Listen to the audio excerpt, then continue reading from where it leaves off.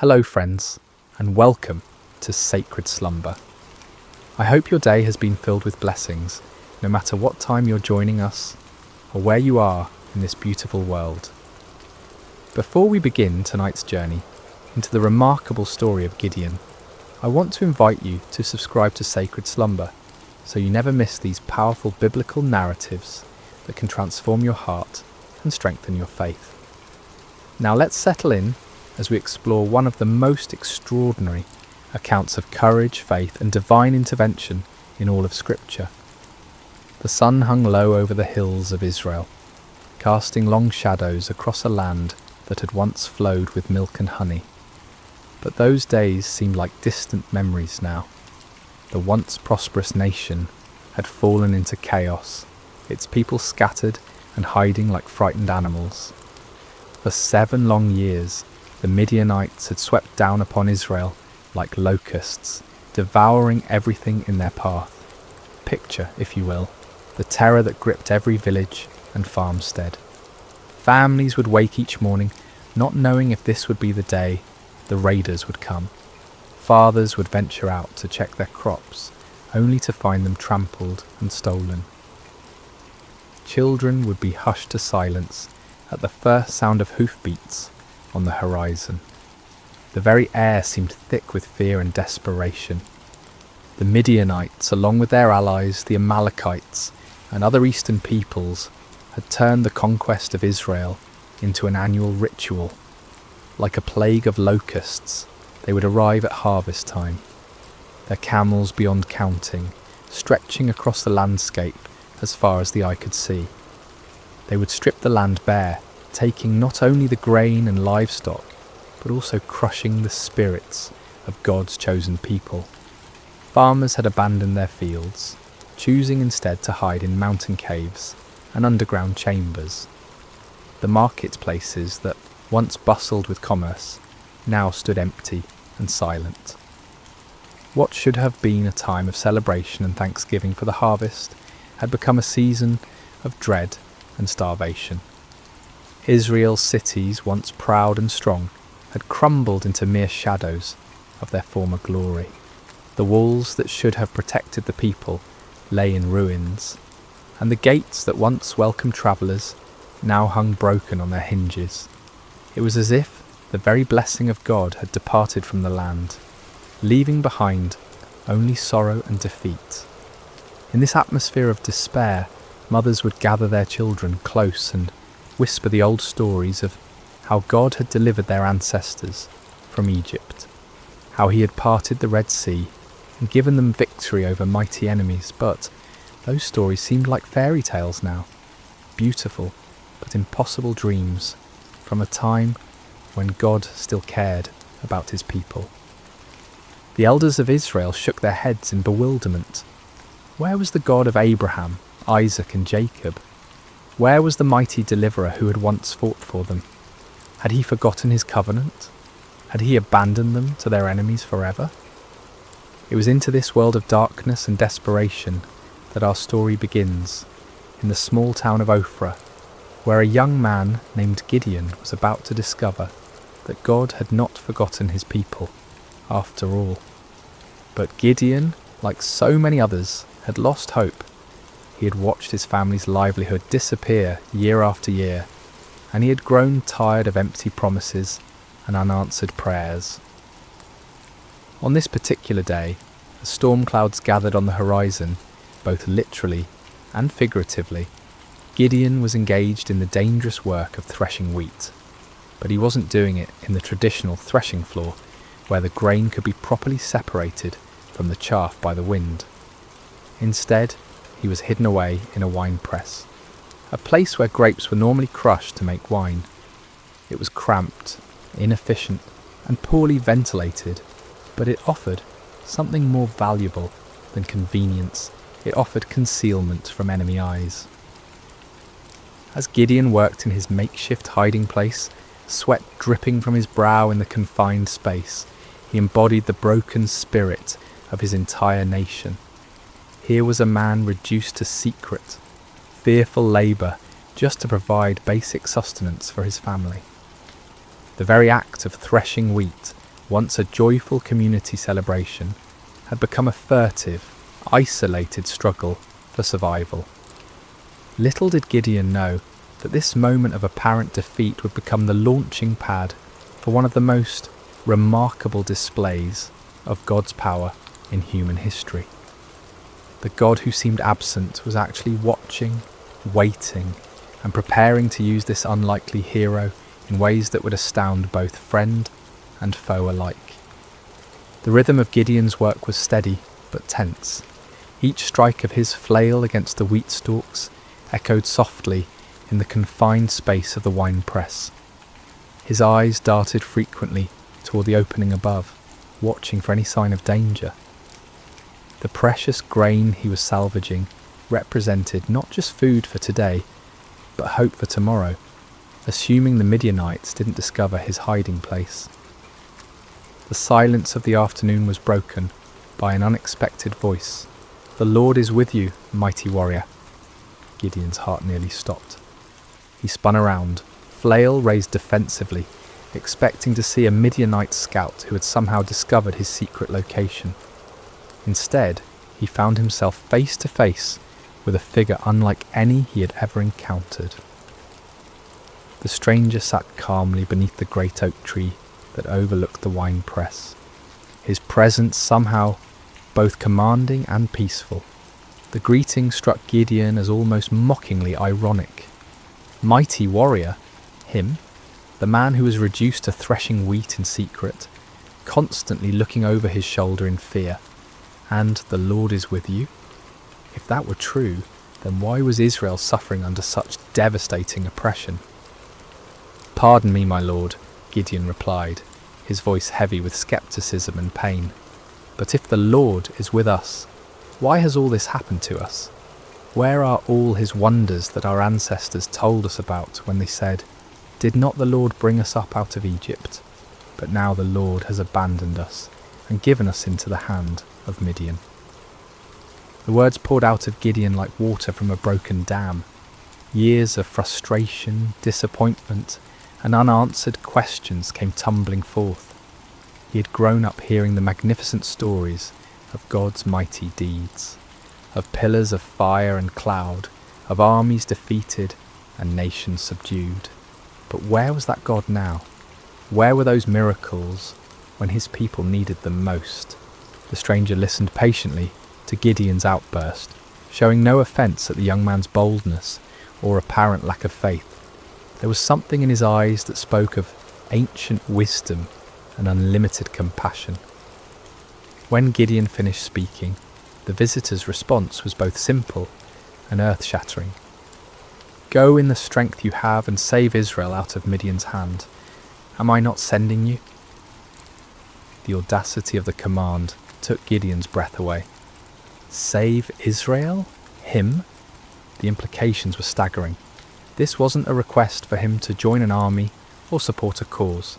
This was a divine commission to personally lead the deliverance of an entire nation from a seemingly impossible situation. "Pardon me, my lord," Gideon stammered, his mind reeling, "but how can I save Israel? My clan is the weakest in Manasseh, and I am the least in my family." Gideon's response revealed the depth of his feelings of inadequacy. In a culture where tribal strength and family position determined social standing and influence, he saw himself as doubly disqualified. His clan held no political power, commanded no great armies, and possessed no significant wealth. Within that already weak clan, he was the youngest, the most inexperienced, the least likely to be chosen for any position of leadership. But the stranger's next words would echo through the ages as one of the most profound promises ever given to a human being. "I will be with you, and you will strike down all the Midianites, leaving none alive." The promise was comprehensive and absolute. Not some of the Midianites, not most of them, but all of them. The victory would be complete and decisive, but more importantly, it would not depend on Gideon's strength, wisdom, or experience. It would depend entirely on the presence and power of God himself. Still struggling to believe what he was hearing, Gideon made a request that would reveal both his desire for faith and his need for certainty. If now I have found favour in your eyes, give me a sign that it is really you talking to me. Please do not go away until I come back and bring my offering and set it before you. The stranger agreed to wait, and Gideon hurried to his house to prepare an offering. His heart raced as he worked, his hands trembling slightly as he prepared a young goat and made bread from an ephah of flour. This was not a small offering by the standards of his time, especially for a family struggling under the oppression of constant raids. Yet something within him compelled him to give generously, to honour this mysterious visitor properly. When Gideon returned with the prepared food, the stranger instructed him to place the meat and unleavened bread on a rock and pour out the broth. Gideon obeyed, though he couldn't understand the purpose of these strange instructions. What happened next would leave no doubt about the supernatural nature of his visitor.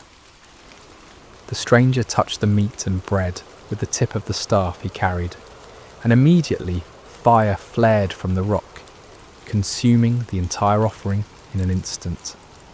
The flames burned with an intensity and heat that no ordinary fire could match, leaving nothing behind but the memory of their brilliance. In that same moment, the stranger vanished from sight, disappearing as suddenly and mysteriously as he had appeared. Terror gripped Gideon's heart as the full realization of what had just occurred crashed over him like a mighty wave. This had been no ordinary man, no mere messenger or prophet. This had been the angel of the Lord, a manifestation of God himself.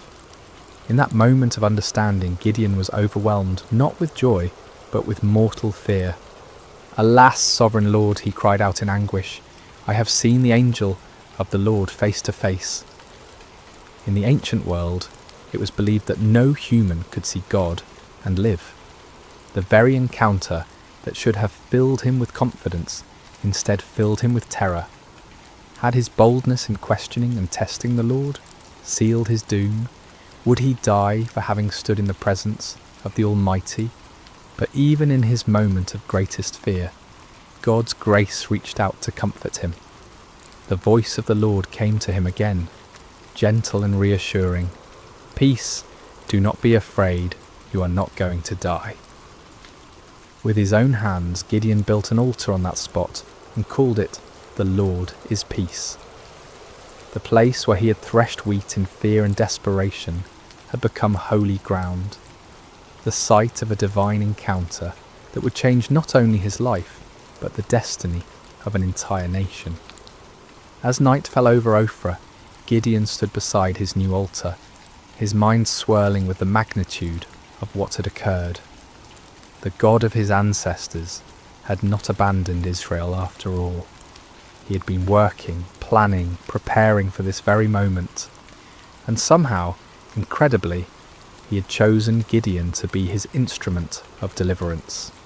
Yet even as faith began to bloom in his heart, doubt lingered like shadows at the edges of his mind. The task before him seemed impossible, the odds insurmountable. How could he, one man from the weakest clan in Manasseh, possibly hope to defeat the countless multitudes of Midian and their allies? It was a question that would lead him to make one of the most famous requests for divine confirmation in all of Scripture. The days following Gideon's encounter with the angel of the Lord were filled with a mixture of excitement and anxiety. The divine commissioning had been clear and unmistakable, yet the human heart, prone to doubt and fear, struggled to fully embrace what seemed impossible. Gideon found himself caught between the supernatural certainty of his calling and the natural uncertainties of his circumstances. As he went about his daily tasks, Gideon's mind constantly returned to that moment when fire had consumed his offering and the angel had vanished from sight. Had it really happened? In the bright light of day, with the familiar sounds and sights of ordinary life surrounding him, the encounter almost seemed like a dream. Yet the altar he had built stood as a permanent reminder, its stones bearing witness to the reality of what had occurred. Word began to spread quietly through the region about Gideon's calling. Some believed and were filled with hope for the first time in years. Others were sceptical, wondering how this young man could possibly succeed where so many others had failed. Still others were fearful, worried that any attempt at resistance would only bring more severe retaliation from their oppressors. The weight of responsibility pressed heavily on Gideon's shoulders. He was being asked not just to risk his own life, but potentially to lead others to their deaths. What if he had misunderstood? What if his faith had somehow led him astray? The consequences of a mistake would be catastrophic, not just for him, but for all who would follow him. It was in this state of mind that Gideon made his famous request for divine confirmation. The fleece test, as it would come to be known, represented not a lack of faith, but rather a deep desire for certainty in the face of overwhelming responsibility. "If you will save Israel by my hand as you have promised," Gideon prayed earnestly, "look, I will place a wool fleece on the threshing floor. If there is dew only on the fleece, and all the ground is dry, then I will know that you will save Israel by my hand, as you said." The request was specific and measurable. In the normal course of nature, dew would form on all surfaces exposed to the night air. If God could reverse this natural process, causing moisture to collect only on the fleece, while leaving the surrounding ground completely dry, it would serve as an unmistakable sign of divine intervention. Gideon placed the fleece carefully on the threshing floor as evening approached. All through the night he must have awakened periodically, wondering what he would find in the morning. As dawn broke, he hurried to the spot where he had placed his test. What he discovered filled him with wonder and awe. The fleece was thoroughly saturated with dew, so much so that when he wrung it out, he was able to fill an entire bowl with water. Yet all around it, the ground was completely dry, as if an invisible barrier had prevented any moisture from settling anywhere but on the wool. The sign was clear and unmistakable, yet Gideon's human nature craved even greater certainty. The magnitude of what he was being called to do seemed to justify asking for additional confirmation.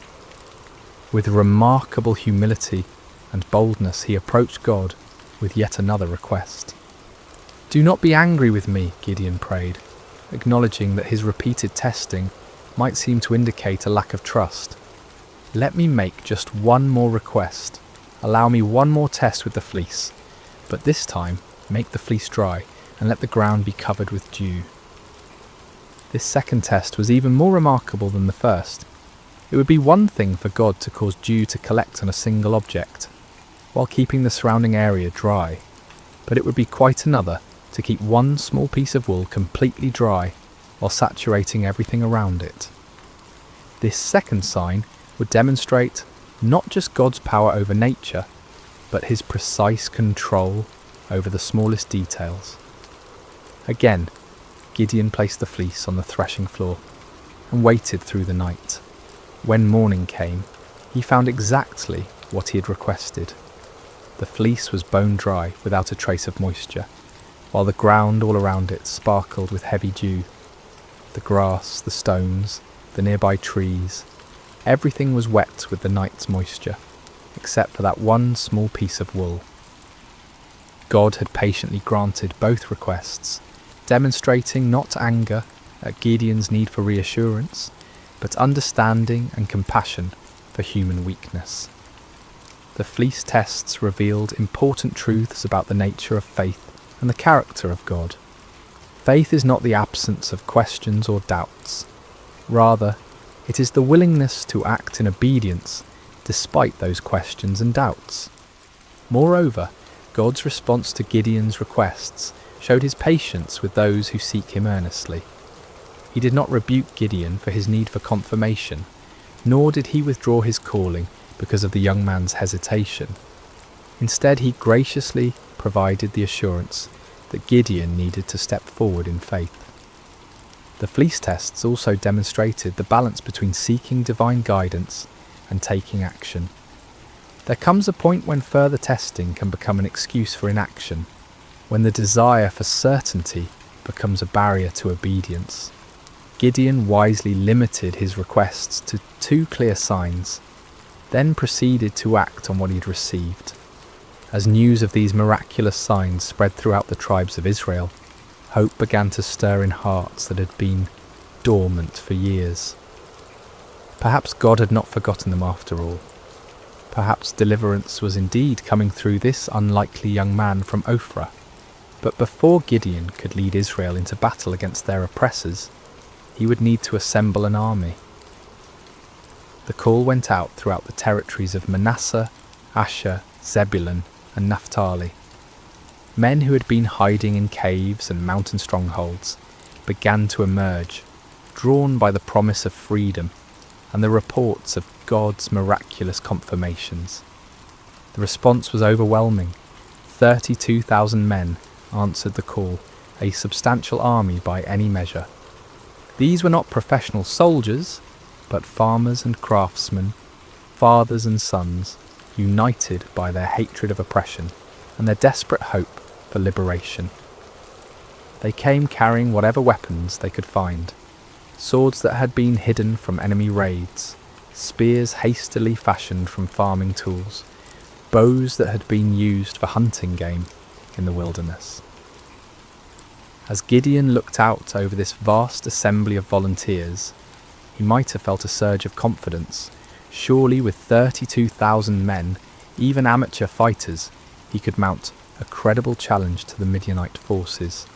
The odds were still daunting, given that the enemy could field armies many times larger, but at least now they had a fighting chance. Yet God had other plans. The fleece tests had been preparation not just for Gideon's faith, but for an even greater demonstration of divine power. The true test was not whether Gideon could trust God with impossible signs, but whether he could trust God with an impossible strategy. What happened next would shock both Gideon and his army, challenging every human assumption about warfare and victory. God was about to demonstrate that his ways are not our ways, and that his power is made perfect, not in human strength, but in human weakness. The morning sun cast long shadows across the camp as 32,000 men prepared for what they believed would be their march to war. Weapons were sharpened, provisions were packed, and final prayers were offered. The air buzzed with nervous energy as farmers turned warriors contemplated the battle that lay ahead. Gideon moved among his troops, offering words of encouragement and trying to project the confidence that a leader must display. Yet privately, he was still awed by the magnitude of what was happening. Just weeks earlier, he had been hiding in a wine press, and now he stood at the head of the largest volunteer army Israel had assembled in generations. But as the army prepared to march toward the enemy encampment, God spoke to Gideon with words that must have sent shockwaves through his entire being. "You have too many men. I cannot deliver Midian into their hands, or Israel would boast against me. Our own strength has saved us." Too many men? The statement seemed to defy all military logic. The Midianites and their allies numbered in the hundreds of thousands. Their camels alone described as being like locusts for multitude. How could 32,000 possibly be considered too many? Yet God's reasoning revealed a profound truth about the nature of divine deliverance. If Israel won the coming battle through conventional military means, they would inevitably credit their victory to their own strength, strategy, and courage. The victory needed to be so obviously supernatural that no one could mistake its source. God's glory was at stake, and that glory could not be shared with human pride. Following God's instructions, Gideon stood before his assembled army and made an announcement that must have stunned many of the volunteers. Anyone who trembles with fear may turn back and leave Mount Gilead. The offer was based on an ancient law found in Deuteronomy, which recognised that fearful soldiers could spread panic through the ranks and actually weaken an army's effectiveness. But in this case, the dismissal served a different purpose entirely. God was beginning the process of reducing the army to a size that would make his intervention unmistakable. The response to Gideon's announcement was immediate and devastating. 22,000 men took advantage of the opportunity to withdraw from what many probably saw as a suicide mission anyway. These were not cowards in the traditional sense. They were ordinary people facing an extraordinary situation, and they chose the safety of their families over the uncertainties of battle. As Gideon watched more than 2/3 of his army walk away, his heart must have sunk. 10,000 men remained, still a respectable force, but far fewer than what seemed necessary for the task ahead. Surely now they could proceed with God's blessing. But God was not finished with his reductions. "There are still too many men," came the divine word. "Take them down to the water, and I will thin them out for you there.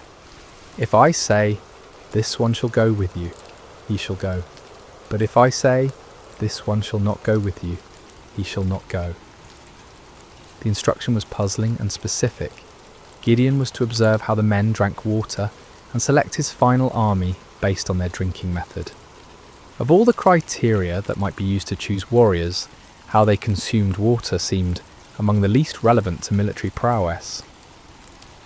At the water's edge, the 10,000 men revealed their character through their approach to drinking.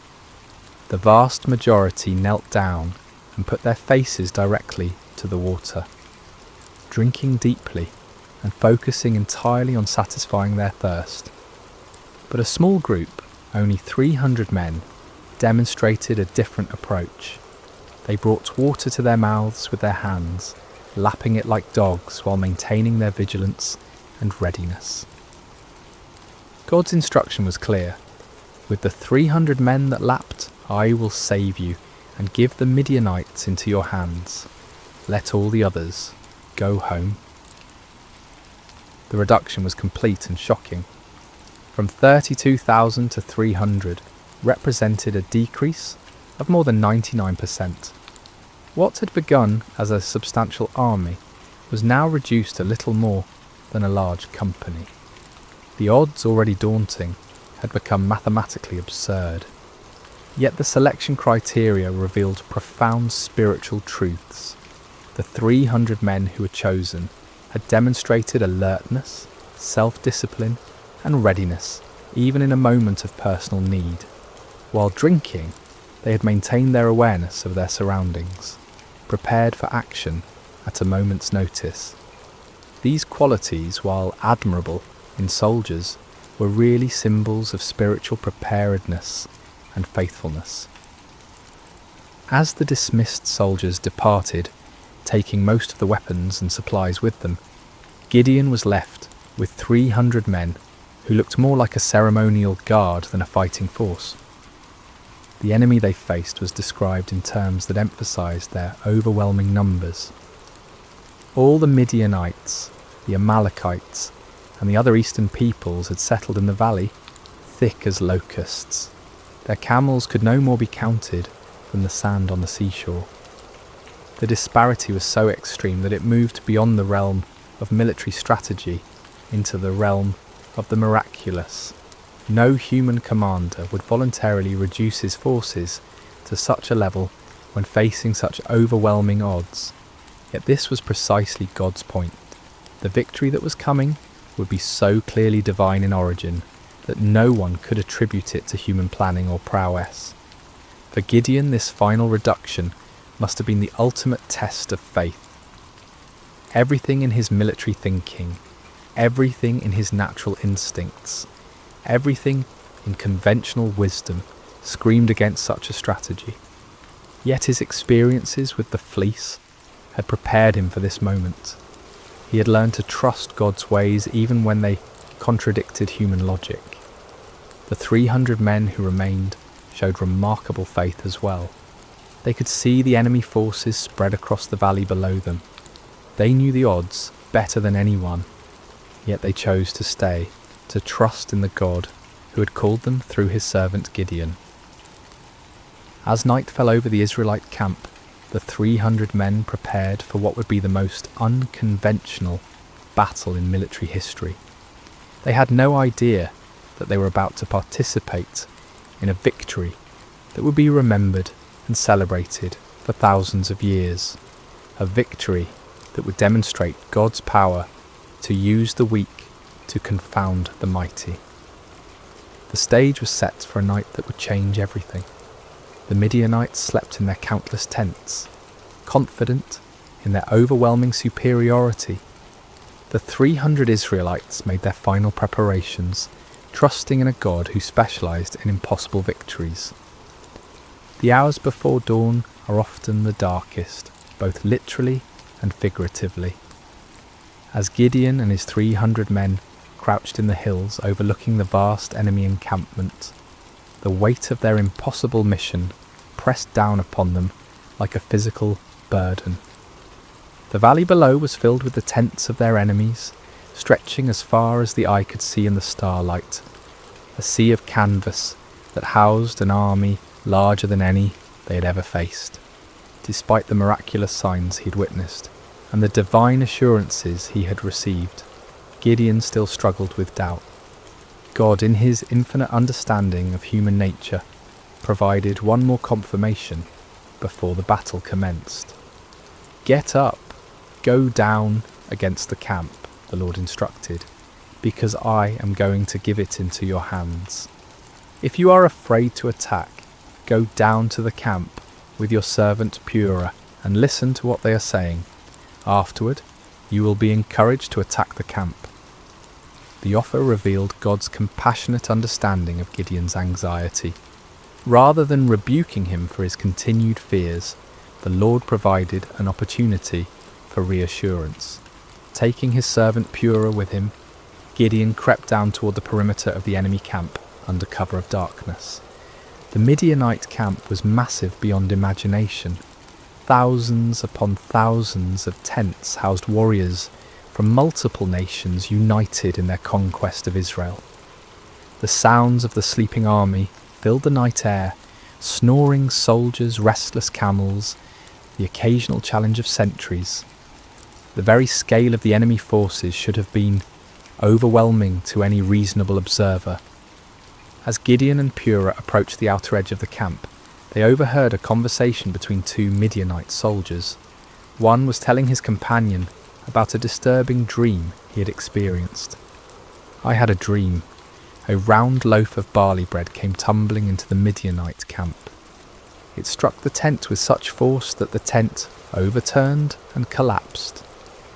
The interpretation offered by his fellow soldier was even more remarkable. "This can be nothing other than the sword of Gideon son of Joash, the Israelite. God has given the Midianites and the whole camp into his hands." The irony was profound. Here in the heart of the enemy camp, God was providing confirmation through the mouths of Israel's oppressors themselves. The barley bread in the dream was significant. Barley was considered the food of the poor, inferior to wheat. Yet in the dream, this humble loaf had the power to destroy the entire enemy position. The symbolism was clear. God would use the humble and despised to bring down the mighty and proud. That Gideon's name was already known to the enemy indicated that word of the gathering Israelite resistance had reached their ears. Rather than being encouraged by their overwhelming numerical superiority, some among the Midianites were apparently experiencing anxiety about this upstart Hebrew leader. God was already working in the hearts and minds of the enemy, preparing them for defeat. Gideon and Purah retreated to their own lines, hearts pounding with excitement and renewed confidence. The doubt that had plagued Gideon was finally dispelled by this remarkable confirmation. When they reached the Israelite position, Gideon called his men together for final instructions. "Get up," he announced with newfound authority and confidence. "The Lord has given the Midianite camp into your hands." What followed was perhaps the most unusual battle plan in military history. Instead of swords and spears, Gideon distributed trumpets, empty clay jars, and torches to each of his 300 men. The weapons of conventional warfare were set aside in favour of items that seemed more suited to a religious ceremony than a military campaign. Gideon divided his small force into 3 companies of 100 men each. The strategy was simple, yet audacious. They would surround the enemy camp and, at Gideon's signal, create as much noise and confusion as possible while giving the appearance of a much larger force. "Watch me," Gideon instructed his men. "Follow my lead. When I get to the edge of the camp, do exactly as I do. When I and all who are with me blow our trumpets, then from all around the camp blow yours and shout, 'For the Lord and for Gideon.'" The plan required perfect timing and coordination. Each man would conceal his torch inside a clay jar, maintaining complete darkness and silence until the moment of attack. Then at Gideon's signal, they would simultaneously break their jars, revealing blazing torches, blow their trumpets with all their might, and shout their battle cry. The psychological impact was designed to be devastating. The enemy would suddenly find themselves surrounded by lights and noise, creating the impression of a massive attacking force. In the confusion of a night assault, with limited visibility and the disorientation of being awakened from sleep, even experienced soldiers could panic and lose their sense of direction. As the 3 companies moved into position around the vast perimeter of the enemy camp, each man must have felt the weight of the moment. They were not professional soldiers, but ordinary citizens who had answered the call to fight for their freedom. Now they found themselves in the most critical moment of their lives, armed with the most unconventional weapons imaginable, trusting in a God who had promised victory through seemingly impossible means. The middle watch around midnight was traditionally the time when sentries were changed, and vigilance was often at its lowest point. It was at this precise moment that Gideon and his 100 men reached their assigned position on the edge of the camp. Across the valley, 200 other men waited in similar positions, every eye fixed on their leader for the signal that would begin the battle. Gideon raised his torch-filled jar high above his head, then brought it down sharply, smashing it against a rock. The clay shattered with a sound that seemed to echo across the silent valley, and immediately his torch blazed forth in the darkness. At the same instant, he lifted his trumpet to his lips and blew a long, piercing blast. "For the Lord and for Gideon," he shouted at the top of his lungs. The signal rippled around the camp as 300 jars smashed simultaneously. 300 torches burst into flame, and 300 trumpet heights sounded their defiant call. The battle cry of "For the Lord and for Gideon" echoed from every direction, creating the impression that the Midianite camp was completely surrounded by a massive army. The effect was instantaneous and devastating. Thousands of sleeping soldiers were jolted awake to find their camp surrounded by blazing lights and deafening noise. In the confusion and darkness, panic spread like wildfire through the ranks. Soldiers stumbled from their tents, grabbing whatever weapons they could find, unable to determine the size or direction of the attacking force. In their panic and confusion, the Midianites and their allies began attacking each other. Unable to distinguish friend from foe in the darkness, and hearing battle cries in their own languages from every direction, they assumed they had been betrayed by their allies. The coalition that had seemed so formidable began to tear itself apart. The 300 Israelites maintained their positions around the perimeter, continuing to blow their trumpets and hold their torches high, creating the illusion of a massive army that had the enemy completely surrounded. They watched in amazement as God fulfilled his promise in the most spectacular fashion imaginable.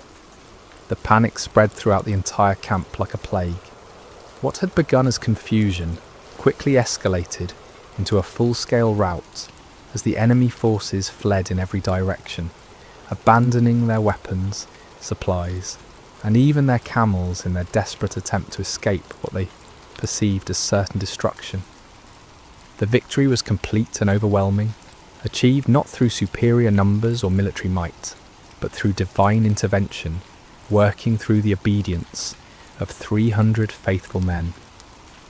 The God who had called Gideon from his hiding place in the winepress had once again demonstrated that his power is made perfect in human weakness. As dawn broke over the valley, an astonishing sight greeted the 300 Israelites. Where the night before had stood the mighty encampment of Israel's oppressors, now lay only scattered debris and abandoned supplies. Tents stood empty, their guy ropes cut by fleeing soldiers. Weapons lay discarded where they had fallen from panicked hands. The camels that had been described as innumerable as locusts wandered aimlessly, their owners having fled into the wilderness. The ground itself told the story of the night's chaos. Bloodstains marked the spots where confused allies had struck down one another in the darkness. Personal belongings were strewn across the landscape as the fleeing army had abandoned everything that might slow their escape. The scene looked less like the aftermath of a battle and more like the remnants of a catastrophic natural disaster. Gideon and his men moved through the abandoned camp in wonder, scarcely believing what their eyes were witnessing. The victory was so complete, so overwhelming, that it seemed almost too good to be true. Yet the evidence was undeniable. The army that had terrorized Israel for 7 years had been routed by 300 men armed with trumpets and torches. But God's deliverance was not yet complete. Even as the 300 marvelled at what had occurred in the valley, word of the miraculous victory was spreading throughout the hill country of Israel. Men who had dismissed Gideon's call to arms, who had remained hidden in their caves and strongholds, now emerged with renewed courage and determination. The tribes of Naphtali, Asher and Manasseh rallied to pursue the fleeing Midianites. What had begun with 300 faithful men now swelled into a national movement of liberation. The psychological impact of the victory was as important as the military result. The myth of Midianite invincibility had been shattered in a single night, and the spirit of resistance that had been dormant for so long now burst forth like a river breaking through a dam. Gideon sent messengers throughout the hill country of Ephraim with urgent instructions. Come down against the Midianites and seize the waters of the Jordan ahead of them as far as Beth-barah. This strategic move would cut off the enemy's escape routes and ensure that the victory would be complete. The Ephraimites responded with enthusiasm, capturing the fords of the Jordan and trapping many of the fleeing Midianites. In the pursuit that followed, they captured 2 of the Midianite leaders, Oreb and Zeb, whose names meant raven and wolf. These princes, who had struck terror into Israelite hearts for years, were now defeated and killed at the places that would forever bear their names: the rock of Oreb and the winepress of Zeb. The pursuit continued beyond the Jordan as Gideon and his original 300, though exhausted, pressed on to capture the remaining Midianite kings, Zaba and Zalmunna. The victory was total and decisive. An empire that had dominated the region for 7 years was completely destroyed in a matter of days. The land of Israel enjoyed peace for 40 years during Gideon's lifetime. The oppression that had driven families into hiding was replaced by prosperity and security.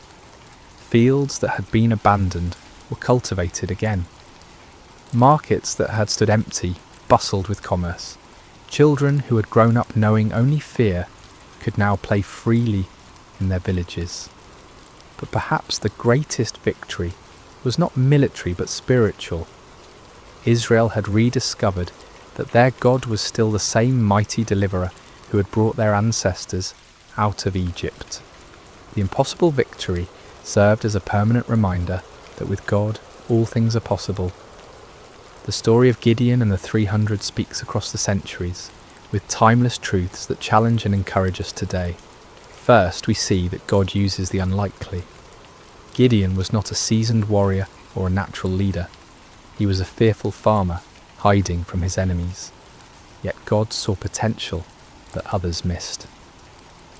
This reminds us that God's calling is not based on our qualifications, but on his purposes. Second, the reduction of Gideon's army from 32,000 to 300 demonstrates that faith matters more than numbers. In a world obsessed with statistics and metrics, God's economy operates differently. He delights in using small faithful remnants to accomplish great things, ensuring that his power, not human strength, receives the glory. Third, Gideon's requests for signs teach us about the balance between faith and doubt. God was patient with Gideon's need for confirmation, showing us that honest questions and requests for reassurance are not signs of weak faith but of a heart that desires to walk in God's will. Finally, the story shows us that obedience in the face of fear is the essence of courage. Gideon was afraid, his army was outnumbered, and the strategy seemed foolish. Yet they obeyed, and God honoured their faithfulness with victory.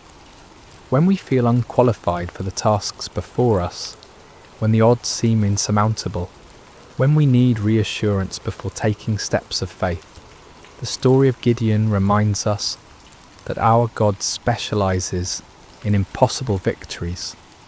He is still calling ordinary people to extraordinary purposes, still using the weak to confound the mighty, still turning fearful hearts into faithful warriors.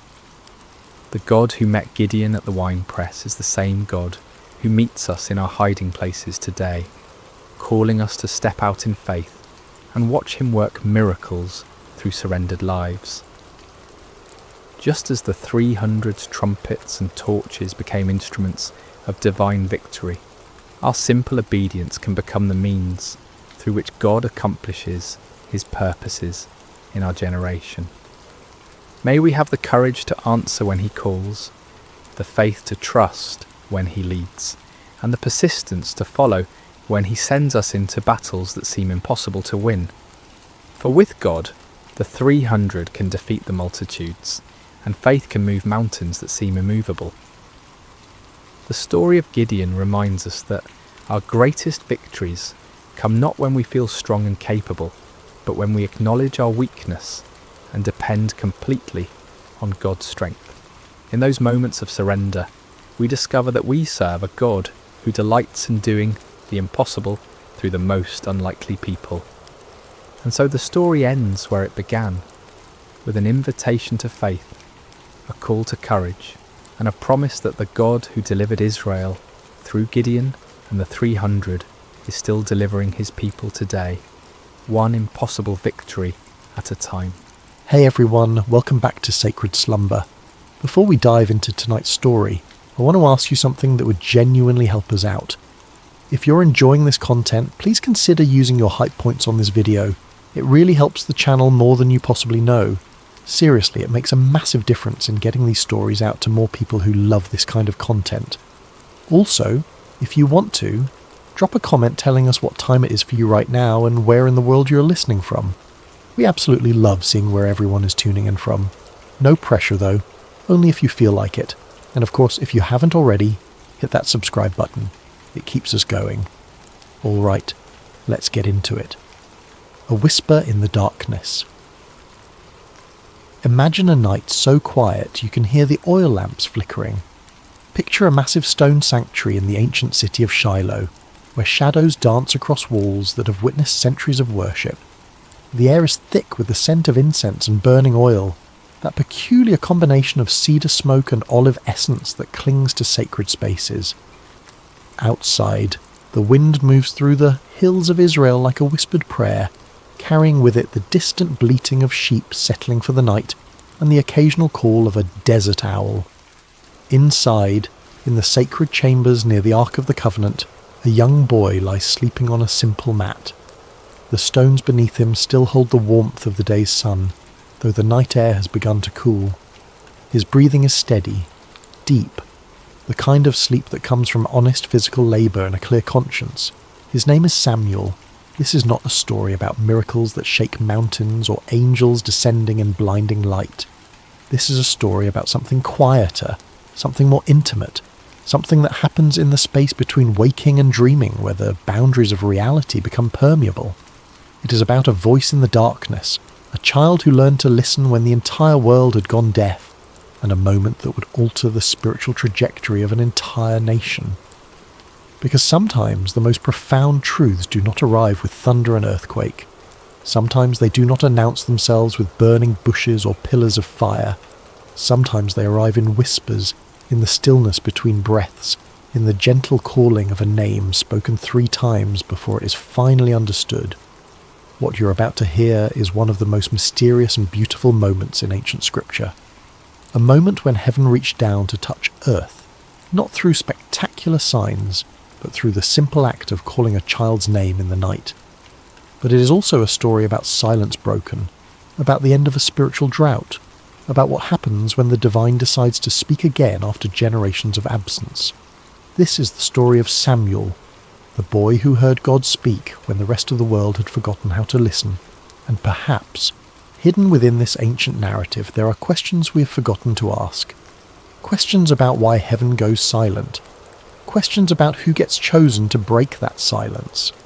Questions about whether the voice that called to Samuel in that darkened sanctuary is still calling, still speaking, still searching for those rare individuals who know how to say, "I am listening." Chapter 1. Hannah's Promise. To understand Samuel's calling, we must first understand how he came to be sleeping in that sanctuary. His story begins not with him, but with his mother, a woman named Hannah, who knew the bitter taste of desperation and the hollow ache of prayers that seemed to vanish into an empty sky. In the hill country of Ephraim, in a small village whose name has been lost to history, there lived a man named Elkanah who had 2 wives, as was common in that era. His first wife, Peninnah, had given him several children, sons to carry his name, daughters to arrange in marriage, a legacy written in flesh and blood. His second wife, Hannah, had given him only heartache and unanswered prayers. Year after year, Hannah remained childless, and in a culture where a woman's worth was often measured by her ability to bear children, this was not just a personal grief. It was a social death sentence, a daily humiliation, a question mark hanging over her entire existence. Neighbours would whisper, extended family would exchange knowing glances, even well-meaning friends would offer useless advice, or suggest that perhaps she had offended God in some way, that her barrenness was divine punishment for some unknown sin. Elkanah loved Hannah. The text makes this clear. He would give her double portions at feasts, trying to compensate with material generosity for what biology had denied her. He would ask her with genuine confusion, "Am I not better to you than 10 sons?" It was a question born of love but blind to understanding. He could not fathom that the issue went deeper than his affection, that Hannah's grief was not about him at all, but about her own sense of purpose, of completion, of being seen as fully human by the society around her. Peninnah, with the cruelty that can only come from insecurity dressed as triumph, would taunt Hannah relentlessly. Every time the family made their annual pilgrimage to the sanctuary at Shiloh to worship and offer sacrifices, Peninnah would remind Hannah of her barrenness. The taunts were not subtle. They were designed to cut deep, to remind Hannah that in the eyes of the world she was incomplete, cursed, forgotten by the very God she came to worship. Peninnah would parade her children before Hannah, would make comments about how blessed she was, would turn every moment of worship into a reminder of Hannah's failure. And Hannah would weep. She would refuse to eat. The pain went beyond physical longing for a child. It touched something deeper, the existential question that haunts anyone who feels overlooked by the divine.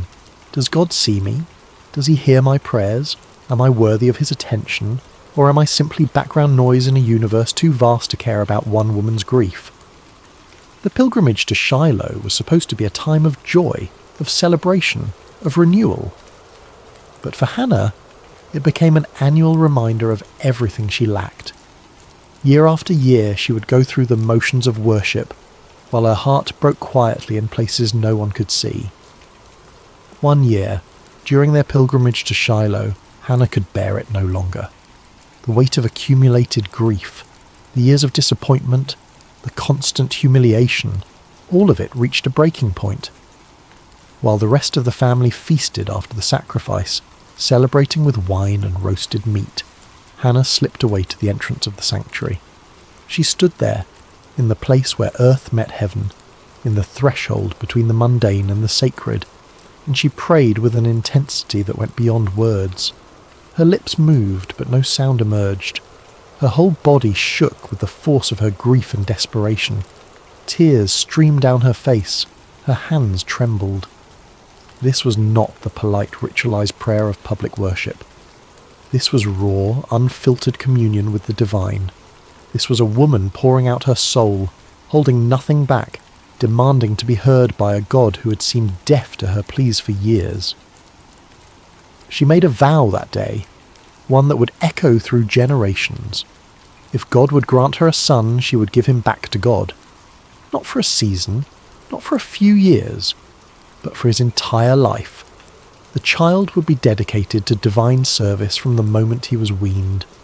It was the prayer of a woman who understood that sometimes the greatest gift we can receive is not something to hold on to, but something to offer back to its source. She was not bargaining with God so much as she was declaring her willingness to participate in something larger than her own desires. Eli, the high priest, sat by the doorpost of the sanctuary and watched this strange woman swaying and muttering. In his aging, perhaps cynical view of human nature shaped by years of dealing with corrupt worshippers and his own corrupt sons, he assumed she was drunk. The accusation was harsh, almost cruel. What are you doing here, intoxicated in the house of the Lord? How dare you bring your drunkenness into this sacred space? Hannah lifted her eyes, and in them Eli saw not the glaze of wine, but the clarity of absolute desperation, the look of someone who has nothing left to lose, who has stripped away all pretense and pride, who stands naked before God with only their need. She explained that she was not drunk but deeply troubled, pouring out her soul before God. She had been praying out of her great anguish and grief. Something in her words, or perhaps in her eyes, or perhaps in the raw authenticity of her pain, convinced Eli. His response was both blessing and prophecy. Go in peace, and may the God of Israel grant what you have asked of him. It is unclear whether Eli knew what he was saying, whether he was simply offering the standard priestly blessing, or whether something moved through him in that moment. Some whisper of the divine speaking through a man who had grown complacent in his religious duties. But the words landed on Hannah like rain on parched earth. Hannah left the sanctuary that day transformed. Her face was no longer downcast. She ate. The grief lifted from her countenance like a fog dispersing under the morning sun. She had been heard, if not by man, then by something infinitely greater. She did not yet have the child she longed for, but she had something perhaps more precious. The certainty that her prayers had reached their destination, that her voice had penetrated the silence, that she mattered to the God she served. Within the year, Hannah conceived. When she gave birth to a son, she named him Samuel, which in Hebrew carries the meaning heard by God, or asked of God, or some translations suggest name of God. The name itself was a testimony, a permanent reminder that this child was an answer to prayer, a gift that came from somewhere beyond the ordinary workings of the world. Every time someone spoke his name, they were acknowledging that this boy represented the moment when heaven responded to earth, when silence gave way to acknowledgement. For the first few years of his life, Samuel remained with Hannah. She nursed him, taught him his first words, held him close during thunderstorms, watched him take his first steps, knowing that each day brought them closer to the moment of separation. She must have memorized the sound of his laugh, the feel of his small hand in hers, the weight of him sleeping against her chest. She was not raising a son to keep, but a son to give away, and that knowledge must have coloured every moment with a bittersweet intensity. When he was old enough to be weaned, somewhere around 3 years old by the customs of that time, Hannah kept her vow. She could have rationalised her way out of it.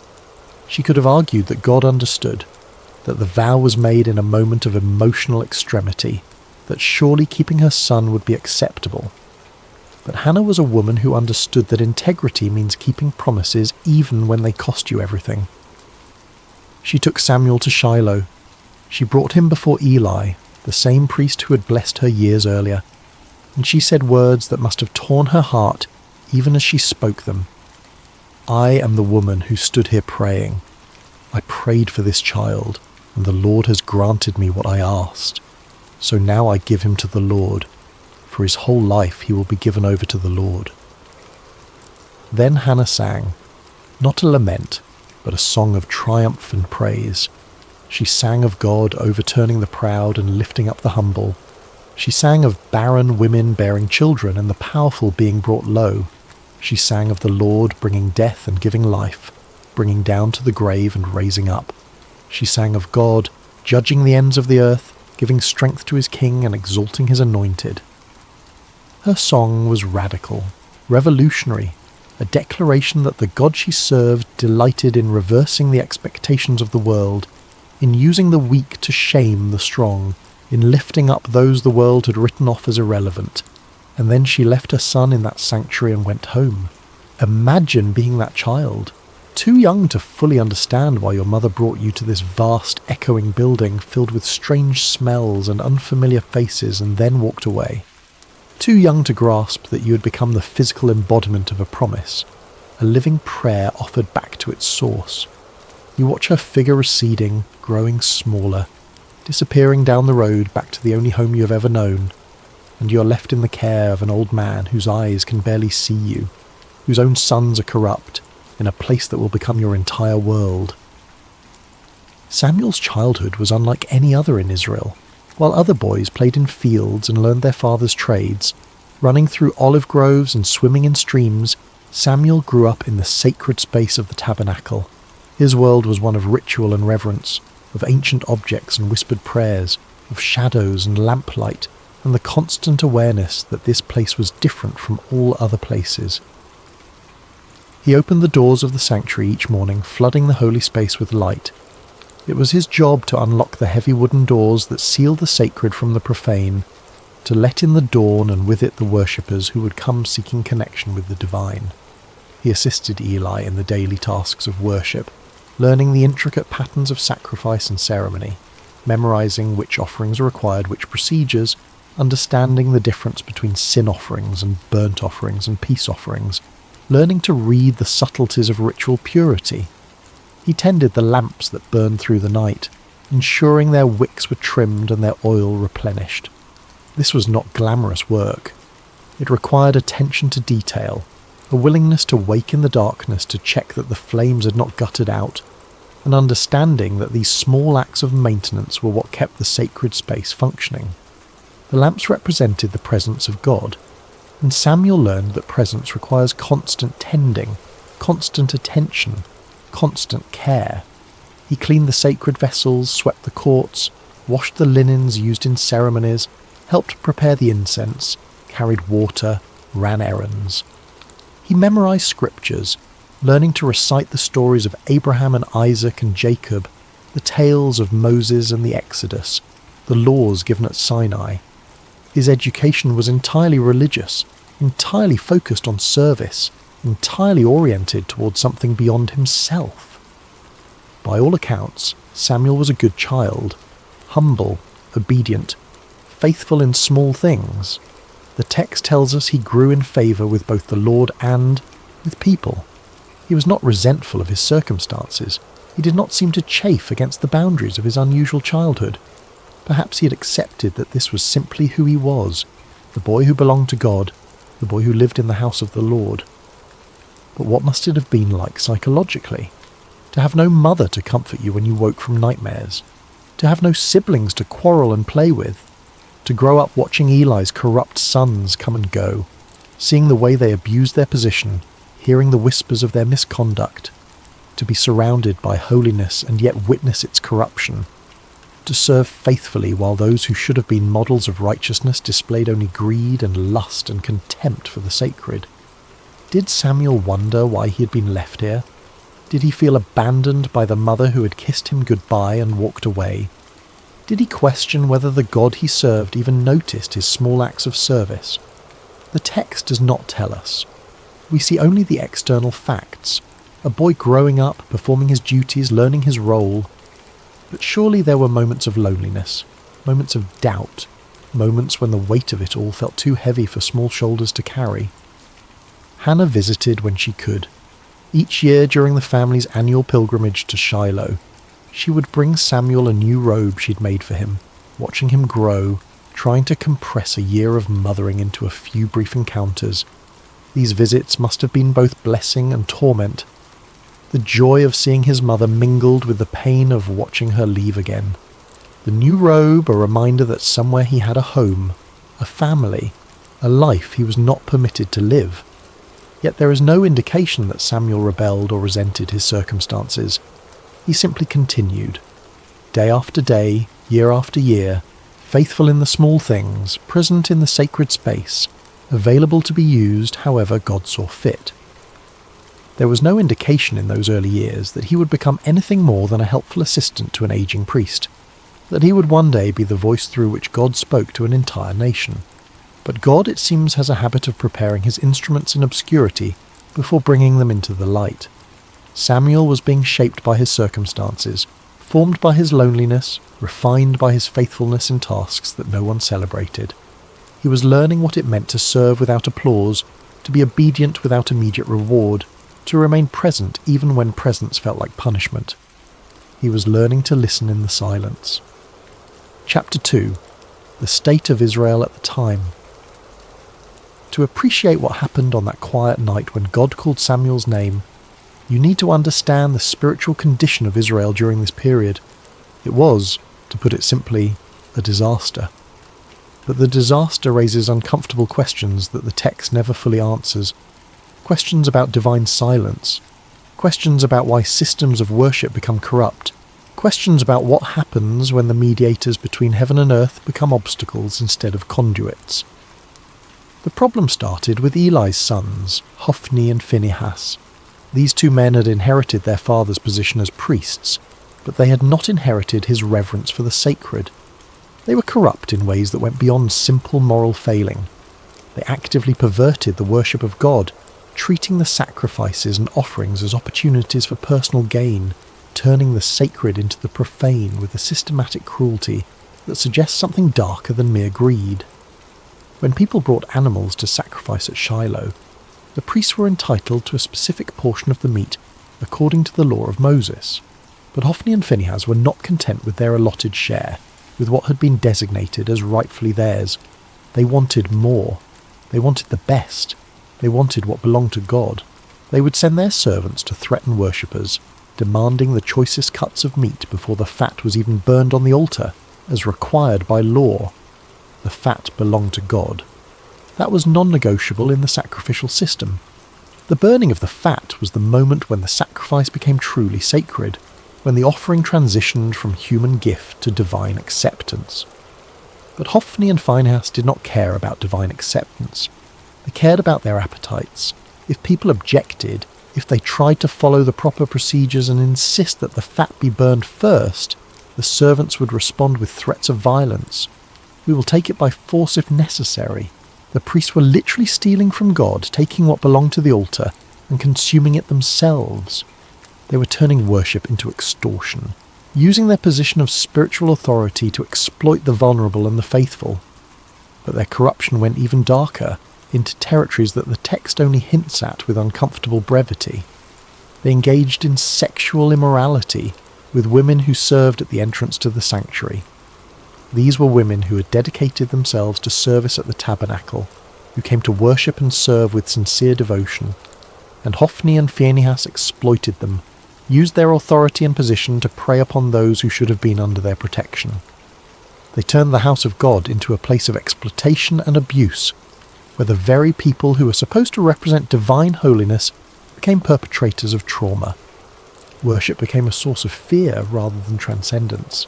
People stopped coming, or when they came with cynicism and resentment, going through the motions but empty of faith. How could you trust a system where the gatekeepers were predators? How could you believe in the holiness of a place where the priests defiled it daily? The sanctuary at Shiloh, which was meant to be the central hub of Israel's spiritual life, became instead a monument to religious corruption. Eli knew what his sons were doing. The text makes this painfully clear. People told him. They came with reports of misconduct, of abuse, of exploitation. He heard the rumours and saw the evidence. He was not ignorant. He was not blind to their crimes. And to his credit, he confronted them. But his rebukes were weak, almost apologetic, carrying no weight and no consequence. Why do you do such things? I hear reports from the people about your wicked deeds. If someone sins against another person, God may mediate. But if someone sins against the Lord, who will intercede? The words acknowledge the problem but offer no solution. There is no threat of removal from office, no stripping of authority, no punishment that might actually deter the behaviour. Just words, just disappointment, just a father hoping his wayward sons might suddenly develop a conscience they had never demonstrated. Hophni and Phinehas ignored their father and continued their corruption. Why wouldn't they? There were no consequences. Eli's position as high priest gave him the authority to remove them, to appoint others, to enforce standards. But he did nothing, and his inaction was itself a form of action, a choice that enabled the continued degradation of worship. The impact on Israel's spiritual life was catastrophic. The text records it with devastating simplicity. The people came to despise the offerings to the Lord. Think about what that means. The sacrificial system was the heart of Israel's covenant relationship with God. It was how sins were atoned for, how gratitude was expressed, how the community maintained its connection with the divine. And people were learning to despise it, to see it as corrupt and meaningless, to associate worship with exploitation rather than with holiness. Faith withered. Cynicism spread. A generation was growing up believing that God either did not care about corruption in his own house, or that he was powerless to stop it, or worse, that he did not exist at all, and the whole system was simply a mechanism for priestly power and exploitation. But perhaps the most devastating aspect of this era, the detail that haunts the narrative with its implications, was not the corruption of the priests. It was the silence of heaven. The scripture records it with haunting simplicity. In those days, the word of the Lord was rare. There were not many visions. Think about what that means. In a culture where prophets and priests were meant to be the conduits between God and humanity, the channel had gone quiet. God was not speaking. Or if he was, no one was hearing. Prophecies were scarce to the point of being legendary. Divine visions were so uncommon that when someone claimed to have received one, it was met with skepticism rather than expectation. But why? The text does not explain. It simply records the fact of divine silence as if it were weather, as if the absence of God's voice was as natural and unremarkable as a drought. But this raises uncomfortable questions. Had God withdrawn because of the corruption? Was the silence a form of judgment, a divine turning away from a people who had corrupted worship? Or had the people simply stopped listening? Had they become so cynical and so wounded by religious hypocrisy that they could no longer hear what was being said? Or was there another possibility, one that the text does not explore but that hangs in the air like smoke? Perhaps the priests, who were supposed to be the mediators between God and people, had become such effective blockers of communication that divine messages simply could not get through. Perhaps Hophni and Phinehas were not just corrupt individuals, but symptoms of a systemic failure. a spiritual infrastructure that had collapsed under the weight of its own contradictions. Israel was spiritually adrift, navigating by dead reckoning through waters where the stars had gone dark. There were no prophets to consult, no clear word from God about how to proceed, no divine guidance about which way to turn, just the daily grind of existence, the hollow rituals performed without meaning, the slow death of a people's faith in the face of institutional betrayal. This was the world into which Samuel was growing up, a world where the representatives of God were corrupt, where worship had become hollow, where heaven seemed distant and disinterested. If you were a young person in that era, what would you believe about the divine? Would you expect God to speak? Would you even know what his voice sounded like? Would you be able to distinguish a divine call from your own imagination or from the voice of a very human priest? Samuel cleaned the lamps each evening, ensuring the light would burn through the night. It was a practical task, a maintenance duty, nothing spiritual about it. He trimmed the wicks, refilled the oil reservoirs, ensured the flames were steady. But in that small act, there was a symbol that perhaps Samuel himself did not fully understand. The lamp of God had not yet gone out. Somewhere in the darkness a light still burned, and into that darkness, cutting through the silence that had lasted for generations, a voice was about to break through. Chapter 3. The night God spoke. The night began like any other. Samuel had completed his duties for the day, working through the familiar routines that structured his life. The sanctuary was clean, the floors swept, the vessels washed and arranged in their proper places. The lamps were lit, their flames steady, casting dancing shadows across the ancient stones. The sacred space was prepared for the silence of the evening hours, for the long watch through darkness toward dawn. Eli, now elderly and nearly blind, his eyes grown dim from age and perhaps from seeing too much corruption without acting, had retired to his usual place. He moved slowly now, carefully, feeling his way along walls he had walked beside for decades. His sleeping area was separate but nearby, close enough that Samuel could hear him if he called, out in the night. Samuel lay down in his customary sleeping spot somewhere near the chamber where the Ark of the Covenant rested. The exact location is not specified in the text, but the implication is clear. He slept in proximity to the most sacred object in all of Israel, closer to the physical representation of God's presence than anyone else in the nation that night. The Ark was the most sacred object in Israel, a gold-covered chest containing the tablets of the law, a jar of manna, and Aaron's staff that had budded. But more than its contents, the Ark represented the very presence of God among his people. It was the throne of the invisible king, the place where heaven touched earth, the point of contact between the divine and the mortal. To sleep near it was to sleep in the shadow of holiness, though Samuel likely thought nothing of it. This was simply where he slept, as ordinary to him as any bedroom, as familiar as his own breathing. The lamp of God was still burning, casting flickering shadows across the stone walls. This detail matters more than it might initially seem. In the Jewish tradition, the lamp in the sanctuary, the menorah that burned with consecrated oil, was not allowed to go out until morning light made it unnecessary. It represented the presence of God, the light that persisted even in darkness, the hope that had not yet been extinguished. The phrase, "the lamp of God had not yet gone out," carries within it both promise and warning. Not yet, but it could. The light was still burning, but barely. The presence was still there, but fading. As long as the lamp burned, there was hope. As long as the light persisted against the encroaching darkness, God had not abandoned his dwelling place entirely. Samuel drifted into sleep, a boy exhausted from the honest labour of serving in the house of God. His breathing slowed, his muscles relaxed. He sank into that deep, dreamless sleep that comes from physical work and a clear conscience. The sanctuary around him settled into its nighttime sounds. The creak of cooling stone, the whisper of wind through high windows, the distant cry of a night bird, the soft flutter of the lamp flames. And then, in the darkness, cutting through the silence like a knife through cloth, he heard his name.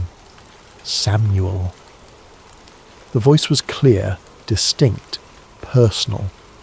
Not a shout that would echo through the halls, but not a whisper that could be mistaken for imagination either. It had the quality of someone standing nearby, speaking with intention and purpose, with the certainty that they would be heard. It was a voice that expected a response. Samuel's eyes snapped open. His heart leaped in his chest. There was no confusion, no moment of disorientation. He knew immediately that someone had called him. The voice had been too clear, too deliberate, too unmistakably directed at him. In the darkness, with the lamp casting its uncertain light, Samuel did what made perfect sense to a boy who had grown up serving under an elderly priest. Eli must need something. The old priest was nearly blind now, stumbling in the darkness. Perhaps he had dropped something. Perhaps he needed water. Perhaps he was unwell and required assistance. Samuel threw off whatever covering he used against the night chill and ran to where Eli slept. "Here I am. You called me?" The response was immediate, instinctive. "Here I am." Two words that would become the defining posture of Samuel's entire life. Not, "What do you want?" Not, "Can it wait until morning?" Just presence. Just availability. Here I am. Eli, pulled from sleep and confused, his mind foggy with the remnants of dreams, looked in the direction of Samuel's voice with eyes that could barely make out shapes in the darkness. "I did not call. Go back and lie down." Samuel returned to his place, perhaps a little puzzled, but not overly concerned. Perhaps he had been dreaming. Perhaps the transition from sleep to waking had jumbled his perceptions. Perhaps the old man had called out in his sleep and forgotten. These things happen. The mind plays tricks in the boundary spaces between consciousness and unconsciousness. He lay back down, pulled his covering around him, and closed his eyes, willing himself back towards sleep. The sanctuary settled back into silence. The lamp continued its steady burning. Outside, the wind moved through the hills with a sound like breathing. Samuel's heartbeat slowed back to its resting rhythm. Samuel? Again. The same voice, the same clarity, the same undeniable sense that someone was speaking directly to him, calling him by name with purpose and intention. This was not imagination. This was not the remnant of a dream clinging to the edge of waking. This was not the echo of Eli's voice misheard in the darkness. Someone had called his name, clearly and deliberately, as real as the stone beneath him and the lamplight flickering against the walls. Once more, Samuel got up and went to Eli. His bare feet made soft sounds against the cold stone floor. His breathing was quicker now, his confusion deeper. If Eli had not called the first time, then who had? "Here I am. You called me." Eli, now more awake and perhaps slightly irritated at being disturbed a second time, sent him away again with a tone that suggested both confusion and mild frustration. "I did not call, my son. Go back and lie down." Samuel returned, but now there was a question forming in his mind that would not be silenced. If Eli was not calling him, then who was? Was someone playing a trick? Was there an intruder in the sanctuary hiding in the shadows, calling his name for some unknown purpose? But the voice had not seemed mischievous or threatening. It had been steady, certain, intimate. The kind of voice that knows you, that has the right to call your name. He lay back down, but this time sleep did not come easily. His eyes stayed open, staring into the darkness above him. His ears strained for any sound, any indication of who or what had spoken to him. The lamp flickered. A moth circled near its flame. Time stretched and compressed in that strange way it does when you are lying awake in the dark, unsure whether minutes or hours are passing. Samuel. The third time, Samuel abandoned any doubt or hesitation. Someone was calling him, and if it was not Eli, then perhaps the old priest was confused. Perhaps he was calling out without realizing it. Perhaps his dreams were speaking through him. Samuel got up once more, faster now, urgent, and went to Eli. He stood at the foot of the old priest's sleeping mat, his young face barely visible in the dim light that filtered in from the main chamber. "Here I am. You called me." And finally, after decades of serving in the sanctuary, after years of watching the word of the Lord become rare and vision scarce, after witnessing the corruption of his sons and the slow death of Israel's faith, Eli understood. The realization must have hit him like a physical blow. God was calling the boy, not the high priest, not the experienced religious leader, not the man who had served in this place for decades. The boy who cleaned the floors and tended the lamps and slept near the ark without fully comprehending what that meant. Eli's response is one of the most beautiful moments in the entire narrative. He could have been jealous, wounded by the divine bypassing, bitter that his years of service were being overlooked in favour of a child. He could have been defensive, questioning whether this was really happening, whether Samuel was perhaps confused or making things up. He could have claimed the voice for himself, insisted that any divine communication should come through proper channels, through the established hierarchy of priesthood. But instead, Eli became a teacher in the truest sense. He gave Samuel the gift of understanding and the words that would change everything. He put aside whatever personal feelings he might have had, and focused entirely on helping Samuel navigate what was about to happen. "Go and lie down," Eli said, and you can hear in those words both resignation and hope, both the sadness of being passed over and the wonder that God was speaking again at all. And if he calls you, say, "Speak, Lord, for your servant is listening." Those words, "Speak, Lord, for your servant is listening," not "Who are you?" not "What do you want?" not "Prove yourself to me." Just openness, just availability, just the humble acknowledgement that if God is speaking, the only appropriate response is to listen. Samuel returned to his place one more time.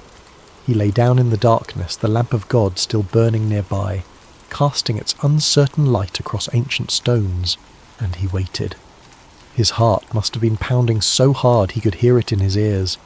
His mind must have been racing with questions and fears and wonder. What does the voice of God sound like? What will he say? Am I worthy to hear it? What if I do not understand? What if I get it wrong? The silence stretched. The lamp flickered. Outside, the night continued its slow progression toward dawn. And then, for the fourth time, the voice came. But this time there was a difference. This time the name was repeated, spoken twice, with an intimacy and urgency that had not been there before. "Samuel! Samuel!" The repetition is significant. In Hebrew, when a name is called twice, it indicates intimacy, urgency, importance. Abraham, Abraham, Moses, Moses. Now Samuel, Samuel. This was not a casual summons. This was personal, direct, unmistakable. This time, the boy was ready. Following Eli's instructions exactly, word for word, he responded with the words that have echoed through millennia as the perfect posture of faith, the ideal response to divine initiative. "Speak, for your servant is listening." And God spoke. What happened next was not what a child would want to hear. God did not give Samuel a message of encouragement or blessing. He did not reveal some beautiful mystery or share some cosmic secret about the nature of reality or the structure of heaven. He did not offer comfort or promise Samuel a glorious future. Instead, God gave Samuel a prophecy of judgment, and the judgment was against Eli's household, against the man who had been like a father to him, against the only family he had truly known. God told Samuel that he was about to do something in Israel that would make the ears of everyone who heard it tingle. That phrase, ears tingling, suggests something shocking, something that would reverberate through the nation like a physical sensation. This was not going to be a quiet judgment, a private correction. This was going to be public, unmistakable, impossible to ignore. He was going to carry out against Eli everything he had spoken concerning his family, from beginning to end. There had been warnings before. A prophet had come to Eli years earlier with a similar message, speaking of judgment to come, of the priesthood being taken from his lineage, of his sons dying on the same day. That prophecy had been spoken and then seemingly forgotten. filed away as one of those uncomfortable truths that people acknowledge but never really expect to see fulfilled. But God was saying now that the time of fulfillment had come. The warnings were over. The judgment was at hand. The reason was clear and devastating. Eli knew about the sins of his sons. He knew they were blaspheming God, treating the sacred as profane, exploiting women, stealing from the altar, corrupting worship itself. He had heard the reports. He had seen the evidence.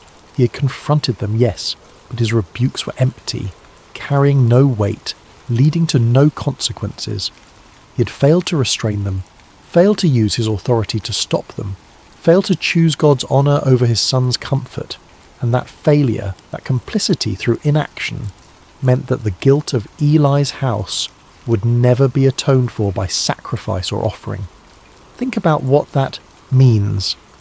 In a religious system built entirely around sacrifice and atonement, where every sin could theoretically be covered by the blood of animals and the proper rituals, God was declaring that some corruption runs too deep for ritual to reach.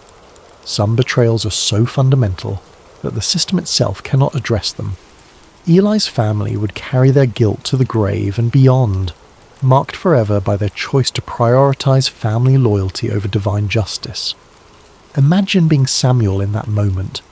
You are a child, perhaps 11 or 12 years old, lying in the darkness of a sanctuary, having just heard the voice of God for the first time in your life. And the message you have been given is not one of blessing or calling or future glory.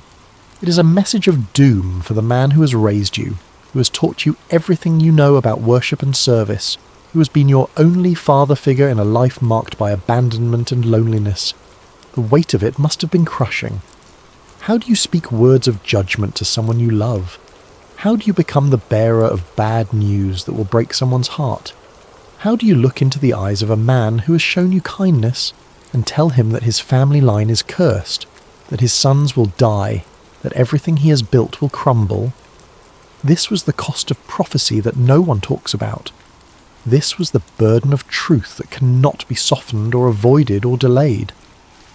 Samuel had been given a message, and whether he wanted to deliver it or not was irrelevant. The truth had been spoken to him, and now he was responsible for speaking it to others. This is what it means to be a prophet. Not visions and mystical experiences and spiritual heights, but the grinding, awful responsibility of speaking truths that wound you as deeply as they wound those who hear them. The rest of the night must have been agony for Samuel. The text tells us he lay there until dawn, too afraid to tell Eli what he'd heard. He did not sleep. How could he? His mind must have raced through possibilities. Maybe he had misunderstood. Maybe there was a way to soften the message to make it less harsh. Maybe if he just kept quiet, the whole thing would fade like a dream, and he could go back to his simple life of tending lamps and sweeping floors. But deep down, he knew. The voice had been too clear. The message had been too specific.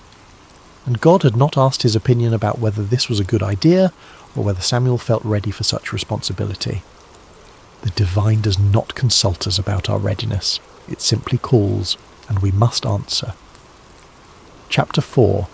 The Weight of the Message. As morning light began to filter into the sanctuary, pale and hesitant through the high windows, Samuel rose and went about his duties as usual. Muscle memory guided him through the familiar routines. He opened the doors of the house of the Lord, pushing aside the heavy wooden barriers that sealed the sacred from the profane, letting in the day, with all its ordinary demands. But everything felt different now. The air was heavier, pressing down on his shoulders like a physical weight.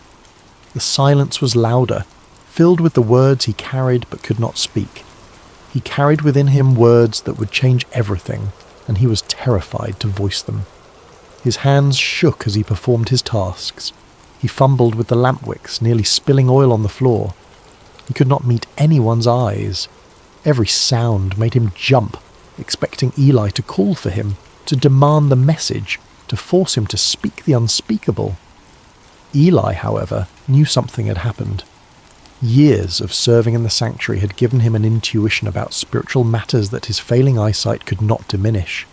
He could sense the change in Samuel, could feel the weight the boy was carrying.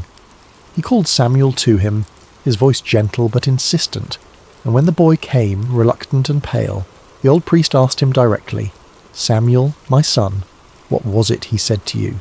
Please do not hide it from me." Then he added words that carried the weight of both authority and desperation.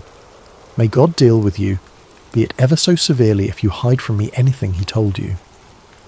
It was an oath, a binding formula that made concealment impossible. Eli was not giving Samuel an easy out. He was demanding truth, however painful, however devastating. And in doing so, he was teaching Samuel one of the most important lessons of prophetic ministry: that truth matters more than comfort, that integrity requires speaking even when silence would be kinder. There is something deeply moving about this moment. Eli was giving Samuel permission to speak truth, even painful truth. He was not demanding a comfortable answer. He was not pressuring the boy to lie or soften the message. He was not using his position as high priest to intimidate or manipulate. He was simply asking for honesty, for the faithful delivery of whatever word had been given, regardless of personal cost. Samuel, to his credit, did not hold back. He told Eli everything, every word of the judgment, every detail of the coming consequences, every aspect of the doom pronounced against his house. He did not sugarcoat it. He did not try to make it easier to hear. He did not add comforting caveats or suggest ways the judgment might be avoided. He simply delivered the message as it had been given to him, faithful to both God and to Eli in his refusal to distort the truth. The words must have felt like stones in his mouth, each one heavy and sharp. He would have watched Eli's face as he spoke, looking for signs of anger or rejection or denial. But what he saw instead was something he had not expected. Eli's response is remarkable in its humility and resignation.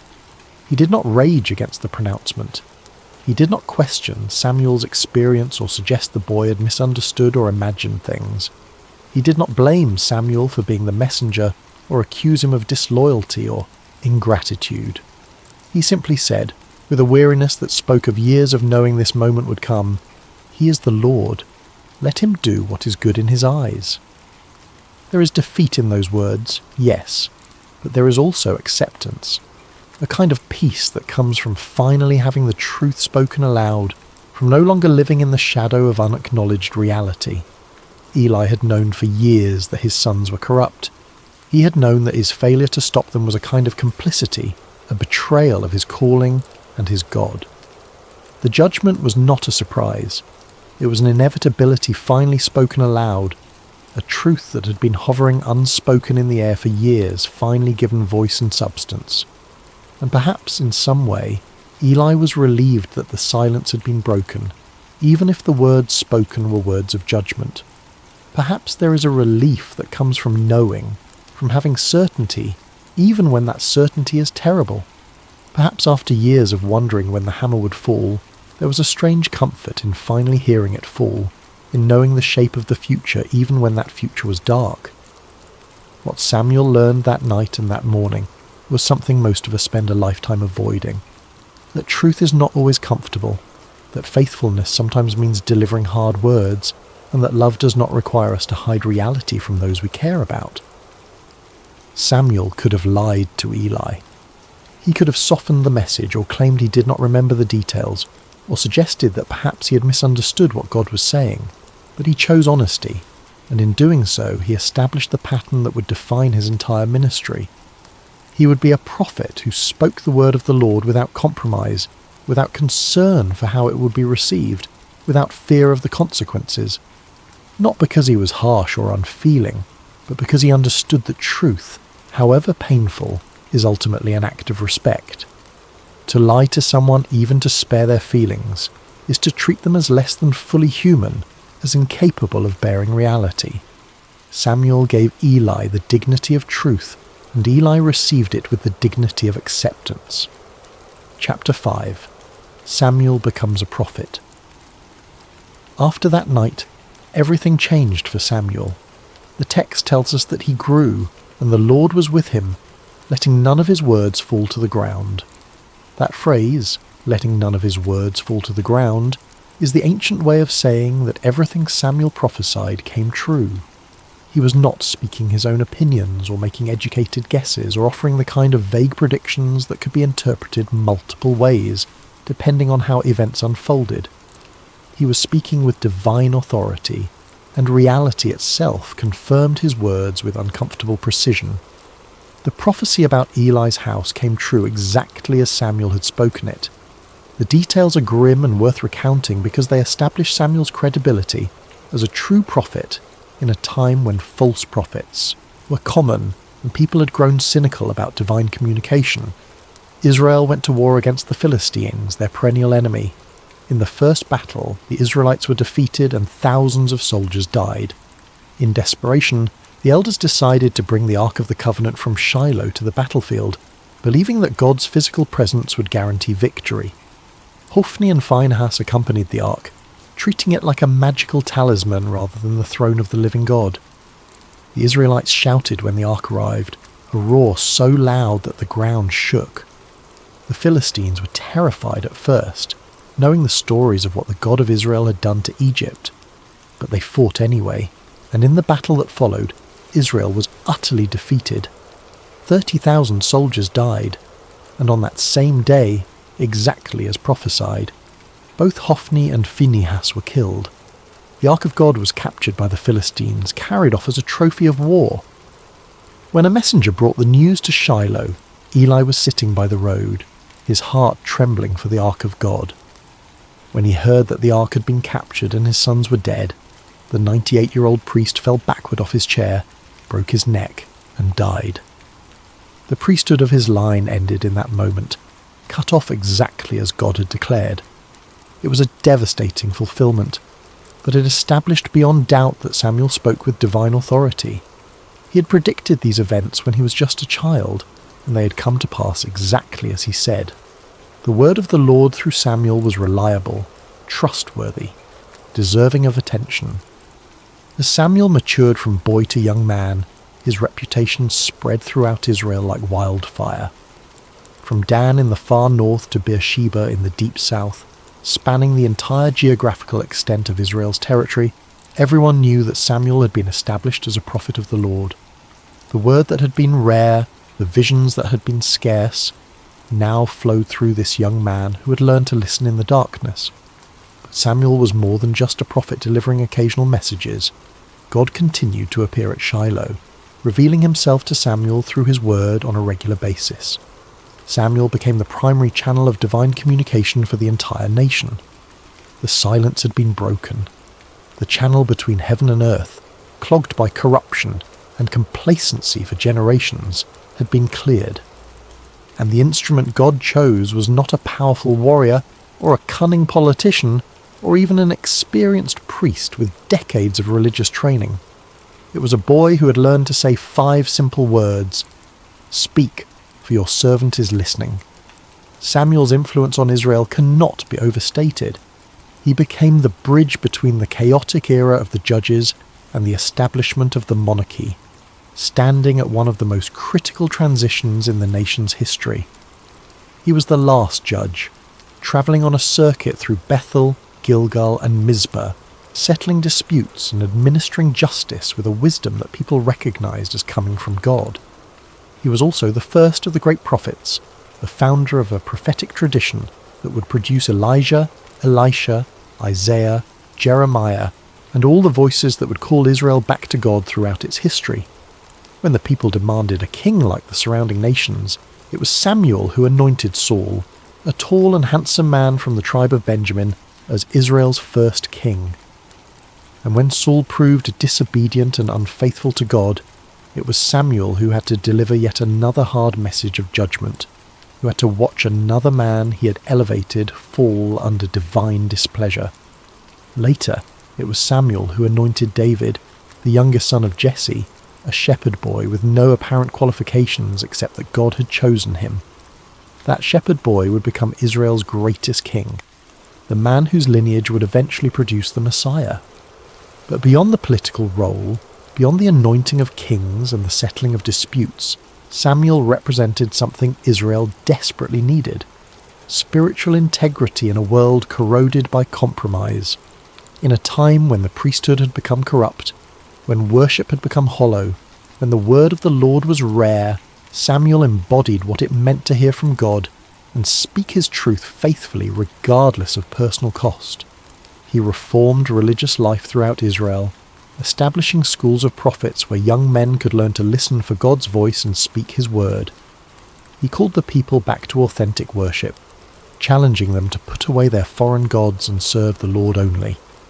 He led the nation in repentance at Mizpah, where they fasted and confessed their sins, acknowledging that they had abandoned God.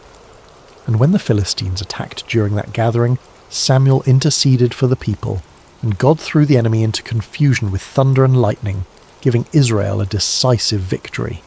Samuel demonstrated that God had not abandoned his people, that the silence had been circumstantial rather than permanent, that divine presence and power were still available to those who would seek them with integrity.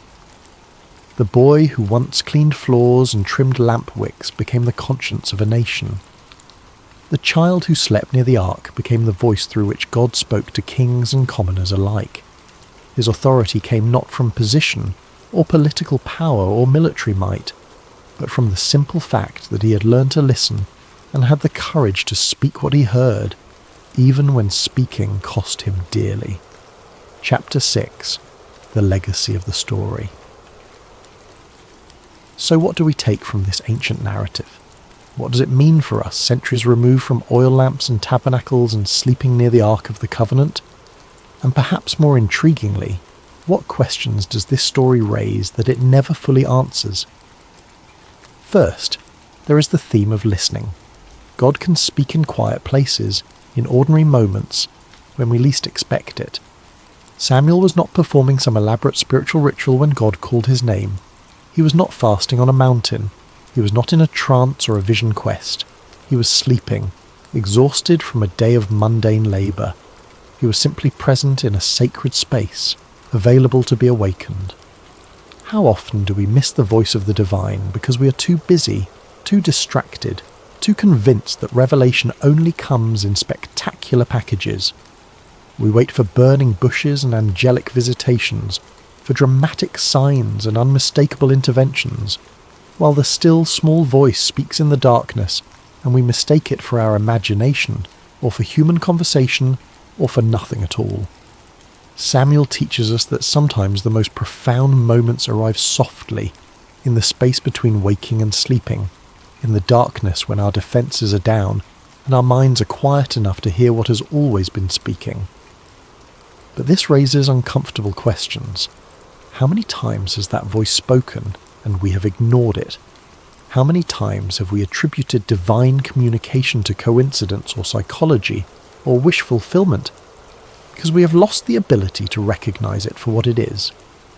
Second, there is the theme of obedience. Samuel's first response when he heard his name was immediate and complete. Here I am. No hesitation, no calculation, no weighing of options or considering whether this was a good time, just presence and availability.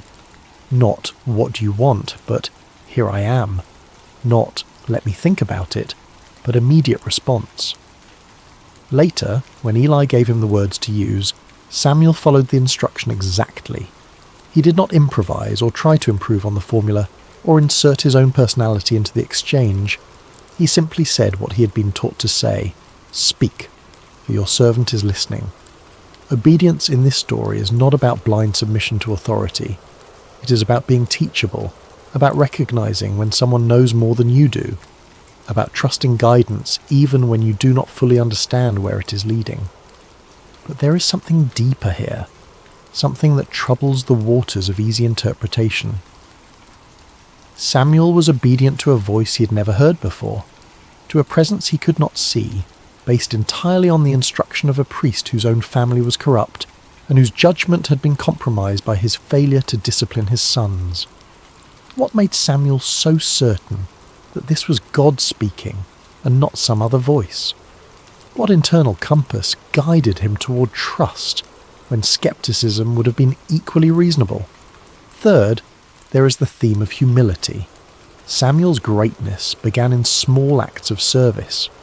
He was faithful in opening doors, in cleaning, in tending lamps, in all the unglamorous work that keeps a sacred space functioning.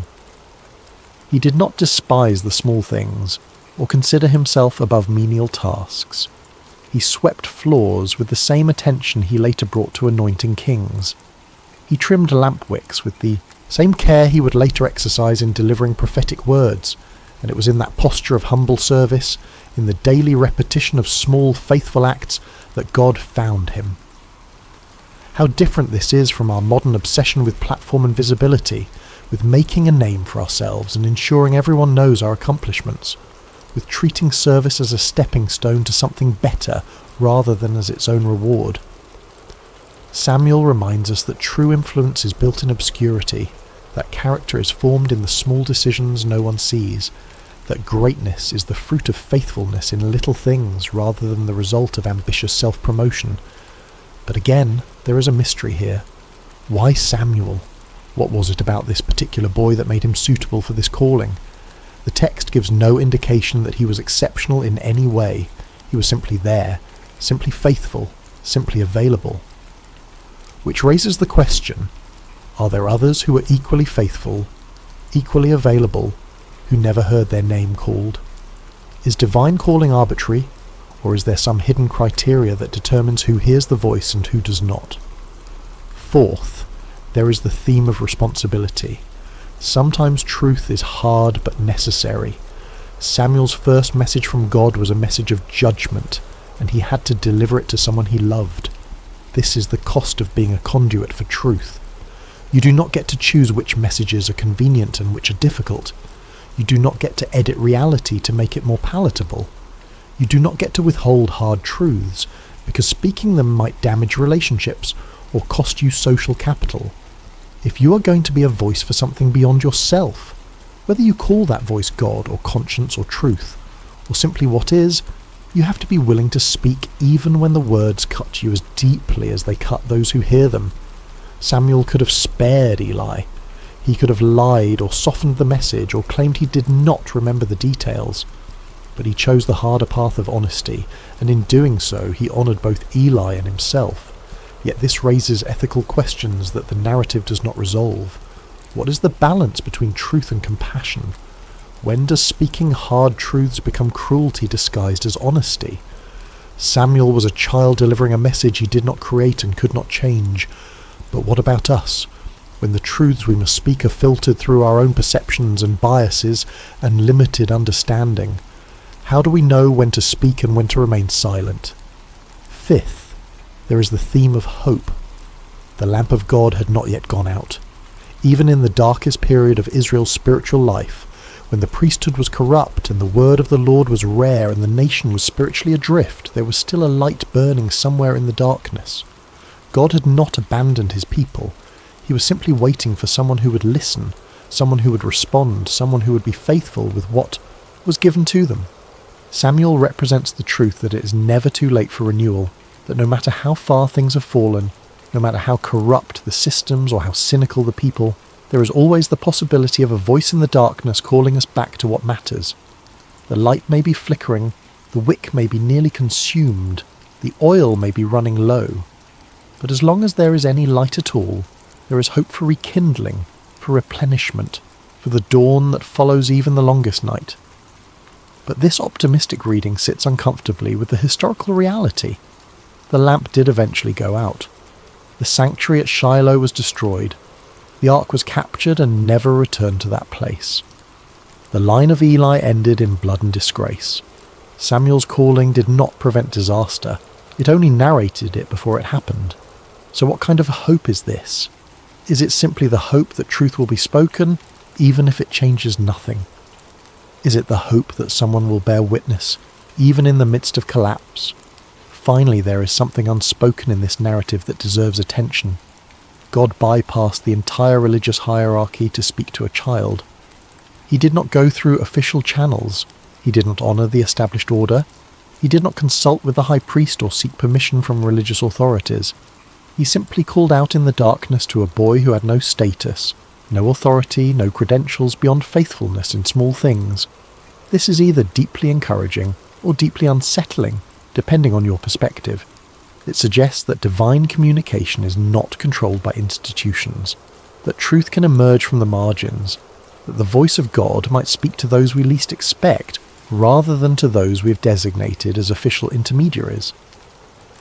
But it also raises anarchistic questions about authority and order, about how we distinguish genuine divine calling from delusion or manipulation, about what happens when everyone claims to hear the voice of God speaking contradictory messages. Samuel's story is ultimately about availability. He was not the most powerful person in Israel. He was not the most educated or the most connected. He was simply present, attentive, and willing to respond when he heard his name called. And that was enough. That has always been enough. But it invites us to ask, what are we available for? What sacred spaces do we inhabit, whether physical or spiritual or psychological, where we might be found by whatever calls to us in the darkness? And when that call comes, will we recognize it, or will we mistake it for something ordinary, something explainable, something that requires no response? Epilogue, the voice in the night. Close your eyes and imagine that sanctuary again. The vast stone building in Shiloh, the oil lamps casting their gentle light, the shadows dancing on walls that have witnessed generations of worship and neglect. Imagine the boy lying near the ark, exhausted from a day of simple service, drifting into sleep with no expectation that this night will be different from any other. And then the voice, clear, personal, undeniable, a voice that breaks through the silence of heaven and calls a child by name. Samuel's story is a reminder that the divine does not always announce itself with thunder and lightning. Sometimes it comes as a whisper in the darkness. Sometimes it arrives in the form of a question repeated until we finally understand that we are being addressed. Sometimes the most significant moments of our lives happen when we are alone, unguarded, simply present in a space where we have made ourselves available to something greater than ourselves. The lamp of God is still burning. That is the promise embedded in this ancient narrative. No matter how dark the times, no matter how corrupt the systems, no matter how silent heaven seems, there is always a light somewhere refusing to go out, and there is always the possibility that in the quiet, in the stillness, in the spaces between our busy thoughts and desperate prayers, we might hear our name spoken by a voice we do not yet recognize. The question is not whether the voice is calling. The question is whether we are listening. Samuel lay in that sanctuary as a boy and became a prophet because he learned to say 5 words that changed everything. Speak, for your servant is listening. He did not demand proof. He did not negotiate terms. He did not insist on understanding everything before committing to anything. He simply made himself available, and availability was enough. Perhaps that is the real legacy of Samuel's calling. Not that he became powerful or influential or historically significant, though he became all those things. The real legacy is that he teaches us what it looks like to be genuinely open to transformation, to be willing to hear hard truths, to be faithful in small things while waiting for larger purposes to reveal themselves. In our age of constant noise and perpetual distraction, where silence is something to be feared rather than cherished, Samuel's story feels almost subversive. It suggests that the most important communications might not come through our devices or our carefully curated information streams. They might come in the quiet, in the dark, in the moments when we stop performing and simply exist in the presence of something that knows our name. So tonight, as you drift towards sleep, consider the possibility that you, too, might be lying in a sacred space, even if you do not recognize it as such. Consider the possibility that there might be a voice, gentle and persistent, calling your name in the darkness. Consider the possibility that the most profound transformation of your life might not begin with a grand revelation or a spectacular sign, but with the simple decision to respond to that voice with 5 words. Speak, for your servant is listening. The lamp is still burning. The voice is still calling. The only question is whether we have ears to hear. Hello, dear listener, and welcome to Sacred Slumber. Before we begin tonight's story, I'd love to know how your day has been. Whatever time it is where you are in the world, whether you're settling in for the evening or finding a quiet moment during your day, you're exactly where you need to be. We have listeners joining us from every corner of the globe, and it's beautiful to think that we're all connected through these ancient stories that continue to speak to our hearts today. If this story brings you peace and you'd like to hear more like it, please consider subscribing to Sacred Slumber. Now let us journey back over 3,000 years to a time when the hills of ancient Israel echoed with the cries of an oppressed people, and discover how God chose the most unlikely hero to deliver them. The sun blazed mercilessly over the barren hills of ancient Israel, its heat seeming to mock the suffering people below. For 7 long years, the shadow of oppression had fallen across the promised land, like a plague that would not lift. The Midianites, fierce nomadic warriors from the desert, had swept down upon Israel like locusts, devouring everything in their path. In caves carved into limestone cliffs, families huddled in darkness, their faces gaunt with hunger and hollow with despair. Children, who should have been playing in village squares instead, learned to recognise the distant thunder of approaching hoofbeats, the signal to flee deeper into their rocky refuges. The once fertile valleys that had flowed with milk and honey now lay trampled and barren, stripped clean by the endless raids of their oppressors. The Israelites had forgotten what it meant to harvest their own crops. Each year they would plant in hope, tending their fields with trembling hands, always listening for the sound that would send them running. And each year, just as the grain began to ripen, the Midianites would come. They arrived like a sandstorm, their camels innumerable as the sand by the sea, their warriors dark silhouettes against the burning sky. They took everything, left nothing, and vanished back into the wilderness, leaving behind only dust and desperation.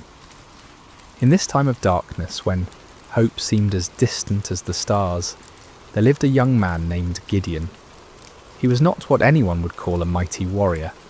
His hands, though calloused from labour, had never gripped a sword in battle. His shoulders, though broad from years of farm work, had never carried the weight of armour. His eyes, though keen from watching the horizon for danger, had never gazed unflinchingly into the face of an enemy.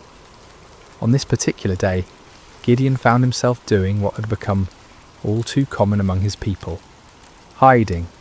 He was in his father's wine press, a stone basin carved deep into the earth, meant for treading grapes. But instead of the purple stain of harvest, this hollow held only wheat stalks and the sound of desperate threshing. Gideon worked quickly, quietly, glancing nervously toward the rim of the pit above him. This was no place to thresh grain, but it was hidden from watching eyes, concealed from raiders who might snatch away even this meagre portion of food. The irony was not lost on him. Here he was, a descendant of Abraham, to whom God had promised this very land, reduced to working in secret, like a thief in his own inheritance. The wheat he threshed was barely enough to keep his family alive, and even this small amount had to be hidden from those who would steal it away. As Gideon worked, sweat dripping from his brow to mingle with the grain dust, he wondered where the God of his fathers had gone. The elders still told stories around carefully concealed fires, stories of a time when the Lord had parted the sea, when he had brought down the walls of Jericho, when his presence had dwelt among them in power and glory. But those seemed like tales from another world, stories of a God who had perhaps grown tired of his people and turned his face away. The rhythmic sound of the flail striking grain filled the small space, a lonely percussion that seemed to echo the beating of his own discouraged heart. Each strike felt like a prayer he didn't know how to voice, a desperate plea to heaven from a pit in the earth, and then without warning, the monotonous rhythm was broken by a voice. "The Lord is with you, mighty warrior." Gideon's flail froze mid-swing. His heart hammered against his ribs as he spun around, expecting to see a Midianite soldier who had discovered his hiding place. Instead, he saw a figure sitting beneath the oak tree above the winepress, a man whose presence seemed to make the very air shimmer with an otherworldly light. The stranger's words echoed in Gideon's mind. Mighty warrior, him, the man who threshed wheat in secret, who started at shadows, who had never held anything more dangerous than farming tools. Surely this visitor was either mocking him or mistaken about who he was addressing. Gideon climbed slowly from the winepress, his legs unsteady, not from exertion, but from the strange presence of this visitor. The man beneath the oak appeared ordinary enough, yet something in his bearing, something in the way the light seemed to gather around him, spoke of anything but ordinary humanity. "Pardon me, my lord," Gideon said, his voice betraying his confusion and fear. "But if the Lord is with us, why has all this happened to us? Where are all his wonders that our ancestors told us about when they said, 'Did not the Lord bring us up out of Egypt?' But now the Lord has abandoned us and given us into the hand of Midian." The words tumbled out of him like water breaking through a dam. 7 years of bottled frustration, 7 years of unanswered prayers, 7 years of watching his people suffer, while heaven remained silent. If this stranger claimed the Lord was with them, then where was the evidence? Where was the God who had once fought for Israel with fire and earthquake, with angel armies and miraculous interventions? The figure beneath the oak tree regarded him with eyes that seemed to hold depths of understanding far beyond human measure. When he spoke, his voice carried an authority that made the ground beneath Gideon's feet feel somehow more solid, as if reality itself paid attention to his words. "Go in the strength you have and save Israel out of Midian's hand. Am I not sending you?" Gideon felt his knees nearly buckle. Save Israel? Him? The man who hid in wine presses, who jumped at the sound of the wind through the barley? This had to be some terrible mistake, some cosmic error in judgment.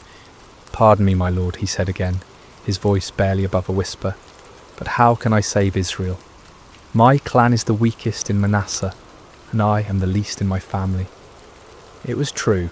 His family held no position of honour among the tribe. They owned no great flocks, commanded no respect in the councils of the elders. Gideon himself was the youngest son, the one who tended to mundane tasks while others made important decisions. He was nobody special, nobody who mattered, nobody whom anyone would follow into battle. But the mysterious visitor seemed unmoved by these protests. "I will be with you," he said simply, "and you will strike down all the Midianites, leaving none alive." The promise hung in the air between them, impossible and overwhelming. Gideon's mind reeled as he tried to comprehend what was being asked of him. But if this was truly a messenger from the Lord, if this was indeed the God of his fathers speaking to him, then surely he could ask for some sign, some proof that this wasn't merely the product of too much sun and too little food. "If now I have found favour in your eyes," Gideon said carefully, "give me a sign that it is really you who speaks with me. Please do not go away until I come back and bring my offering and set it before you." The figure nodded gravely. "I will wait until you return." Gideon hurried to his house, his heart pounding with a mixture of terror and desperate hope. He prepared what he could offer: a young goat, unleavened bread made from precious flour, broth to complete the meal. It was a significant sacrifice for a family that had so little, but if there was even the slightest chance that the God of Israel was truly speaking to him, no cost was too great. When he returned to the oak tree, the stranger was still there, patient as stone, eternal as the hills. Gideon set the meat on a rock, poured out the broth, and waited to see what would happen. The visitor extended the staff in his hand and touched the meat and bread. Instantly, fire flared up from the rock, consuming the offering completely. In the same moment, the figure vanished from sight, leaving Gideon alone with the blackened stone and the certain terrifying knowledge that he had been speaking with an angel of the Lord. "Alas, sovereign Lord," Gideon cried out, falling to his knees, "I have seen the angel of the Lord face to face." But even as fear overwhelmed him, a voice spoke from heaven itself. "Peace, do not be afraid, you are not going to die." Gideon built an altar there and called it "The Lord is Peace," but peace was far from what he felt in his heart. That very night the Lord spoke to him again, commanding him to tear down his father's altar to Baal and cut down the Asherah pole beside it. It was to be his first act of obedience, his first step toward the impossible task that lay ahead. Under cover of darkness, accompanied by 10 servants, Gideon did as he was commanded. They worked quietly, dismantling the stone altar and chopping down the wooden symbol of false worship. In their place, Gideon built an altar to the Lord and offered a bull as a sacrifice, using the wood from the Asherah pole as fuel for the fire. When morning came, the men of the town discovered what had been done. Their rage was immediate and fierce. They demanded that Joash, Gideon's father, bring out his son to be killed for destroying the altar of Baal, but Joash surprised everyone, including his son, with his response. "Are you going to plead Baal's cause?" he asked the angry crowd. "If Baal really is a god, he can defend himself when someone breaks down his altar." From that day on, Gideon was called Jerub-Baal, meaning "let Baal contend with him." But even after this first victory, even after seeing fire consume his sacrifice and hearing the voice of the Lord, doubt still gnawed at Gideon's heart like a persistent wound. When the Midianites assembled once again for their annual raid, gathering in the valley like a dark sea of destruction, Gideon knew the time had come. Yet still he hesitated, still he needed more assurance. That night he took a wool fleece and placed it on the threshing floor. "If you will save Israel by my hand as you have promised," he prayed, "look, I will place a wool fleece on the threshing floor. If there is dew only on the fleece and all the ground is dry, then I will know that you will save Israel by my hand, as you said." In the morning the fleece was soaked with dew, while the ground around it was completely dry. Gideon wrung out the fleece and filled a bowl with water, but still he doubted. Still, he feared he was deceiving himself. "Do not be angry with me," he prayed again. "Let me make just one more request. Allow me one more test with the fleece, but this time make the fleece dry and let the ground be covered with dew." And God, patient with his fearful servant, did exactly as Gideon asked. The next morning, the fleece was dry while dew covered all the ground around it. Finally, Gideon could doubt no longer. The signs were clear, the calling was certain. The God of Israel had indeed chosen him, the least and the weakest, to deliver his people from their oppressors. But as Gideon would soon discover, God's ways of winning battles were as unexpected as his choice of champions. Word spread quickly through the hill country of Israel. Gideon, son of Joash, had called for warriors to gather at the spring of Harod. The response was overwhelming. Men came from every tribe, every village, every cave where families had been hiding. They came carrying whatever weapons they could find. Old swords passed down from fathers, farming implements that could serve as spears, slings and stones gathered from riverbeds. 32,000 men answered the call. It was a significant force, larger than any army Israel had mustered in years. As Gideon looked out over the sea of faces, weathered by years of oppression, but now bright with hope, he felt a stirring of confidence. Perhaps this task wouldn't be as impossible as it had seemed. But even as he counted his forces, Gideon knew they were still vastly outnumbered. In the valley below, the Midianites and their allies spread across the landscape like a plague of locusts. Their camels were indeed as numerous as the sand on the seashore. Their warriors a dark tide that seemed to stretch to the horizon. Conservative estimates put their numbers at over 100,000 fighting men, but some said there were twice that many. Gideon was contemplating these daunting odds when the Lord spoke to him once again, and the words he heard made his blood run cold. "You have too many men," the Lord said. "I cannot deliver Midian into their hands, or Israel would boast against me. My own strength has saved me. Now announce to the army, anyone who trembles with fear may turn back and leave Mount Gilead." Too many men? Gideon stared out at his army, then down at the vast enemy host in the valley. How could 32,000 be too many when facing such overwhelming odds? But the Lord's reasoning became clear. If Israel won this battle with such numbers, they would attribute the victory to their own military might, rather than to God's power. With a heavy heart, Gideon stood before his assembled forces. These men had left their families, their hiding places, their small measures of safety to answer his call. Now he had to tell some of them to go home. "Men of Israel," he called out, his voice carrying across the gathered warriors. "The Lord has spoken to me. Anyone among you who is afraid, anyone who trembles with fear, may return to his home. There is no shame in this. Go in peace." A murmur rippled through the crowd. Some men looked relieved, others confused, still others ashamed.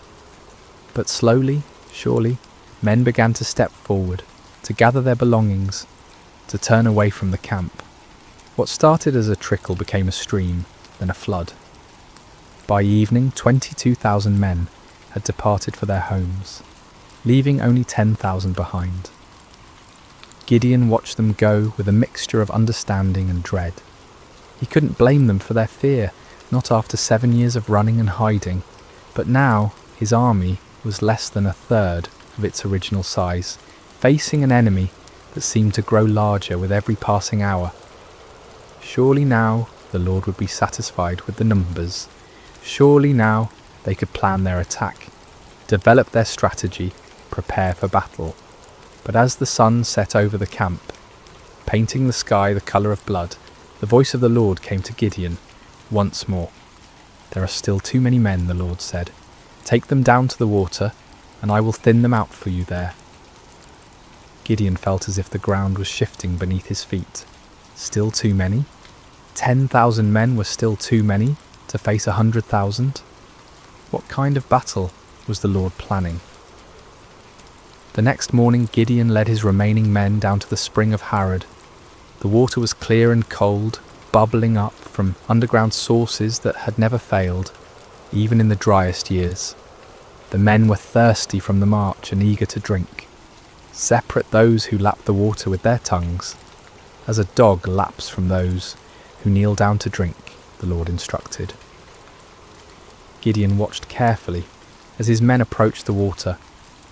Most of them, weary and relieved to finally rest, knelt down and put their faces directly to the stream, drinking deeply. But a few, perhaps more cautious or alert, cupped water in their hands and lapped it quickly while keeping their eyes up, watching for danger. When the test was complete, Gideon counted with growing amazement and terror. Only 300 men had lapped the water like dogs. 300 out of 10,000. 300 to face the multitudes of Midian. "With the 300 men that lapped I will save you and give the Midianites into your hands," the Lord said. "Let all the others return home." The dismissal of the remaining 9,700 men was even more painful than the first reduction. These were the men who had stayed when others fled, who had shown courage and commitment. Yet now they too had to be sent away, carrying with them the supplies and provisions that would have sustained a larger force. As evening fell over the camp, Gideon found himself staring at his tiny army. 300 men sat around small fires, their faces illuminated by flickering flames. Some sharpened weapons, others mended gear, still others simply stared into the darkness where their enemies waited. They were farmers and shepherds, craftsmen and traders. None of them were professional soldiers. None of them had trained for this kind of warfare. Gideon walked among them, listening to their quiet conversations, Some spoke of their families, wondering if they would ever see their wives and children again. Others talked about the enemy, speculating about Midianite tactics and weapons. A few prayed quietly, their voices barely audible above the crackling of the fires. "Do you think we can win?" one young man asked his companion, his voice carrying the weight of doubt that Gideon felt in his own heart. "With God's help," came the reply, but even that voice held uncertainty. As Gideon continued his circuit of the camp, he felt the familiar weight of fear settling on his shoulders like a heavy cloak. 300 men. It was impossible. It was madness. It was a recipe for massacre, not victory. But even as doubt assailed him, Gideon remembered the fire that had consumed his sacrifice, the signs with the fleece, the voice that had called him mighty warrior when he was anything but mighty. The God who had chosen him, who had reduced his army to an impossibly small number, was the same God who had parted the Red Sea, who had brought down the walls of Jericho with trumpets and shouts. Still, as he looked out toward the valley, where enemy campfires twinkled like stars fallen to earth, Gideon found himself struggling with the same fears that had driven him to test God with fleeces. The odds were beyond daunting. They were simply impossible. But perhaps, he thought with growing understanding, that was exactly the point. Sleep eluded Gideon that night. He tossed on his simple bedroll, listening to the sounds of his small army around him. Some of the men snored peacefully, displaying a faith or fatalism that he envied. Others, like himself, shifted restlessly, no doubt contemplating the impossibility of what lay ahead. As the night deepened, the Lord spoke to him once more. "Get up, go down against the camp, because I am going to give it into your hands. If you are afraid to attack, go down to the camp with your servant Purah and listen to what they are saying. Afterward, you will be encouraged to attack the camp." The Lord knew him well, Gideon realized. He was indeed afraid, terrified beyond measure. The offer to scout the enemy camp was exactly what his anxious heart needed. Taking his servant Purah, a young man who had served his family faithfully for years, Gideon crept away from the Israeli camp under cover of darkness. The descent into the valley was treacherous in the darkness. They picked their way carefully between rocks and thorny bushes, each step taking them closer to the vast enemy encampment. As they drew near, the sheer scale of the Midianite army became even more overwhelming. Their campfires stretched as far as the eye could see in every direction, creating a galaxy of light in the darkness of the valley floor. The smell hit them first, thousands of camels, horses and men, creating a pungent mixture that hung heavy in the still night air. Then came the sounds, snoring, quiet conversations, the shuffling of animals, the occasional clank of weapons or armour. It was like approaching a vast, slumbering beast that could wake at any moment and devour them. Gideon and Purah crept to the edge of the camp, staying low among the rocks and scrub brush that dotted the valley floor. The nearest tents were only a few dozen yards away, their dark silhouettes outlined against the glow of dying fires. Guards moved slowly through the camp, but their attention was focused inward, watching for disturbances among their own people rather than looking outward for threats.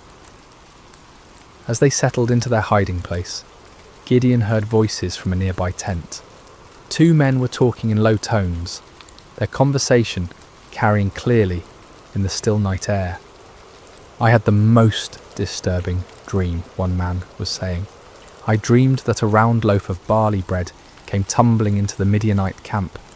It struck the tent with such force that the tent overturned and collapsed."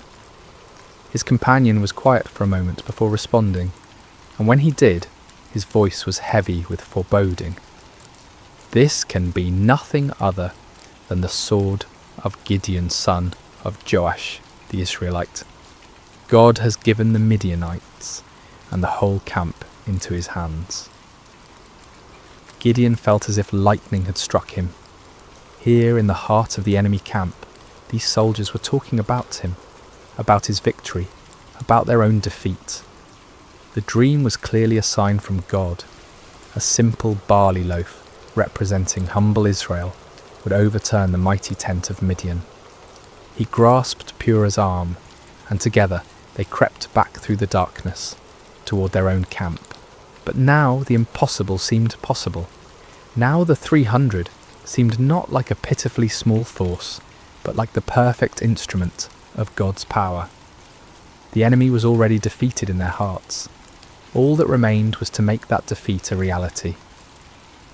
Back in the camp, Gideon woke his sleeping warriors. "Get up," he whispered urgently. "The Lord has given the Midianite camp into your hands." The men rose quickly, gathering around their commander in the darkness. Gideon's voice was transformed, no longer tentative and fearful, but filled with supernatural confidence. "Listen carefully," he said. "We will divide into 3 companies of 100 men each. I will give each of you a trumpet and an empty jar with a torch inside it. Watch me and do exactly what I do. When I and all who are with me blow our trumpets, then you blow your trumpets all around the camp and shout, 'For the Lord and for Gideon.'" The plan was unlike anything any of them had ever heard of. No swords, no spears, no conventional weapons at all. Just trumpets, empty pottery jars and torches. It seemed almost like madness, but there was something in Gideon's voice, something in his bearing, that convinced them this was indeed the Lord's strategy. The men moved quickly and quietly to gather the supplies they would need. Clay jars were found and emptied. Torches were prepared and placed carefully inside, so that their light was completely hidden. Each man took a trumpet, though few of them had any experience with such instruments. The plan didn't require musical skill, however, only the ability to make noise.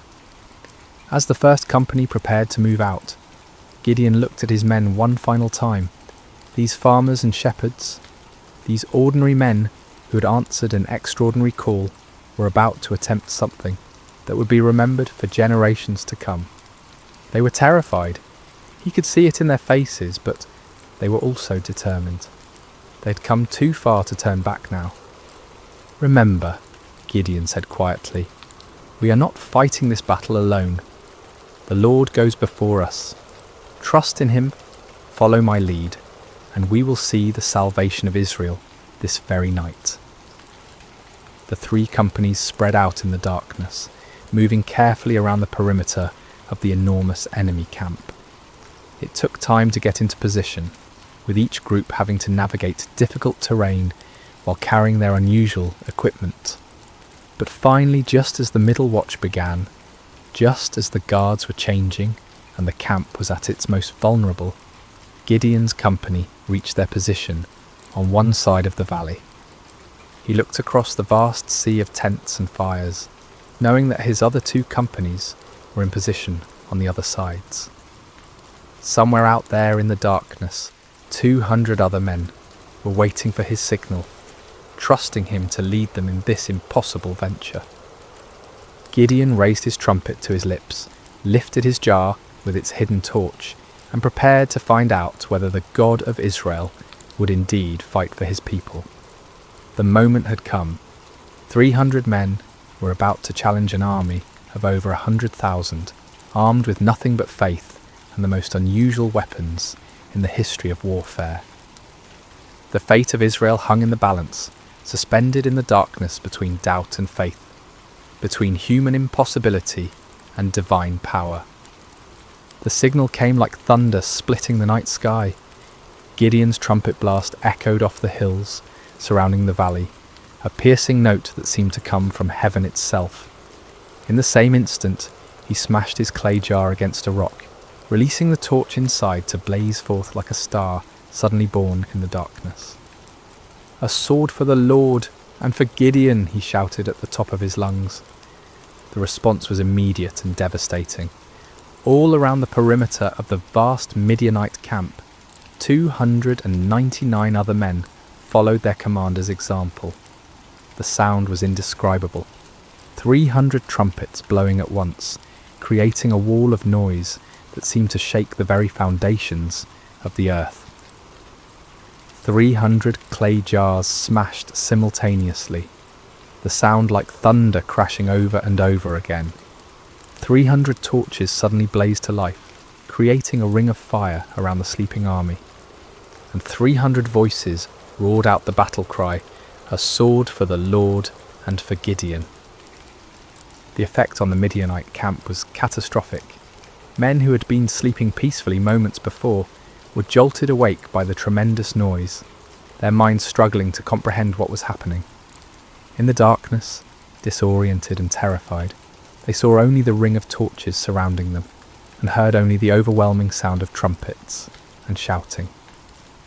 To their sleep-clouded minds, it seemed as if they were surrounded by a vast army. The torches suggested thousands of soldiers, each one marking a warrior ready to attack. The trumpet spoke of organised military might, of disciplined forces moving in coordinated assault. The unified battle cry indicated an enemy confident of victory, sure of their superior strength. Panic spread through the camp like wildfire. Men stumbled from their tents, grabbing weapons, looking desperately for officers to tell them what to do. But in the chaos and darkness, with the deafening noise continuing all around them, communication was impossible. No one could hear orders over the sound of 300 trumpets.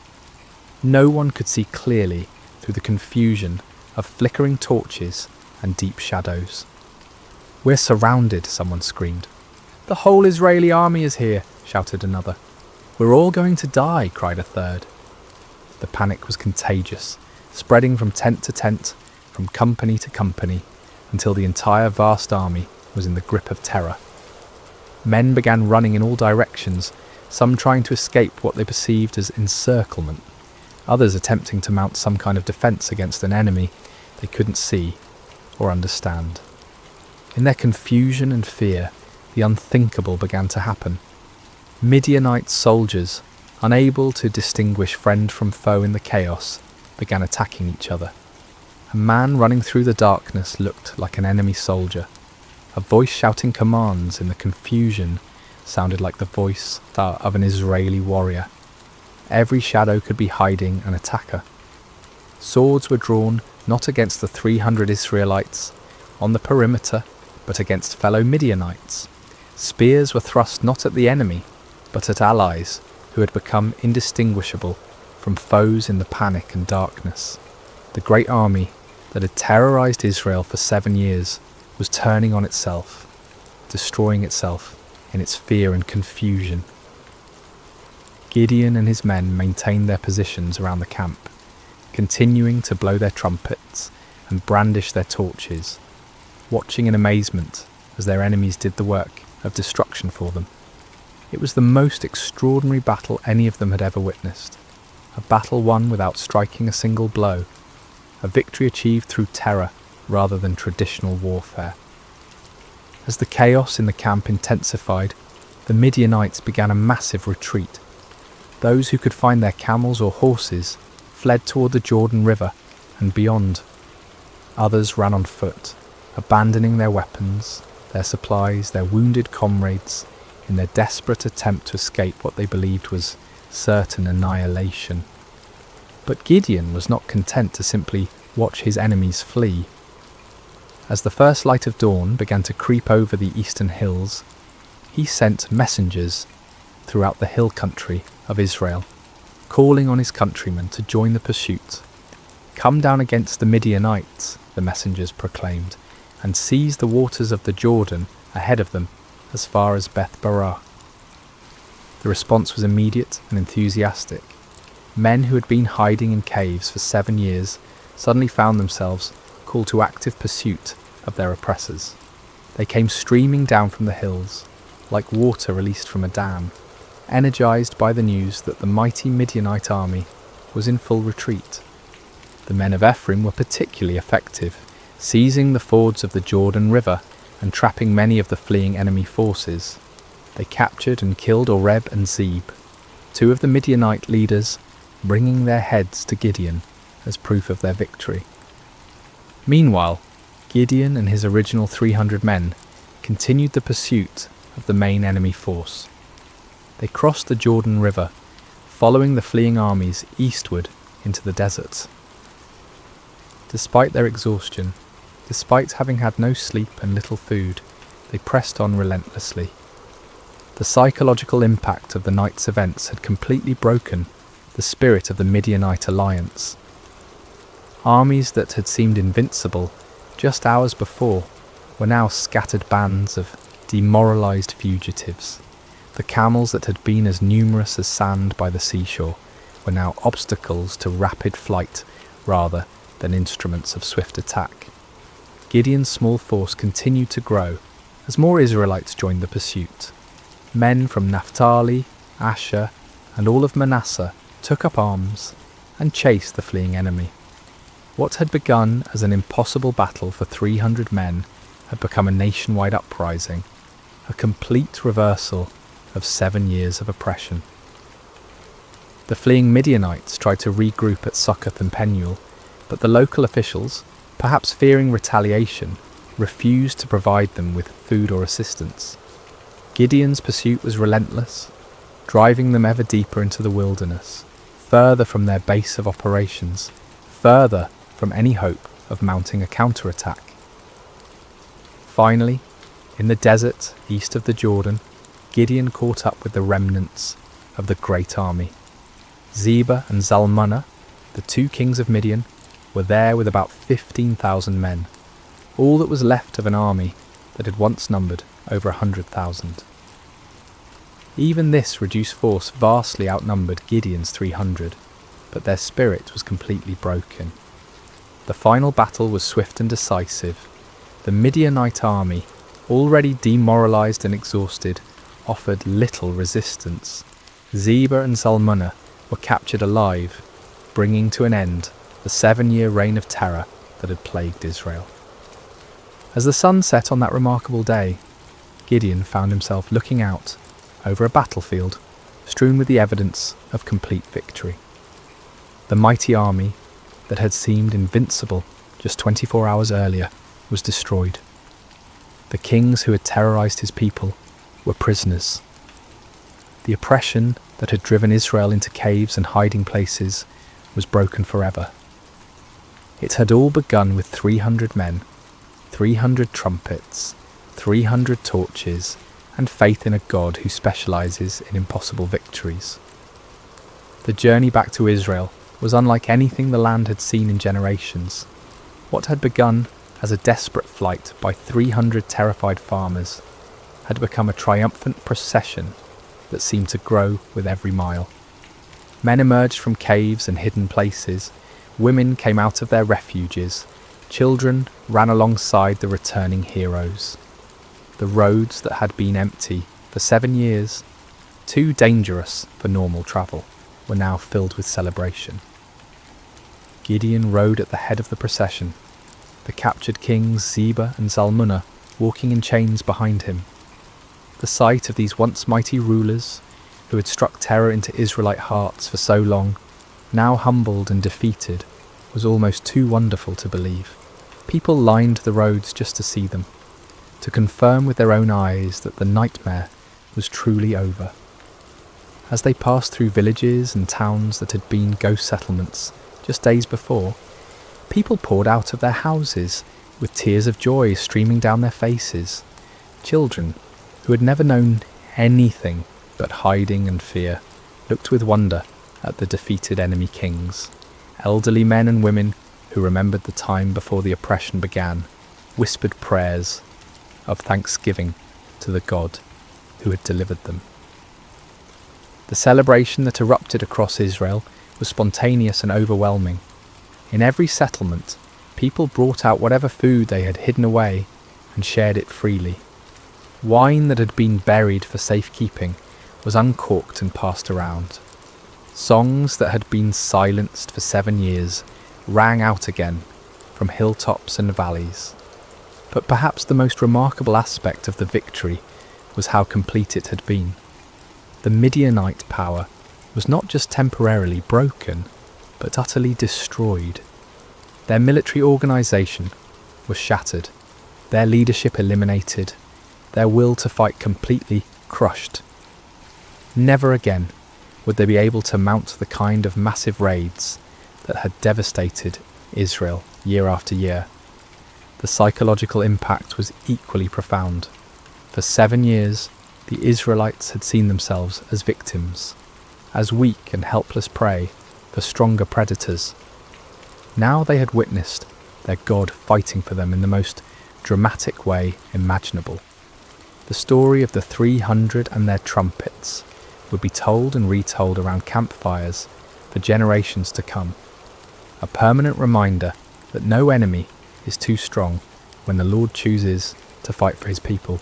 When Gideon finally reached his homeland, representatives from all the tribes of Israel came to meet him.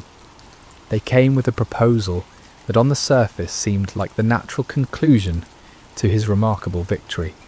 "Rule over us," they said, their voices filled with genuine admiration and gratitude. "You, your son, and your grandson, because you have saved us from the hand of Midian." It was an offer of kingship, of dynastic rule, that would establish Gideon's family as the permanent rulers of Israel. After centuries of loose tribal confederation, of judges who arose in times of crisis, only to fade from prominence when the emergency passed, the people were ready for something more permanent, more stable. And who better to serve as their king than the man who had delivered them from their greatest enemy? The offer was tempting beyond measure. Gideon had gone from threshing wheat in secret to being offered the crown of all Israel. The boy who had hidden in wine presses was being invited to sit on a throne. The man who had doubted his own worth was being told that he was worthy to found a royal dynasty. But Gideon's response revealed the depth of his spiritual growth during this incredible journey. The fearful farmer who had needed multiple signs and confirmations had become a man who understood something fundamental about the nature of God's kingdom. "I will not rule over you," he declared firmly, "nor will my son rule over you. The Lord will rule over you." It was a profound statement of faith and wisdom. Gideon recognized that Israel's true king was the Lord himself, and that any human ruler would be merely a steward of God's authority. He had learned through his own experience that victory came not through human strength or wisdom, but through complete dependence on divine power. To accept a crown now would be to claim credit for what God alone had accomplished. The people were disappointed but not surprised. They had seen enough of Gideon's character to understand that he was not motivated by personal ambition. Still, they wanted to honour him in some way, to create some lasting memorial to his remarkable victory. Gideon did make one request of the people, though it would prove to be a fateful one. "I do ask one thing of you," he said. "Each of you give me an earring from your share of the plunder." The Midianites, like many desert peoples, wore gold earrings, and the spoils of victory included a considerable amount of such jewellery. The Israelites were happy to comply with this modest request. They spread out a garment, and each man threw a gold earring onto it. When all the contributions were gathered, the weight of the gold was 1,700 shekels, an enormous fortune by the standards of the time. In addition to the earrings, there were ornaments, pendants, and purple garments worn by the Midianite kings, as well as chains from their camels' necks. With this gold, Gideon made an ephod, a ceremonial garment similar to what the high priest wore. His intentions may have been pure, perhaps wanting to create a memorial to God's victory, or a way for the people to seek divine guidance. But the results were tragic. All Israel prostituted themselves by worshipping it there, and it became a snare to Gideon and his family. The very man who had torn down his father's altar to Baal, who had refused the crown because only God should rule Israel, inadvertently created an object that led his people back into idolatry. It was a sobering reminder of how easy it is for even the most faithful to stumble, how quickly victory can turn to spiritual defeat. The golden ephod, created from the spoils of a battle, won by faith alone, became a false god that drew the people's hearts away from the true God who had delivered them. Yet despite this failing, the primary result of Gideon's victory endured. The land had peace for 40 years during his lifetime. The Midianites never recovered from their devastating defeat. Other potential enemies, seeing what had happened to the mighty Desert Confederation, thought twice before threatening Israel. Gideon himself lived quietly on his estate, enjoying the respect of his people, but never again taking up the sword. He married and had many children, 70 sons from his various wives. One son, born to a concubine in Shechem, was named Abimelech, and he would later bring great trouble to Israel in his quest for the power his father had refused.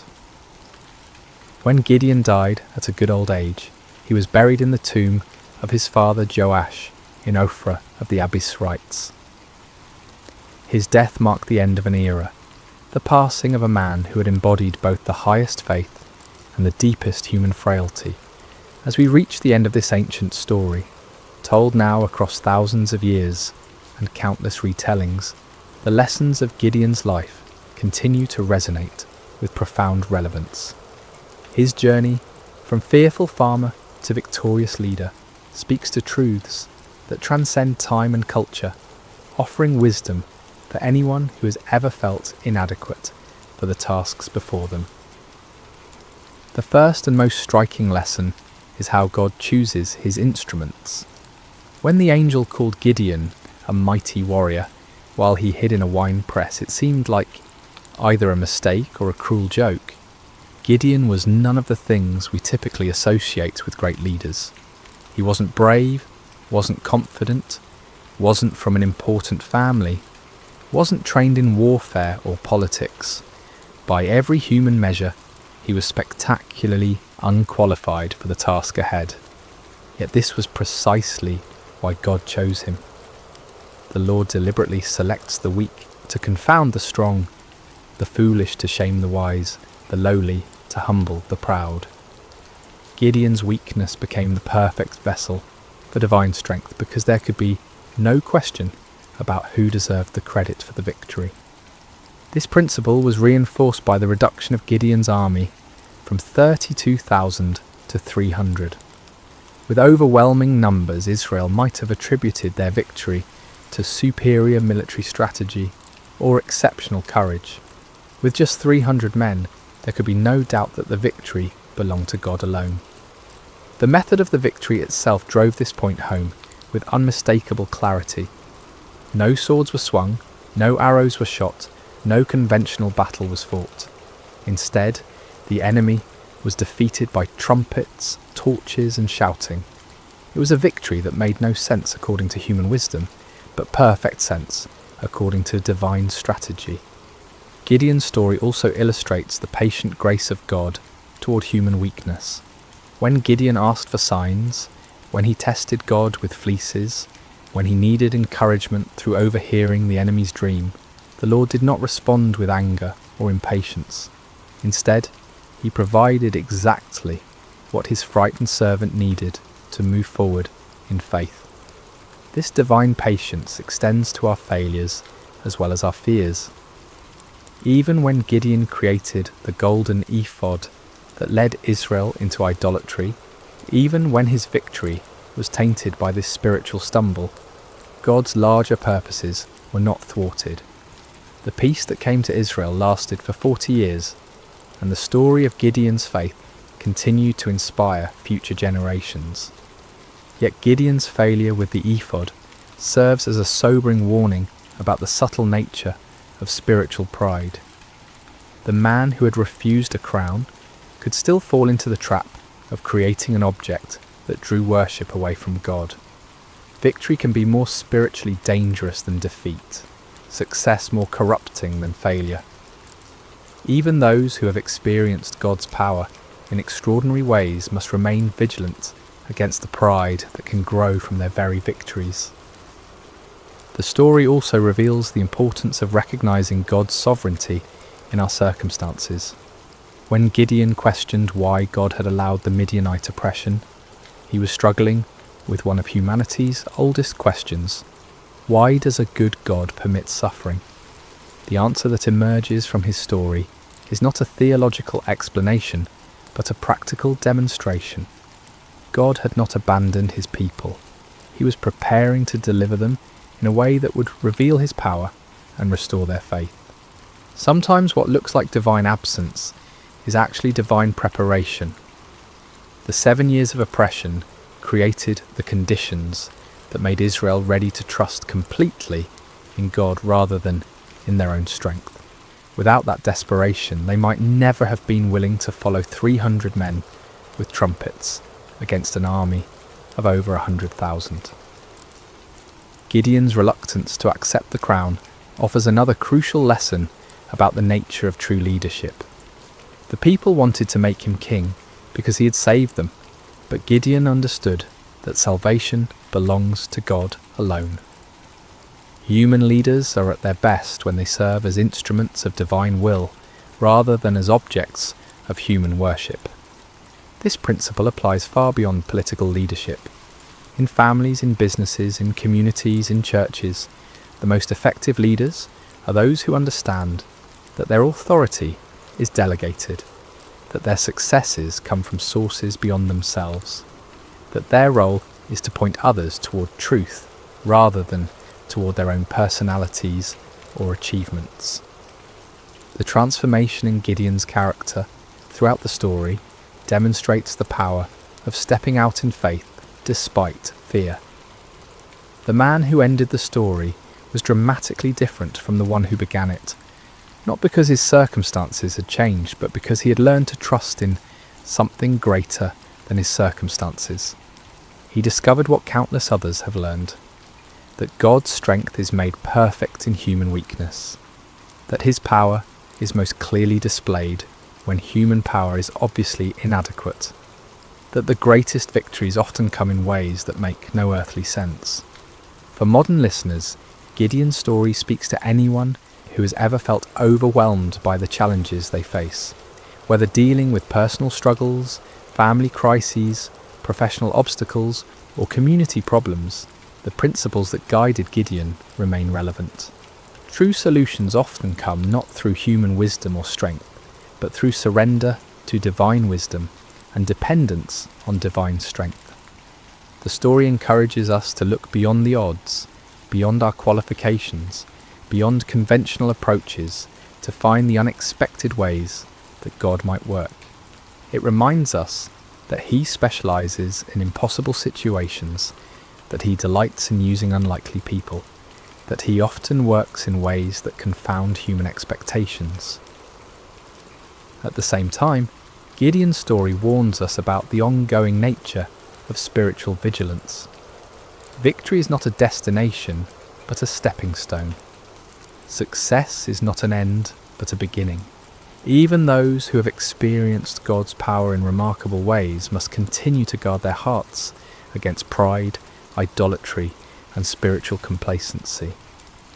The golden ephod that became a snare to Gideon serves as a perpetual reminder that our greatest spiritual dangers often arise not from our failures, but from our successes, not from our weaknesses, but from our strengths, not from what we lack, but from what we have achieved. As we close this ancient tale, we're reminded that Gideon's story is ultimately not about Gideon at all. It's about a God who sees potential where others see only weakness, who creates strength from surrender, who wins victories through the most unlikely means. It's about divine love that persists through human doubt, divine patience that endures human testing, divine power that works through human frailty. The trumpets that shattered the midnight silence in that valley so long ago continue to echo through the centuries, calling each generation to trust in something greater than themselves, to step forward in faith despite their fears, to discover that the God who delivered Israel through 300 men with torches is still in the business of impossible victories. In our own valleys of challenge and oppression, surrounded by enemies that seem too numerous to count, facing odds that appear insurmountable, Gideon's story whispers the same truth: that changed a fearful farmer into a mighty warrior. The Lord is with you, and in him even the weakest can become strong. Even the smallest can achieve great things. Even the most unlikely can be used for extraordinary purposes. The battle belongs to the Lord, and in him victory is always possible. And so we end where we began, with a simple truth that transcends time and circumstance. When God chooses to fight for his people, no enemy can stand, no odds are too great, and no victory is impossible. The story of Gideon continues to unfold in every generation, in every heart that learns to trust, not in human strength, but in divine power, not in earthly wisdom, but in heavenly guidance, not in what we can see, but in what God can do. May this ancient story find new life in modern hearts.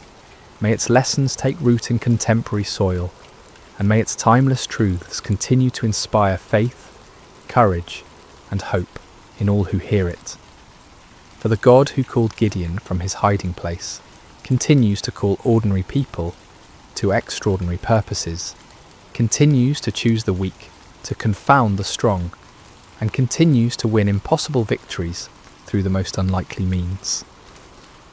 The story of Gideon is, in the end, the story of all who learn to trust in something greater than themselves. It is the story of divine love that never gives up, divine power that never fails, and divine grace that transforms fearful hiding into mighty victory. This has been the story of Gideon and the battle against Midian, shared with you tonight through sacred slumber. May it bring you peace, may it strengthen your faith, and may it remind you that no challenge is too great when faced with divine help. Sleep well, dear listener, and may your dreams be filled with the trumpets of victory and the light of hope that never dies. Hello, dear friends, and welcome back to Sacred Slumber. Before we begin tonight's story, I hope your day has been filled with blessings and peace. Whether it's morning where you are, the quiet of afternoon, or the gentle embrace of evening, know that you are exactly where God wants you to be in this moment. I'm curious about where in this beautiful world you're listening from tonight. Are you nestled in your bed in a bustling city, or perhaps finding solace in the countryside under a canopy of stars? Wherever you are, whatever time it is for you, you are welcomed here with open arms. If this story touches your heart tonight, I encourage you to subscribe to Sacred Slumber. We gather here regularly to explore the profound truths and timeless wisdom found in God's Word, bringing comfort to weary souls and strength to troubled hearts. Your subscription helps us continue sharing these sacred stories that remind us of God's unfailing love and faithfulness. Now let us journey together to ancient Israel, to a time when kingdoms stood at crossroads, when truth was a dangerous commodity, and when one man's courage would echo through the ages. This is the story of Micaiah, the forgotten prophet who dared to stand alone. The sun blazed mercilessly over the ancient city of Samaria, its golden rays dancing across the limestone walls of King Ahab's palace. Within those walls, power brooked no opposition, and truth was often the first casualty of political ambition. It had been 3 years since the last war between Israel and Syria, 3 years of uneasy peace that sat heavy on King Ahab's shoulders like an ill-fitting crown. Ahab paced the marble floors of his throne room, his royal robes rustling with each agitated step. The king of Israel was a man consumed by his desires, a ruler who had long ago traded his soul to the altar of self-interest. His marriage to the foreign princess Jezebel had brought prosperity to his kingdom, but at a cost that would echo through generations. The worship of Baal had infiltrated the very heart of Israel, and the prophets of the Lord had been hunted, killed, or driven into hiding. Yet today something stirred within Ahab's ambitious heart. News had arrived that morning of Syrian movements near Ramoth-Gilead, a strategic city that had once belonged to Israel, but now languished under enemy control. The city's location made it a prize worth fighting for, a gateway that could secure trade routes and strengthen his kingdom's eastern border. As Ahab contemplated this opportunity, word came that King Jehoshaphat of Judah was approaching Samaria with a considerable entourage. Jehoshaphat was everything Ahab was not. a king who sought the Lord's face, who had torn down the high places of idol worship, and who ruled with righteousness as his compass. The irony was not lost on Ahab that he would need the help of such a man to achieve his ambitions.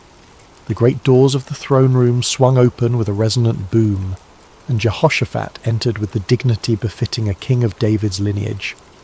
He was a man of medium stature but commanding presence, his beard meticulously groomed, and his eyes holding the wisdom of one who had walked closely with the Almighty. Behind him came his advisers and military commanders, their expressions respectful but cautious, as they entered the domain of Israel's controversial king. "Jehoshaphat, my brother," Ahab called out, his voice echoing through the vast chamber as he descended from his throne. "Welcome to Samaria. Your presence brings honour to my house." The two kings embraced in the customary greeting, though those who knew them well could sense the underlying tension. Jehoshaphat had come seeking alliance, but his heart was troubled by what such an alliance might require of him. "Ahab," Jehoshaphat replied warmly, though his eyes remained watchful. "It has been too long since we have spoken face to face. The Lord has blessed both our kingdoms with peace these past years." "Indeed," Ahab agreed, gesturing toward the laden tables his servants had prepared. "Come, let us feast together and speak of matters that concern us both." The banquet that followed was a spectacle of royal excess. Tables groaned under the weight of roasted meats, exotic fruits, and wine from the finest vineyards. Musicians played softly in the background, while servants moved like shadows, attending to every need.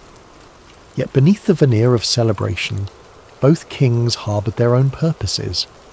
As the evening wore on and the wine loosened tongues, Ahab finally revealed his true intention. Leaning toward Jehoshaphat with the conspiratorial air of old friends, he spoke in measured tones. "My brother, there is a matter that weighs heavily upon my heart," Ahab began, his eyes glinting in the torchlight. "You know that Ramoth-Gilead belongs to us, yet it remains in the hands of the king of Syria. Should we not take back what is rightfully ours?" Jehoshaphat set down his goblet carefully, his expression growing thoughtful. He had anticipated this moment, knowing that Ahab rarely extended hospitality without purpose. The question hung in the air between them like incense, heavy with implication. "Ramoth-Gilead has indeed been a source of contention," Jehoshaphat replied diplomatically. "What do you propose?" Ahab's smile was that of a merchant who senses a favourable negotiation. "I propose that we go up together against Ramoth-Gilead. Your army combined with mine would be formidable. We could restore the city to Israel and share in the glory of victory." The words were carefully chosen, appealing to both practical strategy and Jehoshaphat's sense of brotherhood among the tribes of Israel. Yet Jehoshaphat had not survived as king by making hasty decisions. His reign had been marked by careful consultation with the Lord, and he would not abandon that practice now. "I am as you are," Jehoshaphat responded slowly. "My people as your people, my horses as your horses. If the Lord wills it, we shall stand together in battle." He paused, his next words carrying the weight of true conviction. "But first let us inquire of the Lord." Ahab's smile faltered slightly. In his eagerness for military glory, he had hoped to avoid the complications that divine consultation might bring. Yet he could hardly refuse such a reasonable request from a potential ally, especially one whose righteousness was renowned throughout the region. "Of course," Ahab agreed, though his tone lacked enthusiasm. "Let us seek the word of the Lord." What followed was a demonstration of the spiritual corruption that had infected Ahab's court. The king summoned his prophets, all 400 of them, men who wore the garments of holiness, but whose hearts served earthly masters. They came in a great procession, their robes flowing and their voices raised in what appeared to be spiritual fervour. These were not true prophets of the Lord, though they claimed his name. They were court prophets, men who understood that their continued prosperity depended upon telling the king what he wished to hear. Their prophecies were crafted not in the secret place of prayer, but in the calculating chambers of political expediency. As the prophets assembled in the courtyard before the two kings, their spokesman stepped forward. His name was Zedekiah, son of Chenaanah, a man whose pride matched his ambition, and whose hatred for true prophets would soon be revealed in violent fashion. "Hear the word of the Lord," Zedekiah proclaimed, his voice carrying across the courtyard with theatrical intensity. "Go up to Ramoth-Gilead and prosper, for the Lord will deliver it into the hand of the king." The 400 prophets took up the cry with orchestrated precision, their voices creating a chorus of false assurance. "Go up to Ramoth-Gilead and prosper. The Lord will deliver it into the hand of the king." Some of the prophets had even prepared visual aids for their performance. They danced and shouted, waving swords and spears, creating a spectacle that would have been impressive to any observer unfamiliar with the ways of true prophecy. The din was tremendous, the enthusiasm seemingly genuine, and the message exactly what Ahab longed to hear. Yet as Jehoshaphat watched this display, his spirit grew troubled. Something about the performance felt hollow, manufactured. These men spoke with one voice, but it was not the voice of the Lord that Jehoshaphat knew from his own times of prayer and seeking. There was no cost to their prophecy, no challenge to the king's desires, no hint of the divine complexity that marked true encounters with the Almighty. As the prophets continued their enthusiastic proclamations, Jehoshaphat raised his hand for silence. The courtyard gradually quieted, though the echo of their shouts seemed to linger in the air like smoke from a dying fire. "Is there not here a prophet of the Lord besides these?" Jehoshaphat asked carefully, "that we might inquire of him?" The question fell like a stone into still water, sending ripples of discomfort through the assembly. Ahab's face darkened, and several of the court prophets exchanged meaningful glances.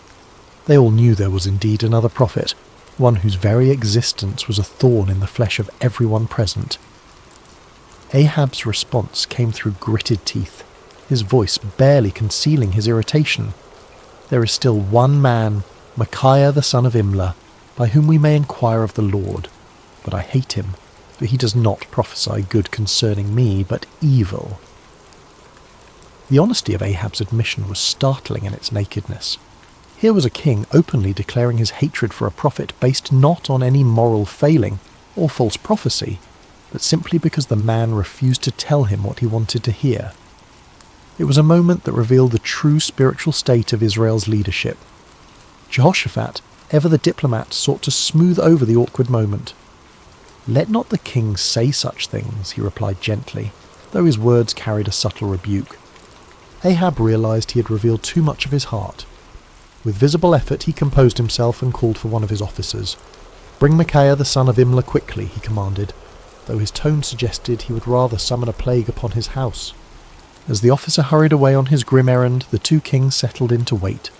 The 400 prophets remained in the courtyard, their earlier enthusiasm now tempered by the knowledge that their unanimous voice was about to be challenged by a single man they both feared and despised.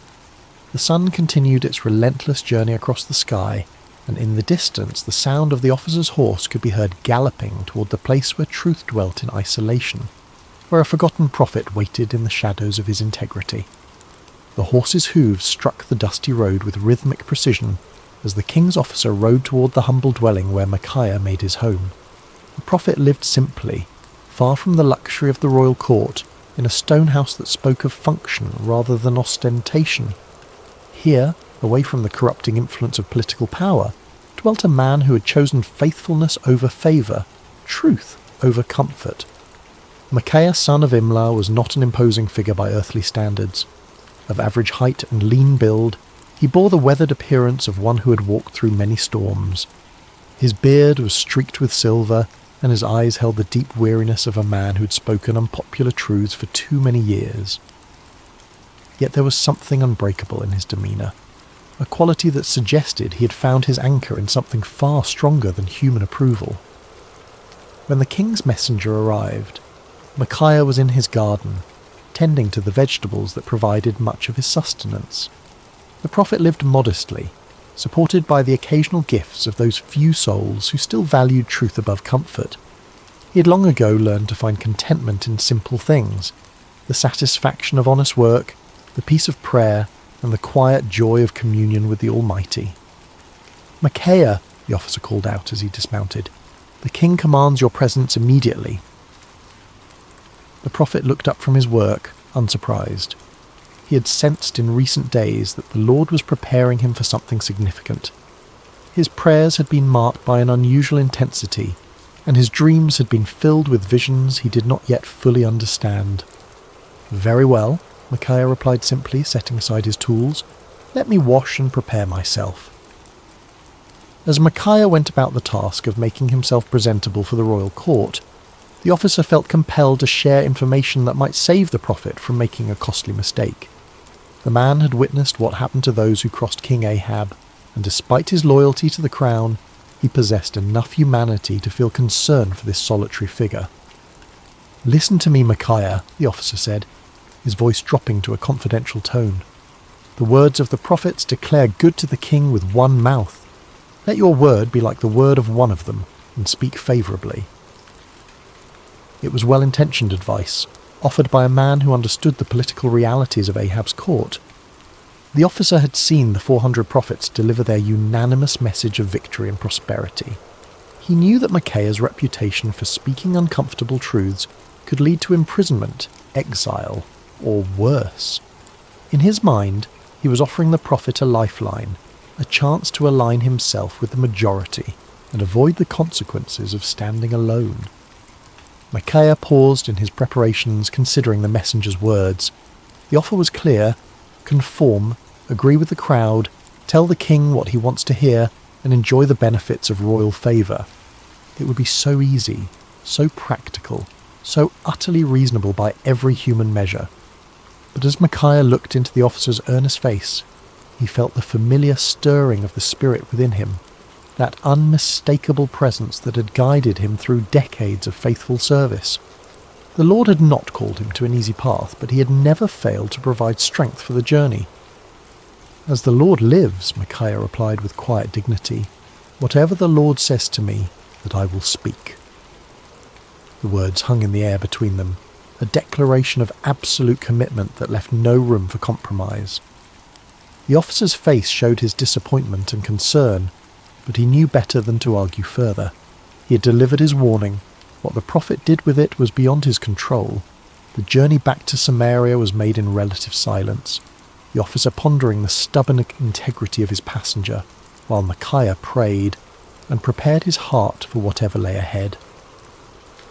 As they approached the city, the prophet could see the banners of both Israel and Judah flying from the palace walls, confirming his suspicion that this summons involved more than a routine consultation. The palace courtyard was a scene of controlled chaos when they arrived. Servants scurried about preparing for what appeared to be an important gathering, while guards stood at attention in their finest armour. The 400 prophets were still present, clustered in small groups and speaking in hushed tones. Their earlier enthusiasm had given way to a more subdued attitude, though their confidence in their message remained unshaken. As Micaiah dismounted and followed the officer toward the throne room, he could feel the weight of many eyes upon him. Some looks were curious, others hostile, and a few held the barely concealed contempt of those who viewed his independence as a personal affront. He had grown accustomed to such reactions over the years, understanding that his very presence served as an uncomfortable reminder of the spiritual compromise that permeated the court. The great doors opened before them, revealing the opulent throne room where Kings Ahab and Jehoshaphat waited. The contrast between the two rulers was immediately apparent even to a casual observer. Ahab sat upon his throne with the restless energy of a man driven by ambition, his fingers drumming impatiently on the armrest. Jehoshaphat, seated in a chair of equal honour nearby, maintained the composed dignity of one accustomed to seeking divine guidance before making important decisions. "Ah, Micaiah," Ahab said as the prophet entered, his tone carrying forced joviality that fooled no one. "At last, our final consultant arrives." Micaiah approached the throne with measured steps, neither hurrying to show deference nor dawdling to display defiance. He had learned long ago that in the presence of earthly power, his allegiance belonged to a higher authority. When he reached the appropriate distance, he bowed respectfully but not obsequiously, acknowledging the king's position without compromising his own integrity. "You summoned me, your majesty," Micaiah said simply, his voice carrying clearly through the chamber. King Jehoshaphat studied the prophet with interest. He had heard reports of Micaiah's reputation for uncompromising honesty, and after witnessing the theatrical performance of the 400 prophets, he was eager to hear from someone who might offer a different perspective. Ahab leaned forward on his throne, his eyes fixed on the solitary figure before him.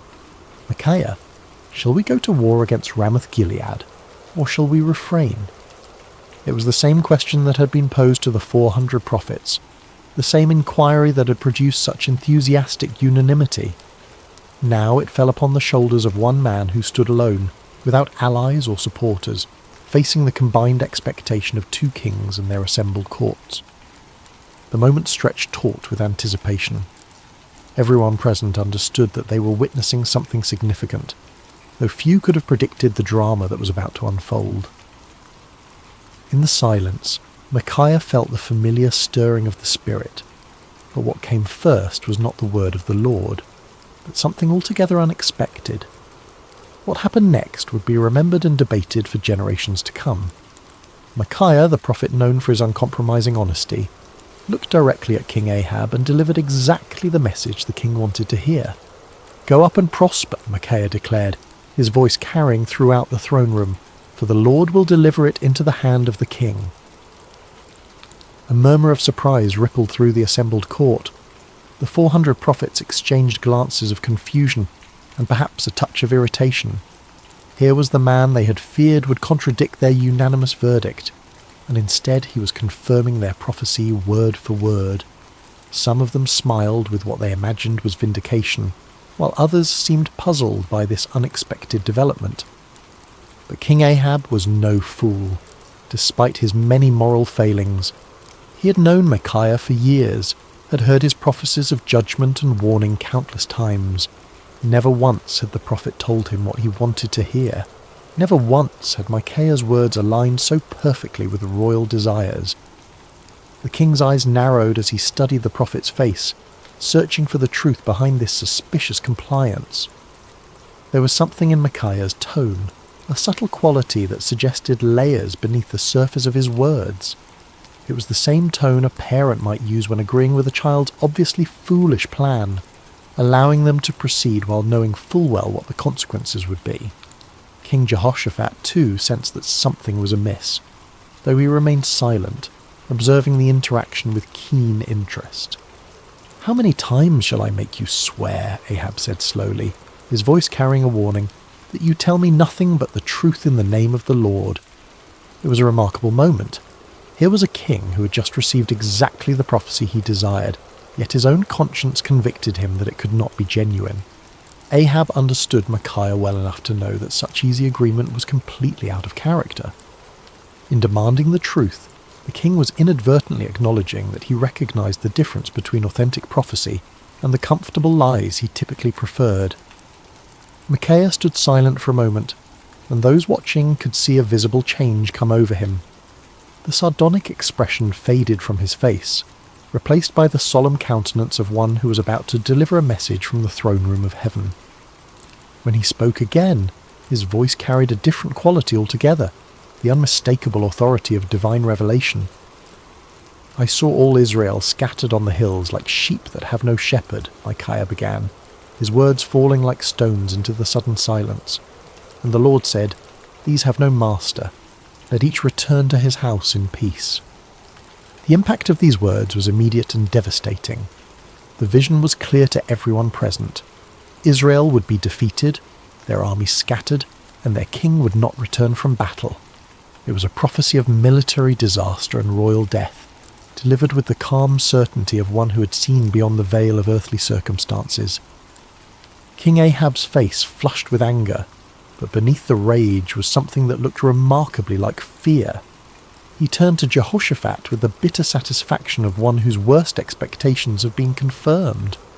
"Did I not tell you," Ahab said, his voice heavy with frustration, "that he would not prophesy good concerning me, but evil?" But Micaiah was not finished. The Spirit of the Lord had opened his eyes to see into the very council chambers of heaven, and what he had witnessed there needed to be shared, regardless of the consequences. The prophet's voice took on an even more solemn tone as he continued. "Therefore hear the word of the Lord," Micaiah declared, his words cutting through the tension in the room like a sword.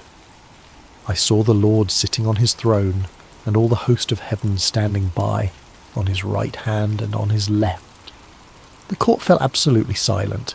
Even the most worldly and cynical among them recognized that they were hearing something extraordinary. This was not the political manoeuvring they were accustomed to, nor the comfortable reassurances of the court prophets. This was a glimpse into eternal realities, a revelation of divine purpose that transcended human understanding. "And the Lord said," Micaiah continued, "Who will persuade Ahab to go up, that he may fall at Ramoth-Gilead?" So one spoke in this manner, and another spoke in that manner. Then a spirit came forward and stood before the Lord and said, "I will persuade him." The Lord said to him, "In what way?" And he said, "I will go out and be a lying spirit in the mouth of all his prophets." And the Lord said, "You shall persuade him and also prevail. Go out and do so." The revelation was staggering in its implications. Micaiah was claiming that the Lord himself had allowed, indeed, had orchestrated, the deception that had been proclaimed by the 400 prophets. It was a divine judgment in the form of false prophecy, a spiritual trap set for a king who had repeatedly chosen lies over truth. Therefore, Micaiah concluded with inexorable logic, "Look, the Lord has put a lying spirit in the mouth of all these prophets of yours, and the Lord has declared disaster concerning you." The silence that followed was deafening. Every person present was forced to grapple with the implications of what they had heard. The 400 prophets found themselves accused not merely of error, but of being unwitting instruments of divine deception. The kings faced the terrifying possibility that their carefully planned military campaign was actually a trap set by the Almighty himself. But the silence was short-lived. Zedekiah, the spokesman for the 400 prophets, was a man of considerable pride and ambition. He had built his reputation on his supposed connection to the divine, and Micaiah's words threatened not only his credibility but his entire worldview. The accusation that he had been deceived by a lying spirit was more than he could bear. With a roar of rage, Zedekiah strode across the throne room until he stood face to face with Micaiah. The contrast between them was striking. Zedekiah in his fine robes and carefully groomed appearance, representing the comfortable religiosity of the court, facing Micaiah in his simple garments, embodying the uncompromising voice of authentic prophecy. "Which way did the Spirit from the Lord go from me to speak to you?" Zedekiah demanded, his voice shaking with fury.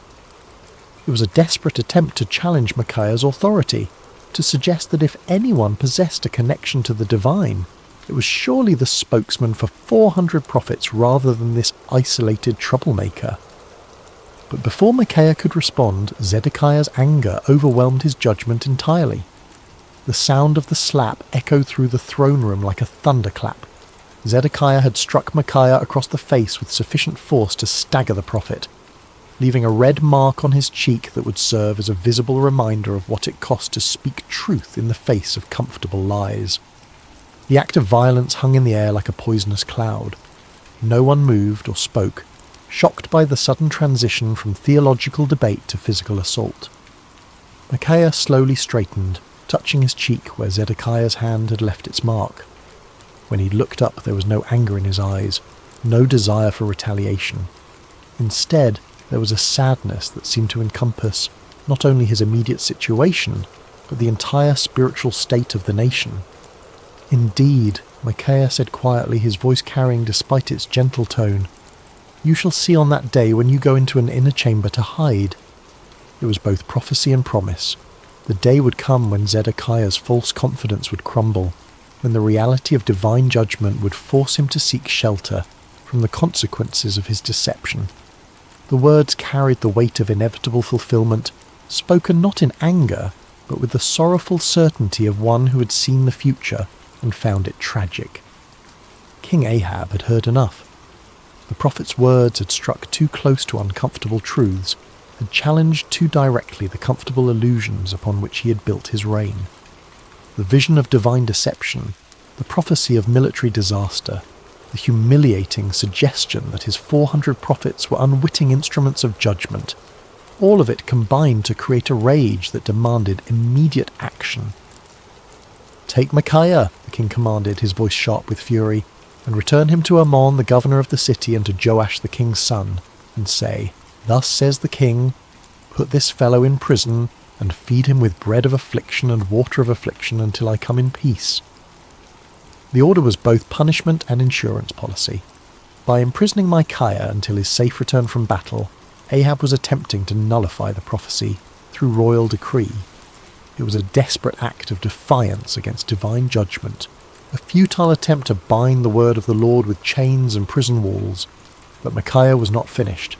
Even as the guards moved toward him, even as the shadow of imprisonment fell across his path, the prophet had one final word to speak. His voice rang out across the throne room with the clarity of absolute conviction. "If you ever return in peace, the Lord has not spoken by me." The words were a direct challenge to royal authority, a public declaration that put Micaiah's credibility as a prophet on the line. He was essentially saying that if Ahab returned safely from battle, then everyone present should conclude that Micaiah was a false prophet deserving of death. It was the ultimate expression of confidence in the word he had received from the Lord. But Micaiah was not content to let his challenge rest with the immediate audience. Looking around the throne room at the assembled courtiers, nobles and servants, he raised his voice even louder. "Mark it, all you people." It was a call to witness, an appeal to everyone present to remember this moment and test the validity of his prophecy against future events. The prophet was willing to stake everything, his reputation, his freedom, possibly his life, on the truth of what he had spoken. It was a level of certainty that transcended human confidence and entered the realm of divine assurance. As the guards seized Micaiah's arms and began to lead him away, the throne room erupted in a buzz of conversation. Some whispered among themselves about the prophet's boldness, others debated the implications of his vision, and still others tried to process the dramatic confrontation they had just witnessed. Through it all, the 400 prophets maintained their uncomfortable silence, uncertain how to respond to accusations that struck at the very heart of their prophetic claims. King Jehoshaphat watched the proceedings with deep concern. The righteous king of Judah had requested divine counsel, and what he had received was a prophecy that directly contradicted his military plans and predicted disaster for his ally. Yet something in Micaiah's bearing, some quality of authentic conviction, made it impossible to dismiss his words as the ravings of a madman or the spite of a disgruntled prophet. As Micaiah was led away, his footsteps echoing through the palace corridors, he felt no bitterness toward his captors or self-pity for his situation. He had spoken the word of the Lord faithfully, regardless of the consequences, and that obedience brought a peace that transcended his circumstances. The prison cell that awaited him might confine his body, but his spirit remained free, anchored in the unshakable certainty that he had been faithful to his calling. The cell where Micaiah was imprisoned was a far cry from the luxury of the royal court. Built of rough stone with a small barred window that provided minimal light, it was designed for punishment rather than comfort.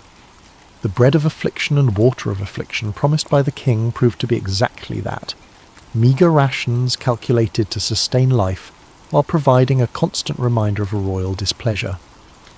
Yet in that dark cell, Micaiah found something that had eluded him in the freedom of his simple home, absolute clarity about his purpose and calling.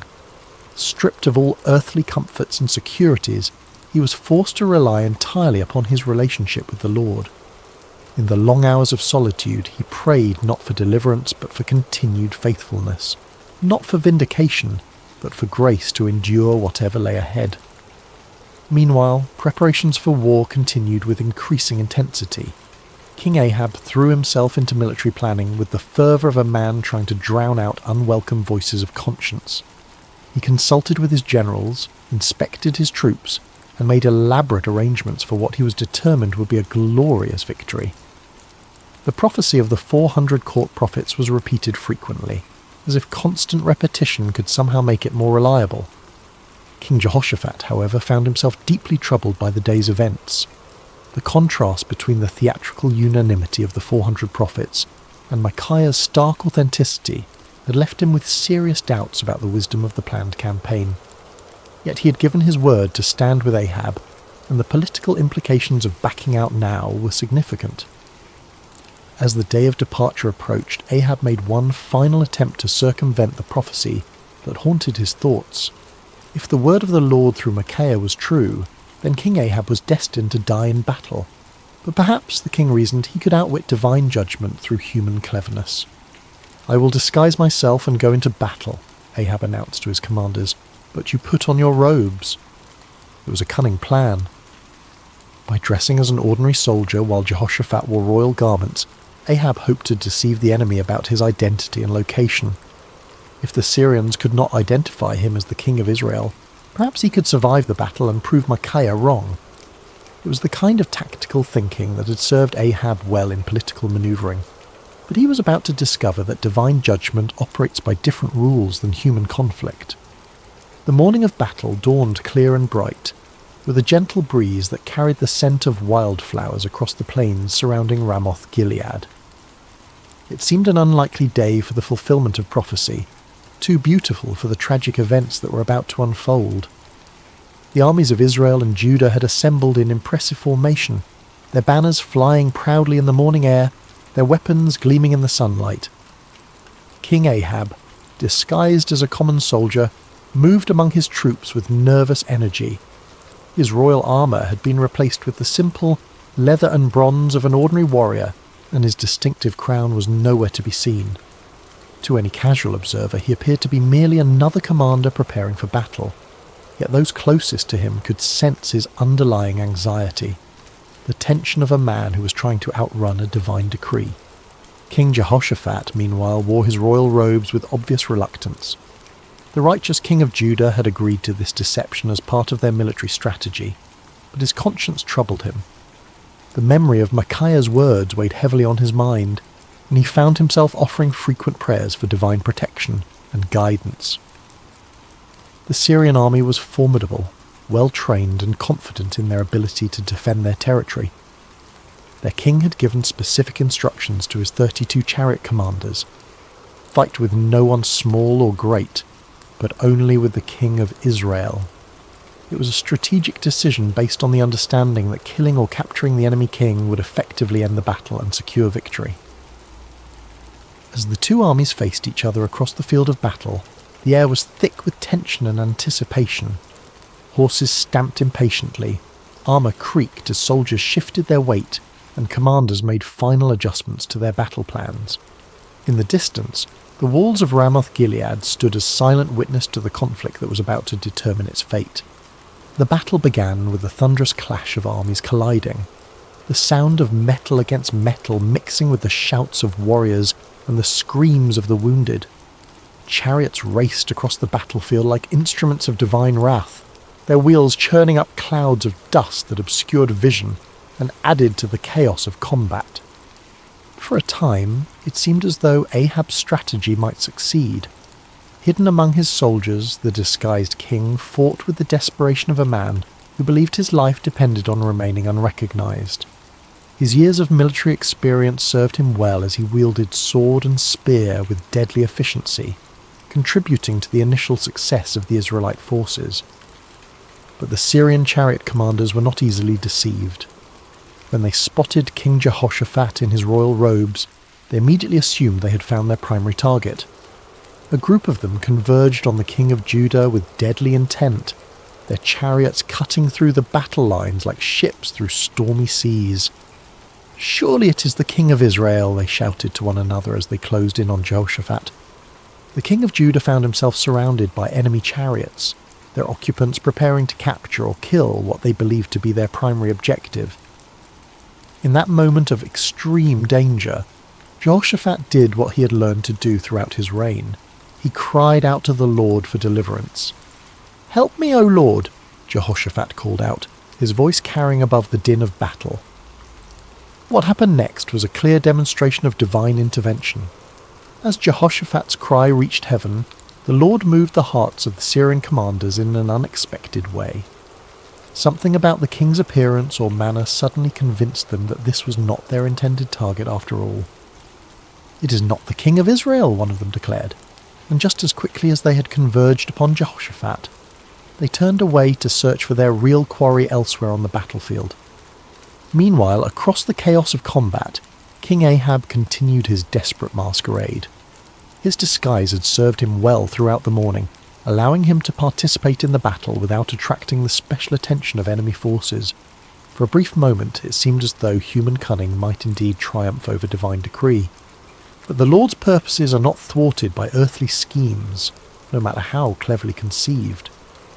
As the battle raged on, a Syrian soldier drew his bow at random, not aiming at any particular target, but simply shooting into the mass of enemy forces.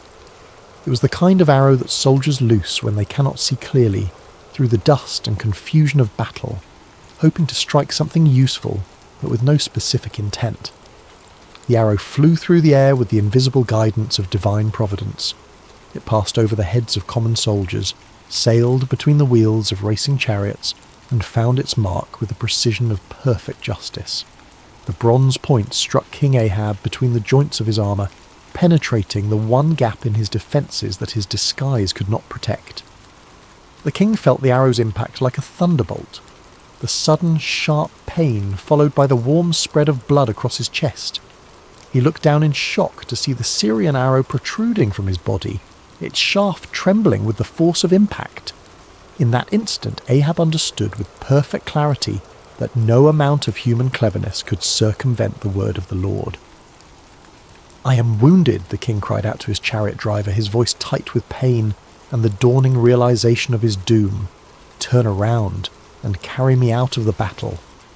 The chariot driver, a loyal servant who had recognized his disguised king despite the common soldier's garb, immediately began maneuvering toward the edge of the battlefield. But extricating themselves from the chaos of combat proved more difficult than anticipated. The battle had intensified throughout the day, and enemy forces blocked many of the potential escape routes. As they struggled to retreat, King Ahab's condition continued to deteriorate. The arrow had found a vital spot, and blood flowed freely from the wound despite his attempts to stanch it. Yet with grim determination, the king remained propped up in his chariot, unwilling to let his army see him fall. His presence, even in his wounded state, served to encourage the Israelite forces and maintain their fighting spirit. The battle raged from morning until evening, the outcome hanging in the balance as both sides fought with desperate intensity. But as the sun began to set, painting the sky in shades of red that seemed to mirror the blood spilled on the battlefield below, King Ahab's strength finally gave out. The disguised king, who had tried to outwit divine judgment, slumped forward in his chariot, his life ebbing away with each laboured breath. As word of the king's condition spread through the ranks, the cry went up that would fulfill Micaiah's prophecy with devastating accuracy.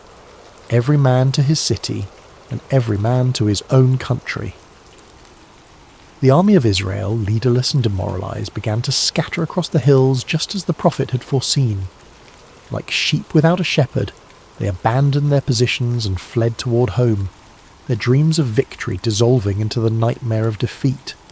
King Ahab died as the sun set over Ramoth-Gilead, his blood pooling in the bottom of his chariot. The man who had spent his reign choosing comfortable lies over uncomfortable truths had finally encountered a reality that no amount of deception could alter. The word of the Lord, spoken through his faithful prophet, had been fulfilled to the letter. News of King Ahab's death spread quickly through the land, carried by the scattered remnants of his army and the merchants who followed military campaigns. In the palace at Samaria, the reaction was one of stunned disbelief. The 400 prophets who had proclaimed certain victory found themselves facing a crisis of credibility that would haunt them for the rest of their lives. In his prison cell, Micaiah heard the news with a mixture of sadness and vindication. He had taken no pleasure in prophesying disaster, had felt no joy in predicting the death of his king. Yet the fulfillment of his prophecy served as a powerful reminder that the word of the Lord does not return void, regardless of how unwelcome it might be to human ears. When the guards came to release him from prison, Micaiah emerged into the daylight a changed man. His body bore the marks of his confinement. He was thinner, paler, and bore the lines of one who had endured hardship. But his spirit was unbroken, perhaps even strengthened by his ordeal. He had spoken truth in the face of overwhelming opposition, had maintained his integrity under pressure, and had been vindicated by the very events that had brought tragedy to the kingdom. The political ramifications of Ahab's death were immediate and far-reaching. His son Ahaziah ascended to the throne, inheriting a kingdom shaken by military defeat and spiritual confusion. The influence of Queen Jezebel remained strong, but the dramatic fulfillment of Micaiah's prophecy had dealt a severe blow to the credibility of the Baal-worshipping establishment. Zedekiah, the false prophet who had struck Micaiah in the throne room, found himself in an impossible position. His confident predictions of victory had been thoroughly discredited, and his authority as a spokesman for the divine had been shattered. The inner chamber where he sought to hide, just as Micaiah had prophesied, became both a physical and spiritual reality as he struggled to come to terms with the magnitude of his error. The other court prophets faced similar crises of confidence. Their unanimous declaration of victory had been revealed as the lying spirit Micaiah had warned about, and their reputations lay in ruins. Some of them quietly retired from public life, while others attempted to reinvent themselves as followers of different deities. None of them could escape the uncomfortable truth that they had been deceived, and had, in turn, deceived others. King Jehoshaphat returned to Jerusalem a wiser and more cautious man. His alliance with Ahab had nearly cost him his life, and the experience had taught him valuable lessons about the importance of seeking genuine divine guidance rather than accepting comfortable confirmations of predetermined plans. The prophet Jehu, son of Hanani, met him upon his return with words of rebuke for his alliance with the ungodly king, but also with recognition that the Lord had delivered him from the consequences of his poor judgment. Throughout the kingdom, people began to reassess their understanding of prophecy and divine revelation. The dramatic contrast between the false assurances of the 400 prophets and the accurate warnings of the solitary Micaiah had provided a vivid lesson in discernment. Many began to understand that true prophecy was not measured by its popularity or its agreement with human desires, but by its faithfulness to the word and character of the Lord. Years passed, and the story of Micaiah's stand against the 400 false prophets became one of the most remembered episodes in the history of Israel. Parents told it to their children as an example of courage and integrity, while religious teachers used it to illustrate the difference between true and false prophecy. The tale grew in significance with each telling, not because it was embellished, but because its lessons proved to be timeless and universal. The first and most obvious lesson was about the cost of speaking truth. Micaiah had paid a heavy price for his faithfulness, imprisonment, isolation, and the hostility of the powerful, yet his willingness to endure these hardships had ultimately served a greater purpose, preserving the integrity of prophetic ministry and providing a clear example of what it meant to fear God rather than man. His story became a source of encouragement for future generations of prophets and faithful believers who found themselves standing alone against popular opinion. The second lesson concerned the danger of groupthink and manufactured consensus. The 400 prophets had created an impressive display of unanimity, but their agreement had been based on political expediency rather than divine revelation. Their story served as a warning about the seductive power of majority opinion and the importance of seeking truth, even when it contradicted popular sentiment. The comfort of belonging to the crowd, they learned, was no substitute for the sometimes lonely path of authentic faith. The third lesson was perhaps the most theologically complex, the reality that God sometimes allows deception as a form of judgment. The lying spirit that had influenced the false prophets was not an independent force, but an instrument of divine justice, permitted by the Lord as part of his sovereign plan. This aspect of the story forced believers to grapple with difficult questions about the nature of divine sovereignty and human responsibility, helping them develop a more mature understanding of how God works in the world. The fourth lesson focused on the importance of discernment in spiritual matters. King Jehoshaphat's initial uneasiness with the 400 prophets had been a manifestation of spiritual discernment, a recognition that something was amiss despite the impressive display of consensus. His request for a prophet of the Lord had demonstrated the value of seeking authentic divine guidance rather than accepting convenient confirmations of predetermined plans. The fifth lesson was about the ultimate futility of human schemes when they oppose divine purposes. King Ahab's elaborate disguise had been a clever attempt to circumvent prophecy through human ingenuity, but it had proven utterly useless against the sovereign will of the Lord. The random arrow that found its mark had served as a powerful reminder that God's purposes will be accomplished regardless of human attempts to thwart them. As the years passed and the kingdom of Israel continued its spiritual decline, the story of Micaiah took on additional significance. It became a benchmark against which other prophets and prophecies were measured, a reminder of what authentic faithfulness looked like in the face of opposition. When Elijah stood alone against the prophets of Baal on Mount Carmel, people remembered Micaiah's solitary stand. When Jeremiah faced persecution for his unpopular messages, the example of Micaiah's courage provided encouragement and precedent.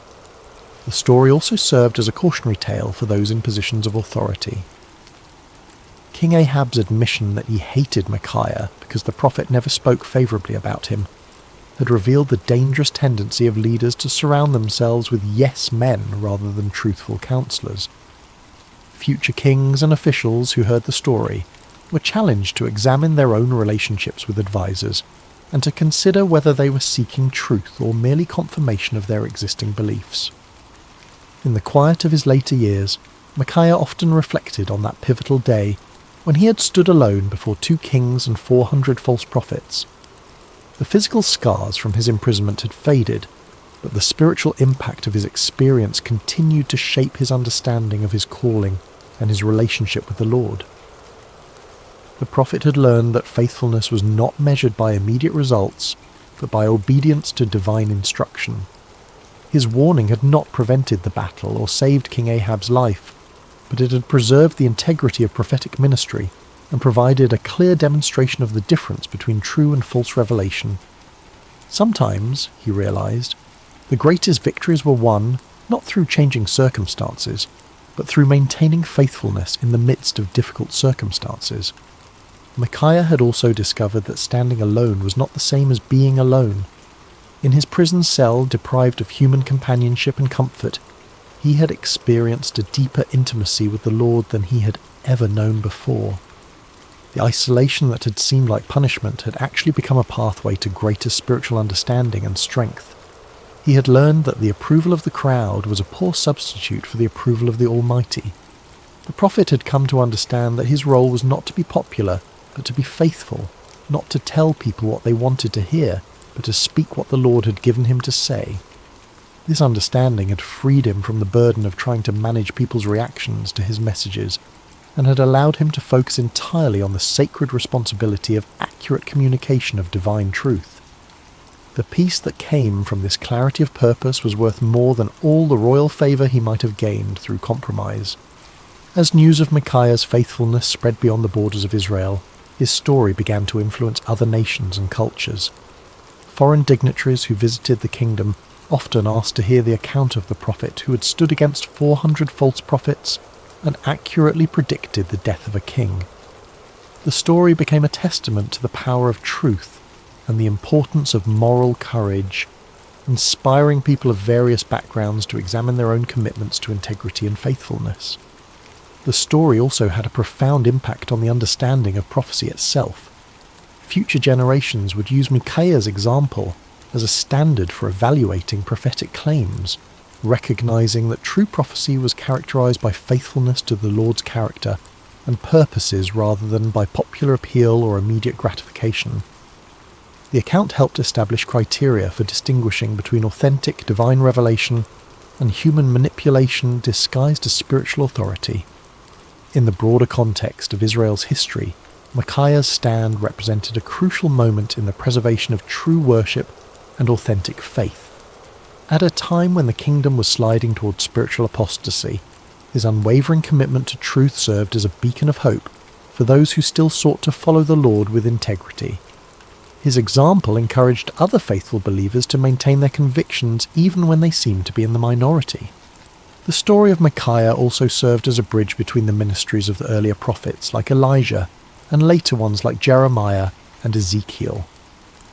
his experience of standing alone against popular opinion and suffering for his faithfulness would be echoed in the lives of many subsequent prophets who face similar challenges. The patterns of persecution, vindication, and ultimate triumph that characterized his story became recurring themes in the ongoing narrative of God's relationship with his people. As we reach the end of Micaiah's story, we find ourselves confronted with questions that transcend the ancient world and speak directly to our modern hearts. In an age of social media echo chambers and manufactured consensus, the prophet's example challenges us to examine our own commitment to truth and our willingness to stand alone when necessary. The 400 false prophets of Micaiah's day have their counterparts in every generation. Those who tell us what we want to hear rather than what we need to hear, who offer comfortable lies instead of challenging truths. The temptation to join the crowd, to find safety in numbers, to seek approval rather than accuracy, remains as strong today as it was in ancient Israel. Micaiah's courage reminds us that faithfulness is not a group activity, but an individual responsibility. Each of us must decide whether we will speak truth or remain silent, whether we will stand for what is right or compromise for what is convenient. The prophet's example shows us that the path of integrity is often lonely, but it is never walked alone by those who trust in the Lord. The story also challenges us to examine our own relationship with authority and our tendency to surround ourselves with people who confirm our existing beliefs rather than challenging us to grow. Like King Ahab, we may find ourselves preferring the comfort of familiar lies to the discomfort of unfamiliar truths. Micaiah's example calls us to seek out voices that speak with authenticity, rather than those that merely echo our own opinions. Perhaps most importantly, the story of Micaiah reminds us that truth has a way of prevailing in the end, even when it seems overwhelmed by opposition. The prophet's vindication did not come immediately, and it came at great personal cost, but it came nonetheless. His example encourages us to trust in the ultimate triumph of truth, and to remain faithful even when the outcome is uncertain. In our own lives, we may face moments when we are called to be like Micaiah, to stand alone against popular opinion, to speak uncomfortable truths, to choose faithfulness over favour. When those moments come, may we remember the forgotten prophet who found his courage not in the approval of men, but in the approval of his God. The story of Micaiah teaches us that true strength is not found in numbers, but in conviction, that real courage is not the absence of fear, but the willingness to do what is right despite our fears, and that lasting victory comes not from avoiding conflict, but from maintaining integrity in the midst of it. As you close your eyes tonight and drift towards sleep, may you carry with you the quiet courage of Micaiah, the man who dared to stand alone because he knew he was not truly alone. May his example inspire you to speak truth with love, to stand for what is right with humility, and to trust in the ultimate triumph of God's purposes even when the immediate circumstances seem overwhelming. In a world that often rewards conformity and punishes authenticity, may you find the strength to be like Micaiah, faithful, courageous, and true. For in the end, it is not the approval of the crowd that matters, but the approval of the one who sees all hearts and knows all truths. The forgotten prophet's story ends, but its echo continues in every heart that chooses truth over comfort, courage over convenience, and faithfulness over favour. May that echo sound clearly in your own life, guiding you toward the kind of integrity that leaves a lasting legacy long after the voices of the crowd have faded into silence. Rest well, dear friends, and may your dreams be filled with the peace that comes from knowing you serve a God who honours faithfulness, rewards courage, and never abandons those who trust in him. The story of Micaiah reminds us that in God's kingdom, standing alone with truth is always better than standing with the crowd in deception. Sleep peacefully, knowing that like Micaiah, you're never truly alone when you walk in the light of divine truth. Before we begin, I want to ask a favour. If you enjoy this story, please consider using your hype points on this video. It helps the channel more than you possibly know, and it means the world to us. If you're listening on Spotify, leaving a review also helps out tremendously, and if you want, drop a comment letting us know what time it is where you are and where in the world you're listening from. We absolutely love seeing where everyone is tuning in from across the globe. Finally, if you enjoy the content, please consider subscribing. It helps us continue bringing you these stories. Now let's begin. There are moments in life when the ground beneath your faith begins to crack, when the miracles you've witnessed feel like distant memories, when the voice that once thundered with certainty becomes nothing more than an echo in an empty canyon. This is a story about one of those moments. A story about a man who spoke with God, who called down fire from heaven, who stood before kings without trembling, and then found himself alone in a cave waiting to die. His name was Elijah, and what happened to him on a mountain in the wilderness would change everything we think we know about how God speaks to broken people. This is the story of the whisper on the mountain. Chapter 1. A Prophet at His Peak. The kingdom of Israel had never been more divided. King Ahab sat on the throne, a man who had married power and called it love. His wife Jezebel came from Sidon, bringing with her the worship of Baal, a god of storms and fertility, a god whose priests promised rain and harvest in exchange for blood and devotion. Under their rule, the worship of Yahweh, the God of Abraham and Moses, had been pushed to the margins. Altars were torn down, prophets were hunted. The people who once knew their God now bowed before golden statues and carved poles, hoping the gods of other nations might hear them. But there was one man who refused to bend. Elijah the Tishbite came from Gilead, from the rough country beyond the Jordan River. He was not a man of palaces or priestly robes. He wore animal skins and spoke in absolutes. When he appeared before King Ahab, his message was simple and terrifying. As the Lord God of Israel lives, before whom I stand, there shall be neither dew nor rain these years, except by my word. It was a declaration of war, not between armies, but between gods. If Baal truly controlled the weather, let him prove it. If Yahweh alone was God, the skies would remain shut until he chose to open them, and the skies stayed shut. For 3 years the land withered. Rivers became dust, crops failed, livestock died. The people cried out to Baal, but no rain came. The prophets of Baal performed their rituals, cutting themselves, dancing, shouting until their voices broke, but the heavens remained silent. Then Elijah appeared again. He sent word to Ahab, "Gather all of Israel at Mount Carmel. Bring the 450 prophets of Baal." It was time to settle the question once and for all. When the people assembled, Elijah stood before them and posed a challenge that cut through years of compromise and confusion. How long will you waver between two opinions? If the Lord is God, follow him. But if Baal is God, follow him. The crowd said nothing. They had learned to hedge their bets, to worship whichever god seemed most convenient. But Elijah was done with convenience.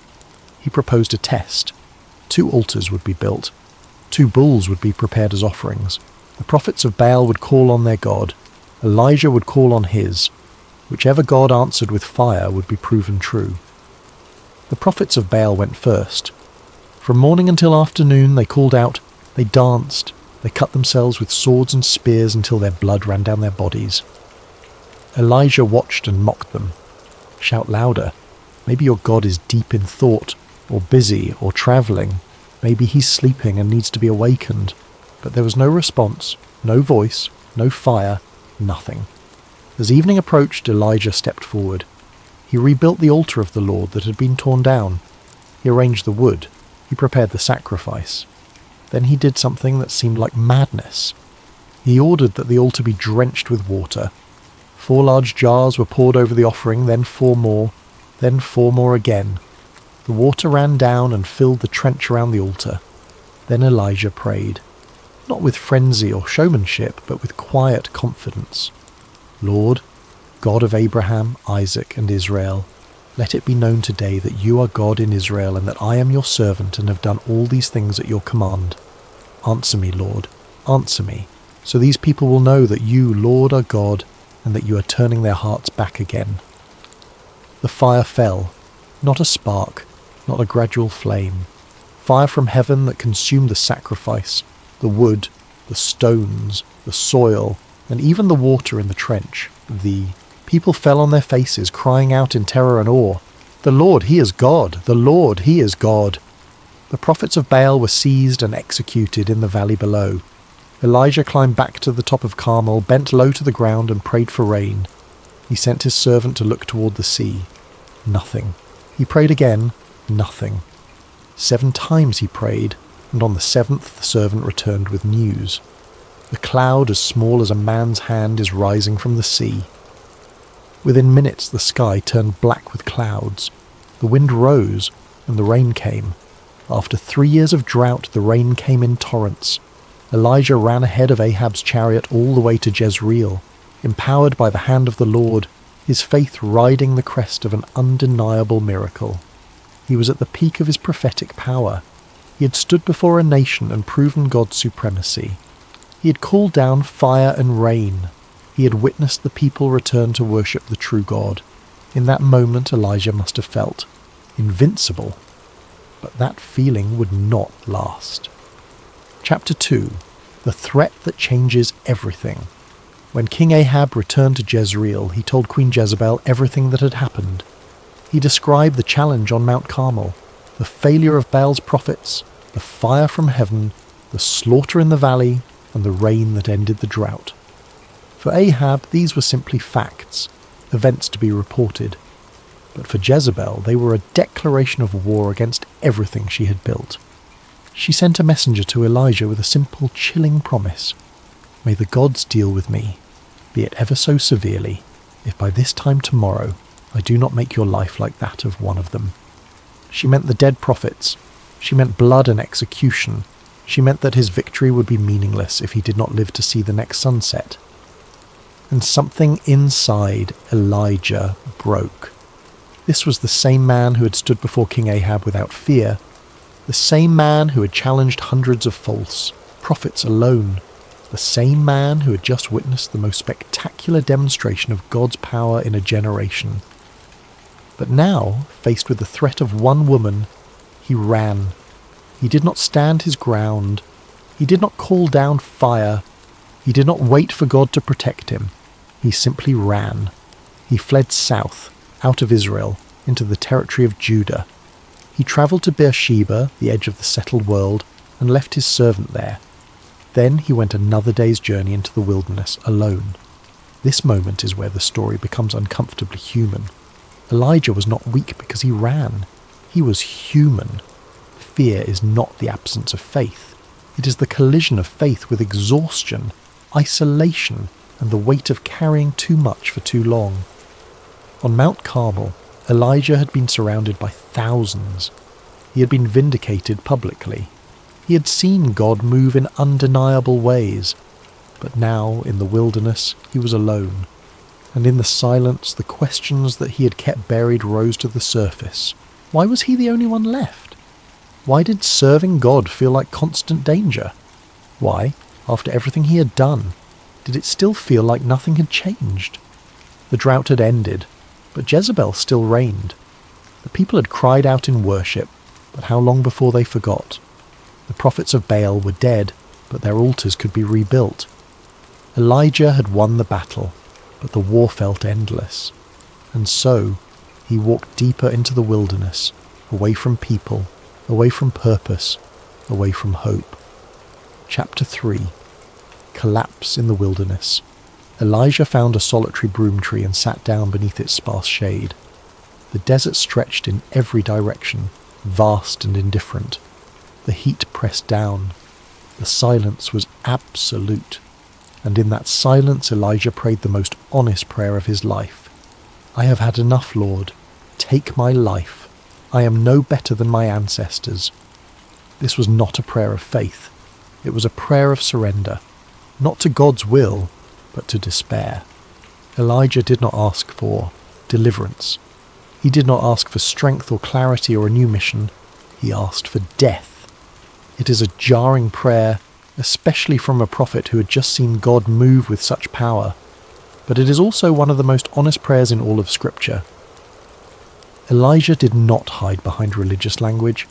He did not pretend to be stronger than he was. He simply said what he felt. "I am done. I cannot do this anymore. I want it to end." This is the part of faith that people do not often talk about. The part where serving God does not feel glorious or meaningful. The part where the cost feels too high and the burden too heavy. The part where you wonder if you have given everything and received nothing in return. Elijah lay down beneath the tree and fell asleep, hoping he would not wake up. But then something happened, something gentle and unexpected. He felt a touch on his shoulder. A voice spoke, "Get up and eat." Elijah opened his eyes. Beside him was a freshly baked cake of bread on hot stones and a jar of water. There was no explanation, no sermon, no rebuke for his despair, just provision, just kindness. He ate, he drank, then he lay down again and slept. The angel returned, touched him again, spoke again, "Get up and eat, for the journey is too much for you." Elijah rose. He ate the bread and drank the water, and something shifted, not in his emotions necessarily, but in his body. The food sustained him in a way that felt beyond natural. Strengthened by that meal, Elijah travelled for 40 days and 40 nights, walking deeper into the wilderness toward a destination he may not have fully understood yet.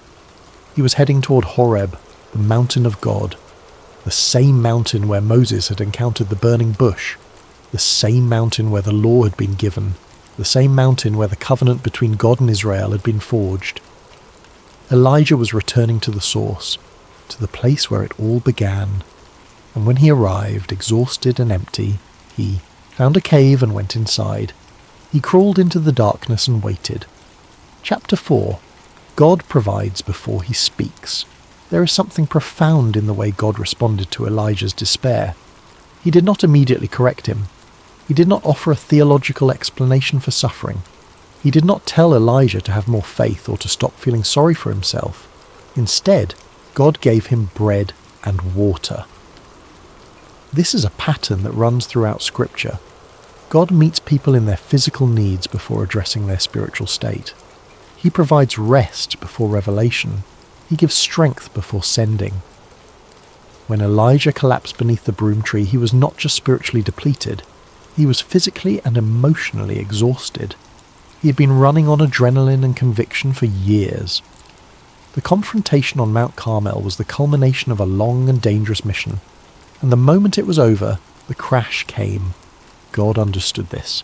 The angel did not scold Elijah for his weakness. He simply fed him, twice, and then allowed him to rest.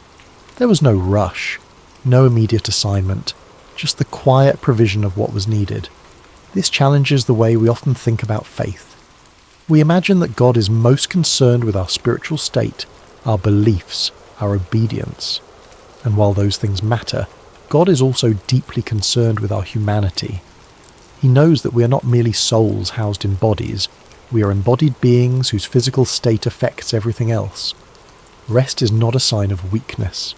It is a necessity.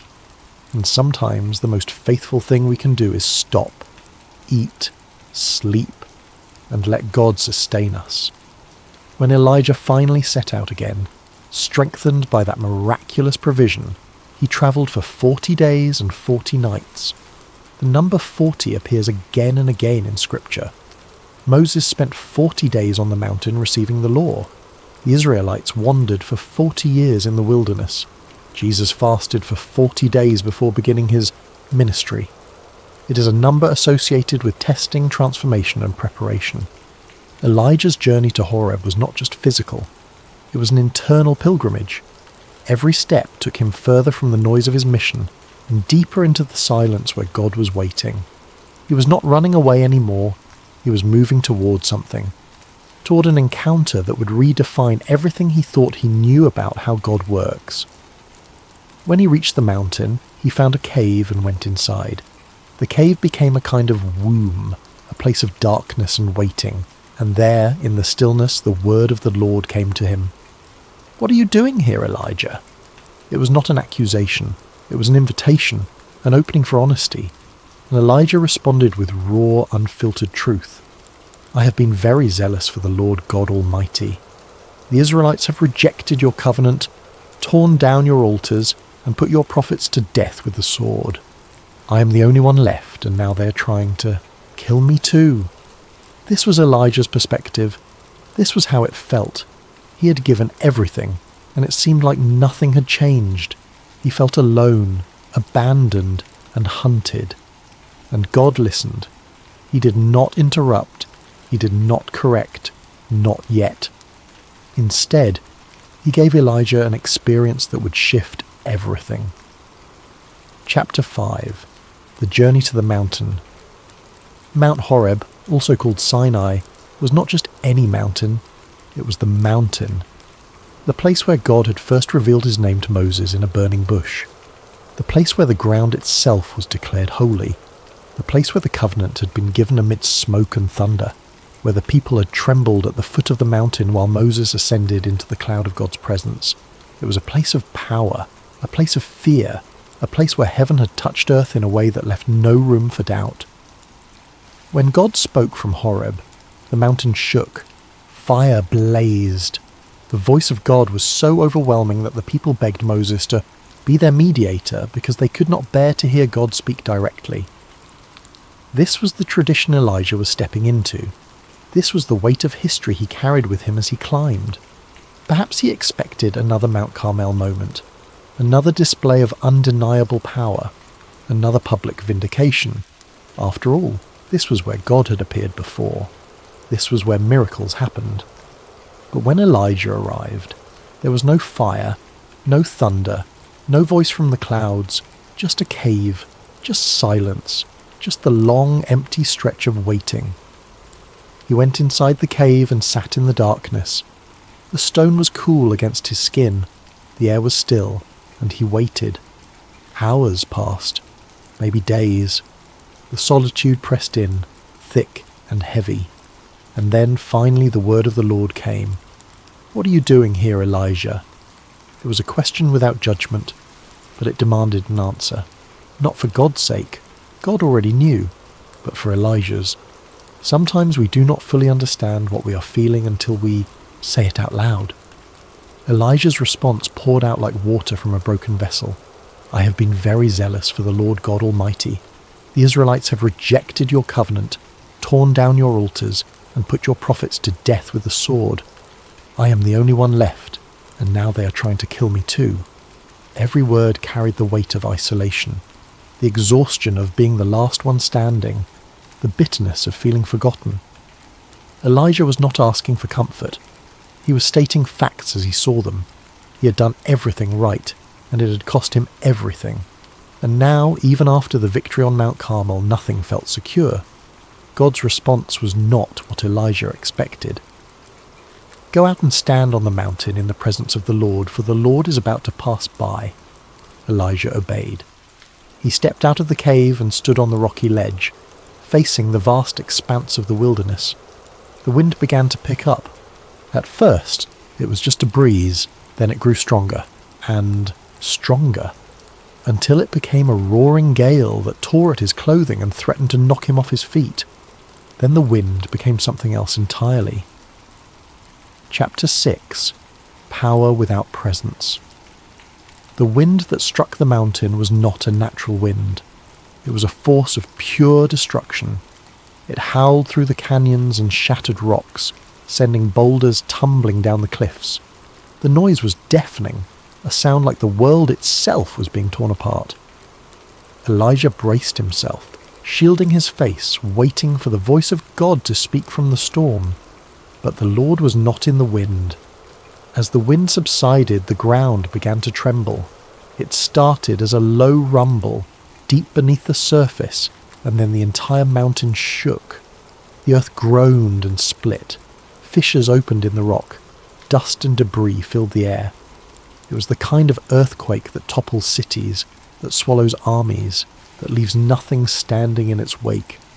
Elijah clung to the stone, his heart pounding, expecting at any moment to hear the voice that spoke worlds into existence. Surely this was it. Surely this was how God would speak to him, just as he had spoken to Moses from the thunder and smoke. But the Lord was not in the earthquake. Then came the fire, not a small flame, but a roaring inferno that swept across the face of the mountain.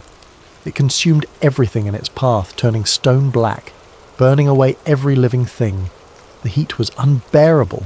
The light was blinding. Fire was the signature of God's power. Fire had fallen on Mount Carmel. Fire had led the Israelites through the wilderness as a pillar by night. Fire had descended on Sinai when the law was given. But the Lord was not in the fire. And then, in the aftermath of wind and earthquake and flame, there was silence. Complete, absolute silence. The kind of silence that feels heavy, that presses into your ears and your chest and makes you aware of your own breathing. And in that silence there was a sound, not loud, not dramatic, just a gentle whisper, a still, small voice, so quiet that it would have been missed if Elijah had not been listening, so soft that it required stillness and attention and the willingness to lean in. When Elijah heard it, he pulled his cloak over his face and went back to the entrance of the cave.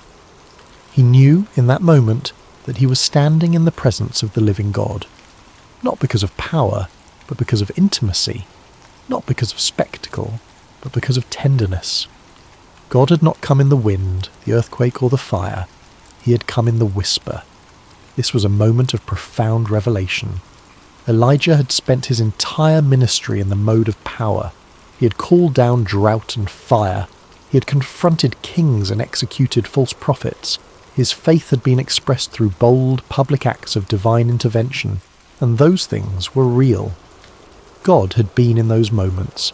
But here, on the mountain, God was teaching Elijah something new, that power is not the only way God speaks, that sometimes the most important truths are communicated not through spectacle, but through stillness, that the same God who can shake the earth and split the sky can also speak in a whisper so quiet that only those who are truly listening will hear it. The still, small voice was not weaker than the wind or the earthquake or the fire. It was more personal, more intimate, more direct. It was the voice of a God who does not need to shout to be heard, a God who chooses to meet his people not in their strength, but in their brokenness, not in their certainty, but in their doubt. And when that voice asked the question again, it carried a different weight. "What are you doing here, Elijah?" Chapter 7. The still small voice. Elijah stood at the mouth of the cave, his face covered, and answered the same way he had before. "I have been very zealous for the Lord God Almighty. The Israelites have rejected your covenant, torn down your altars, and put your prophets to death with the sword. I am the only one left, and now they are trying to kill me too." The words were identical, but the context had changed. The first time Elijah spoke them, he was pouring out his frustration into the void, unsure if anyone was listening. Now, he was standing in the presence of God, having witnessed power and then heard the whisper. And God's response was not rebuke, it was redirection. God began by gently correcting Elijah's perception. Elijah believed he was the only one left, but that was not true. God had reserved 7,000 in Israel who had not bowed to Baal, 7,000 people who still worshipped in secret, who had not compromised, who had remained faithful even when it seemed like the entire nation had fallen away. Elijah was not alone. He had never been alone. His isolation was real, but it was not total, and this is one of the great dangers of despair. It distorts our vision. It makes us believe that the struggle is ours alone, that no one else understands, that we are the last one standing. But God sees the whole picture. He knows the hidden faithful, the quiet believers, the ones who do not make headlines but who remain steadfast. Then God gave Elijah new instructions. His mission was not over. There was still work to be done. He was to anoint Hazael as king over Aram. He was to anoint Jehu as king over Israel, and he was to anoint Elisha as his successor. These were not small tasks. They were political and prophetic acts that would shape the future of nations. But they were also acts of continuity. God was telling Elijah that the work would continue beyond him, that he did not have to carry the weight of everything alone, that there were others who would take up the mantle. The instruction to anoint Elisha was particularly significant. Elijah had been operating as if he were the last prophet, the final voice of God in a godless nation. But God was preparing someone to come after him. The ministry would not end with Elijah's death or retirement. It would be passed on. The torch would be carried. This is a profound mercy. God was releasing Elijah from the burden of believing that everything depended on him. He was not indispensable. He was not the final hope. He was a servant, yes, but he was part of a larger plan that stretched far beyond his own life. And in that moment, standing on the mountain, hearing the still, small voice outline the path forward, something inside Elijah began to heal. Not immediately, not completely, but enough. Enough to take the next step. Enough to return to the world. Enough to believe that even in the midst of exhaustion and fear and doubt, God had not abandoned him. The encounter on Mount Horeb did not erase Elijah's struggles. He would still face danger. He would still question. He would still carry the weight of a difficult calling.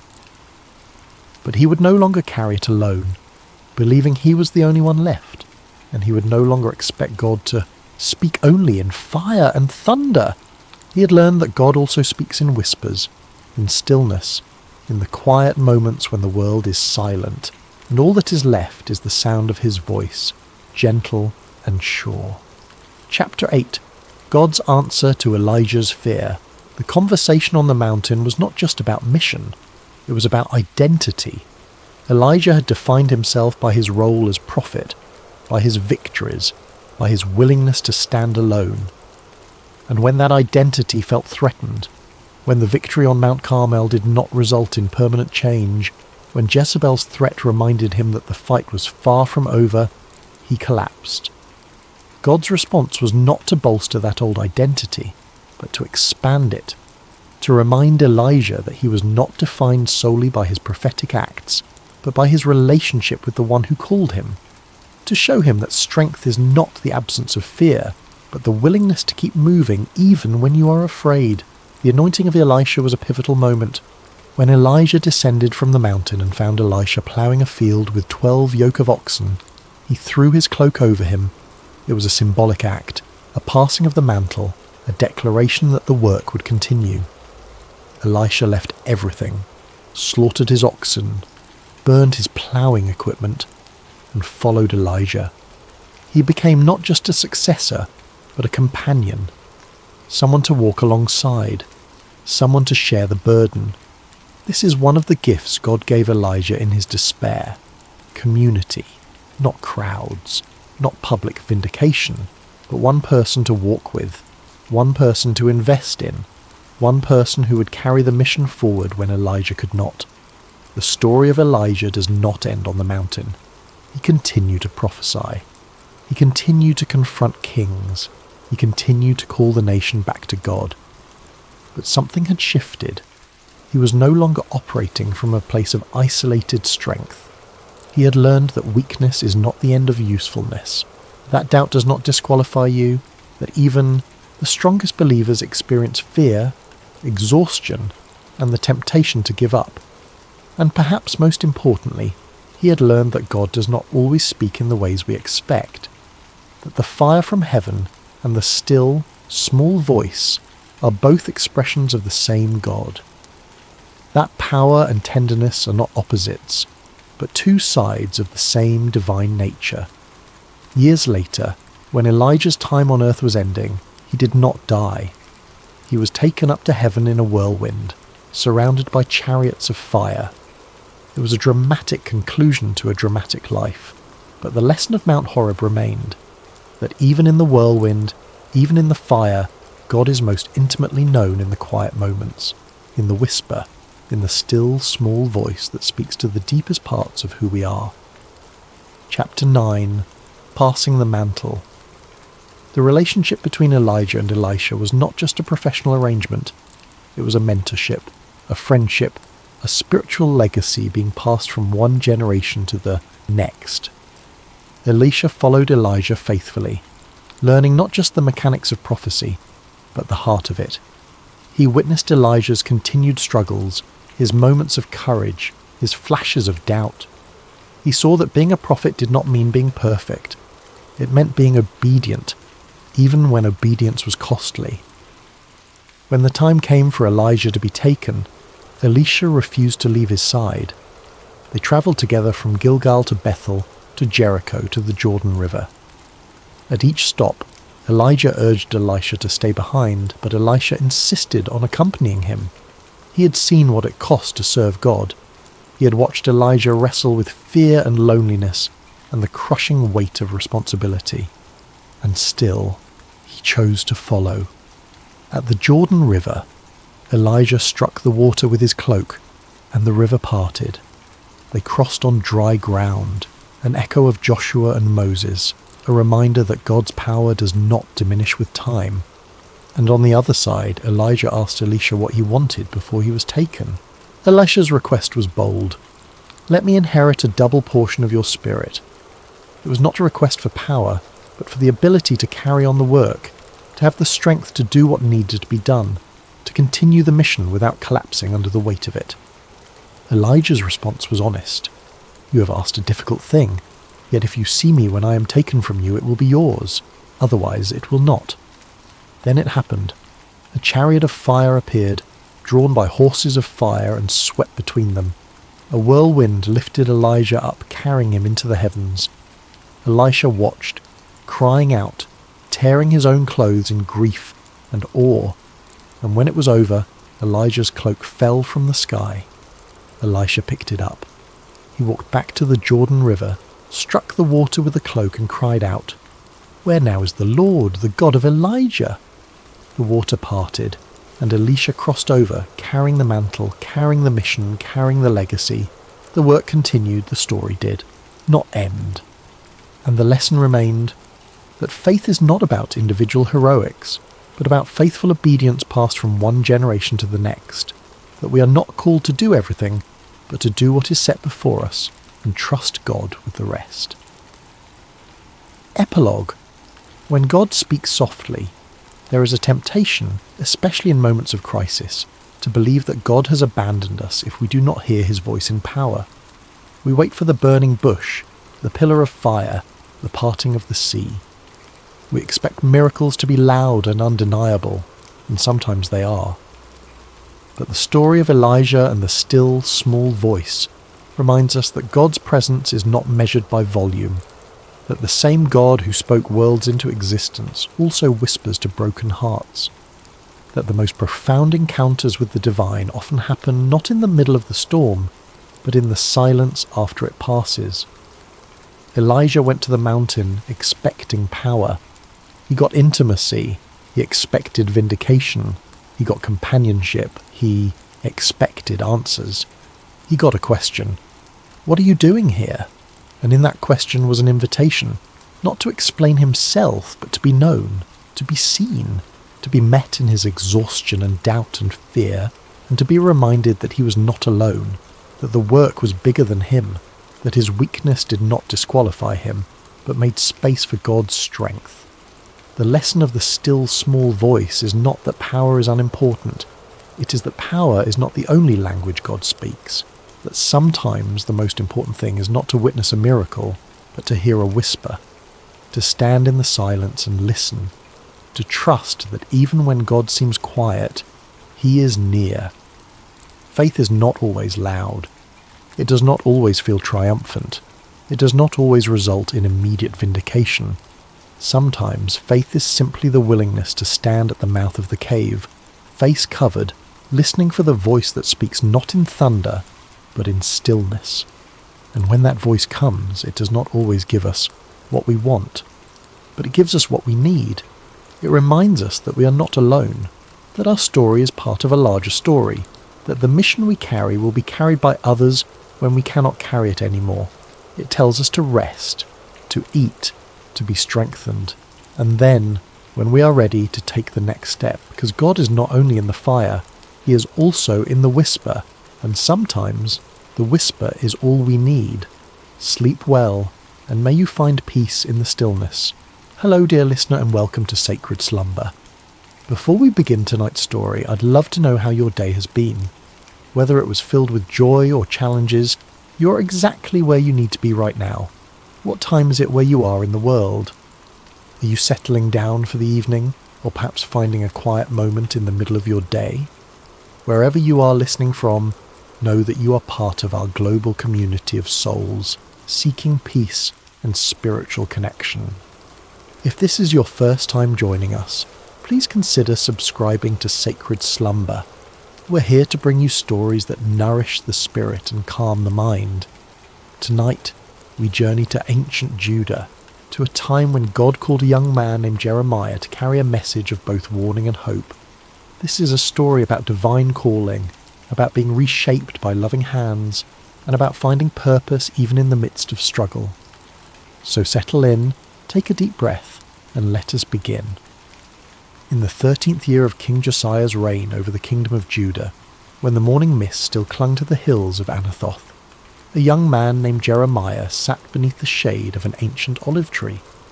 The leaves whispered secrets in the gentle breeze, and somewhere in that whisper something stirred within his heart.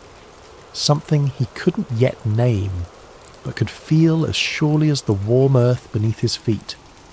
Jeremiah was not like the other young men of his village. While they spoke boldly of their plans and dreams, he preferred the quiet company of his thoughts. While they gathered in the marketplace to debate and jest, he found himself drawn to solitary places where he could listen to the deeper rhythms of life. His father, Hilkiah, was a priest, and perhaps that was why Jeremiah felt such a natural pull toward the sacred, toward the spaces where heaven seemed to touch earth. On this particular morning, as the sun climbed higher and cast dancing shadows through the olive branches, Jeremiah felt that familiar stirring grow stronger. It was as if someone were calling his name from a great distance, though he heard no voice with his ears. The sensation was both thrilling and terrifying, like standing at the edge of a vast ocean, knowing you were meant to step in but uncertain of your ability to swim. Then, as clearly as if someone had spoken directly into his ear, came the words that would change everything. "Before I formed you in the womb, I knew you. Before you were born, I set you apart. I appointed you as a prophet to the nations." Jeremiah's heart raced. He looked around, half expecting to see someone standing nearby, but he was alone with only the olive tree and the endless blue sky as witnesses. The voice came again, gentle yet unmistakable. "Jeremiah, I have called you to be my messenger." The young man's immediate response was one of panic. "Sovereign Lord," he whispered, his voice barely audible even to himself. "I don't know how to speak. I am too young. Who would listen to me? I am nobody special, just a priest's son from a small village. Surely you have made a mistake." But the presence that surrounded him was filled with such love and certainty that his fears began to quiet. "Do not say you are too young," came the gentle correction. "You must go to everyone I send you to and say whatever I command you. Do not be afraid of them, for I am with you and will rescue you." In that moment, Jeremiah felt something touch his lips. Not a physical touch, but something deeper, more real than anything he had ever experienced. "I have put my words in your mouth," the voice continued. "See, today I appoint you over nations and kingdoms to uproot and tear down, to destroy and overthrow, to build and to plant." As the presence gradually faded, leaving only the normal sounds of morning, birds singing, leaves rustling, the distant lowing of cattle, Jeremiah remained sitting beneath the olive tree, stunned by what had just occurred. His life had been ordinary just moments before, and now he was being called to something extraordinary. The weight of it should have crushed him, but instead he felt a strange peace settling over his spirit.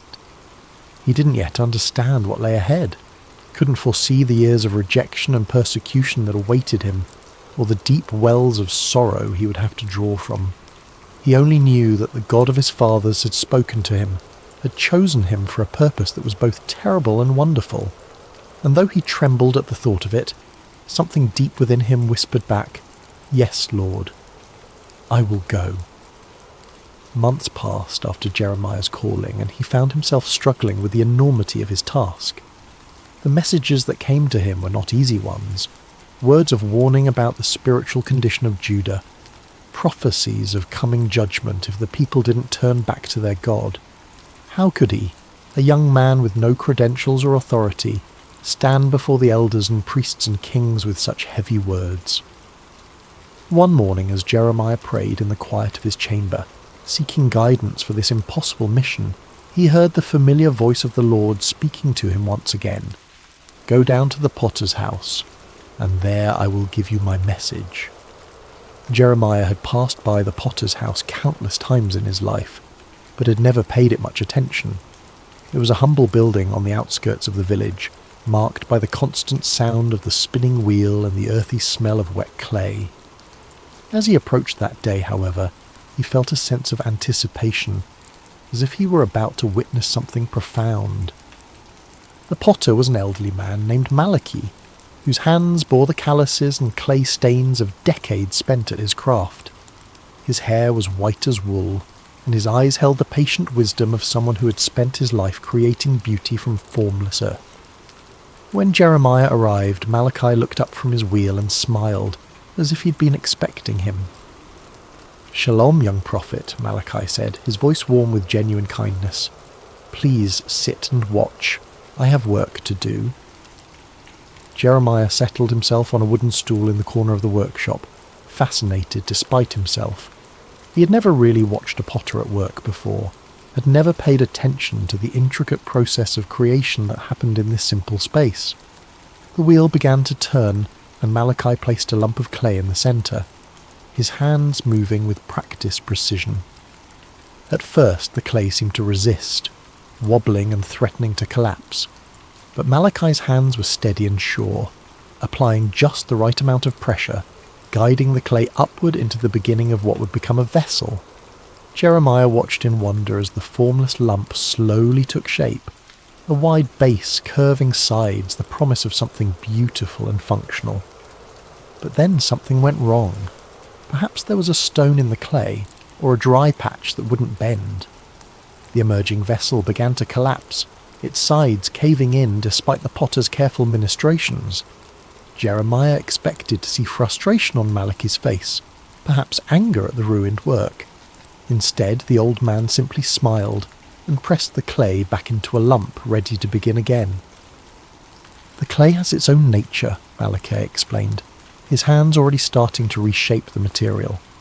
"Sometimes it has hard spots, or air bubbles, or impurities that make it difficult to work with. But clay is forgiving. It can always be reformed, reshaped, made into something new." As Jeremiah watched, the potter began again, this time working the clay more thoroughly, removing the impurities that had caused the first attempt to fail. Slowly, patiently, lovingly, a new vessel began to emerge, different from the first but no less beautiful. In fact, this second creation seemed to have a character all its own, shaped by the very challenges that had destroyed its predecessor. It was then that Jeremiah heard the voice of the Lord speaking to him, as clear as if someone were standing beside him. "Can I not do with you, Israel, as this potter does? Like clay in the hand of the potter, so are you in my hand." The words hit Jeremiah like a revelation. He understood now why he had been sent to this place, why he needed to witness this simple yet profound act of creation. The people of Judah were like clay in God's hands, sometimes stubborn, sometimes marred by the impurities of sin and rebellion. But God was not a harsh taskmaster who would discard them when they failed to take shape properly. He was like Malachi, patient and loving, willing to reshape them again and again until they became the vessels he had always intended them to be. "The message I want you to carry," the Lord continued, "is not just one of judgment, but of hope. Yes, I must sometimes tear down what is corrupt and broken, but I tear down in order to build up again, in order to create something better and more beautiful than before." Jeremiah felt tears welling up in his eyes as he watched the potter's hands continue their gentle work. Here was a picture of God's character that he had never fully grasped before, not the angry judge he had sometimes imagined, but the patient artist who sees potential in every lump of clay, who never gives up on his creation, who can bring beauty from the most unlikely materials. "Thank you," he whispered to Malachi as he prepared to leave. The old potter looked up from his work and smiled. "The clay thanks the potter by yielding to his hands," Malachi replied. "Perhaps that is all any of us can do, yield to the hands that know how to shape us into something beautiful." As Jeremiah walked home through the narrow streets of his village, he felt a new understanding of his calling beginning to take root in his heart. He was not just a bearer of bad news, but a messenger of hope. The God who had called him was not a destroyer but a creator, not a tyrant but a loving craftsman who would never abandon his work. The words came to him then, the message he would carry to the people of Judah. "If at any time I announce that a nation or kingdom is to be uprooted, torn down and destroyed, and if that nation I warned repents of its evil, then I will relent and not inflict on it the disaster I had planned. And if at another time I announce that a nation or kingdom is to be built up and planted, and if it does evil in my sight and does not obey me, then I will reconsider the good I had intended to do for it." It was a message of both warning and promise, of judgment and mercy intertwined. Like the potter's hands, God's discipline was always aimed at restoration, always working toward the creation of something more beautiful than before. Armed with this new understanding, Jeremiah began his prophetic ministry in earnest. But if he had hoped that his message of God's love and patience would be readily received, he was quickly disillusioned. The people of Judah, from the poorest peasant to the most powerful priest, seemed determined to resist the very hands that were trying to reshape them. His first major public appearance came during the reign of King Jehoiakim, Josiah's son, who had turned away from his father's reforms and allowed idolatry to flourish once again throughout the land. Jeremiah stood in the temple courts, his voice carrying across the stone courtyard as he delivered the message God had given him. "This is what the Lord says," he proclaimed, his young voice growing stronger with each word. "Reform your ways and your actions, and I will let you live in this place. Do not trust in deceptive words and say, 'This is the temple of the Lord, the temple of the Lord, the temple of the Lord.' If you really change your ways and your actions and deal with each other justly, if you do not oppress the foreigner, the fatherless or the widow, and do not shed innocent blood in this place, and if you do not follow other gods to your own harm, then I will let you live in this place in the land I gave your ancestors for ever and ever." The reaction was immediate and hostile. The priests, who had grown comfortable with their compromises and political alliances, saw Jeremiah's words as a direct threat to their authority. The wealthy merchants and nobles who had prospered by exploiting the poor and forming partnerships with pagan nations heard his call for justice as an attack on their way of life. "Who does this young man think he is?" they muttered among themselves.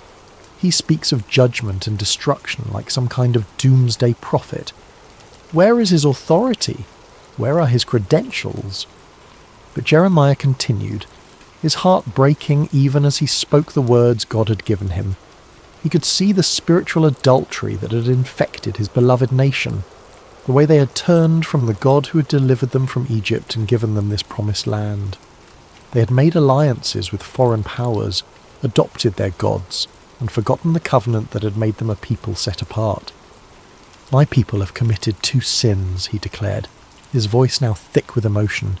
"They have forsaken me, the spring of living water, and have dug their own cisterns, broken cisterns that cannot hold water."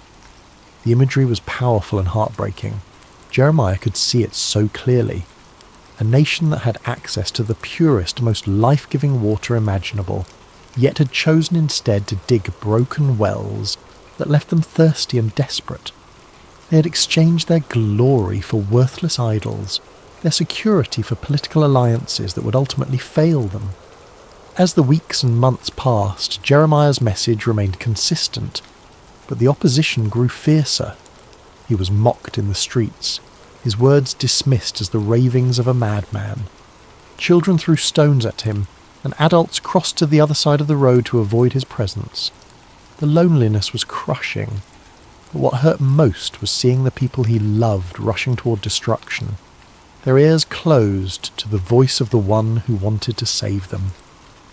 One particularly dark day, after being physically threatened by a group of priests who wanted to silence him permanently, Jeremiah found himself wondering if he had misunderstood his calling. Perhaps God hadn't really spoken to him at all.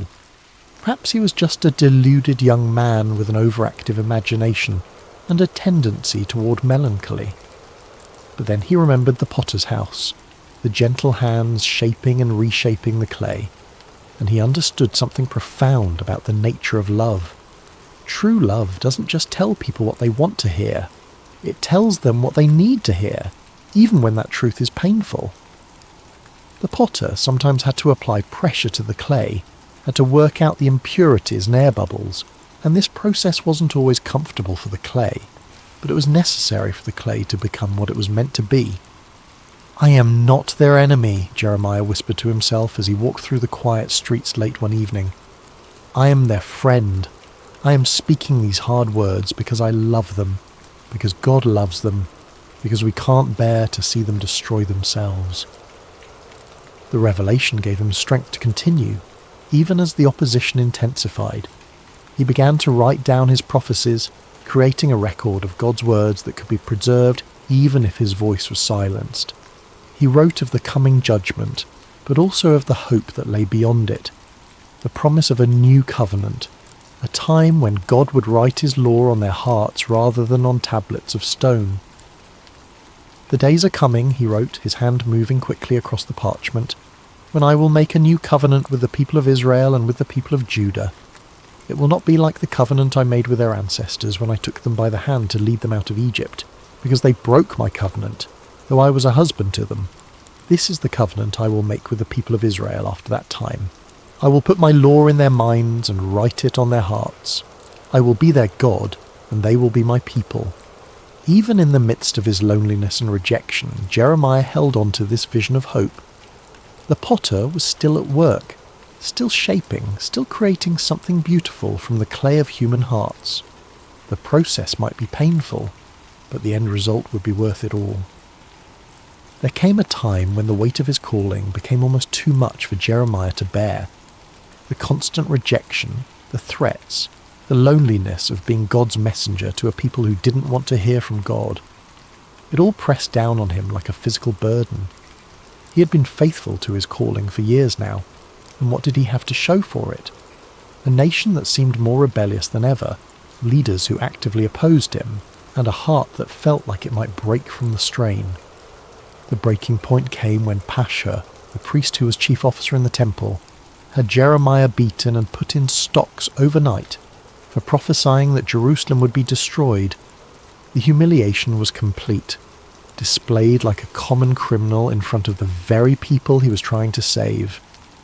When he was released the next morning, bruised and aching, Jeremiah's first instinct was to flee. He made his way to his favourite spot of solitude, a small grove of trees outside the city where he often went to pray. There, surrounded by the peaceful sounds of nature, he poured out his heart to God in words that were both complaint and lament.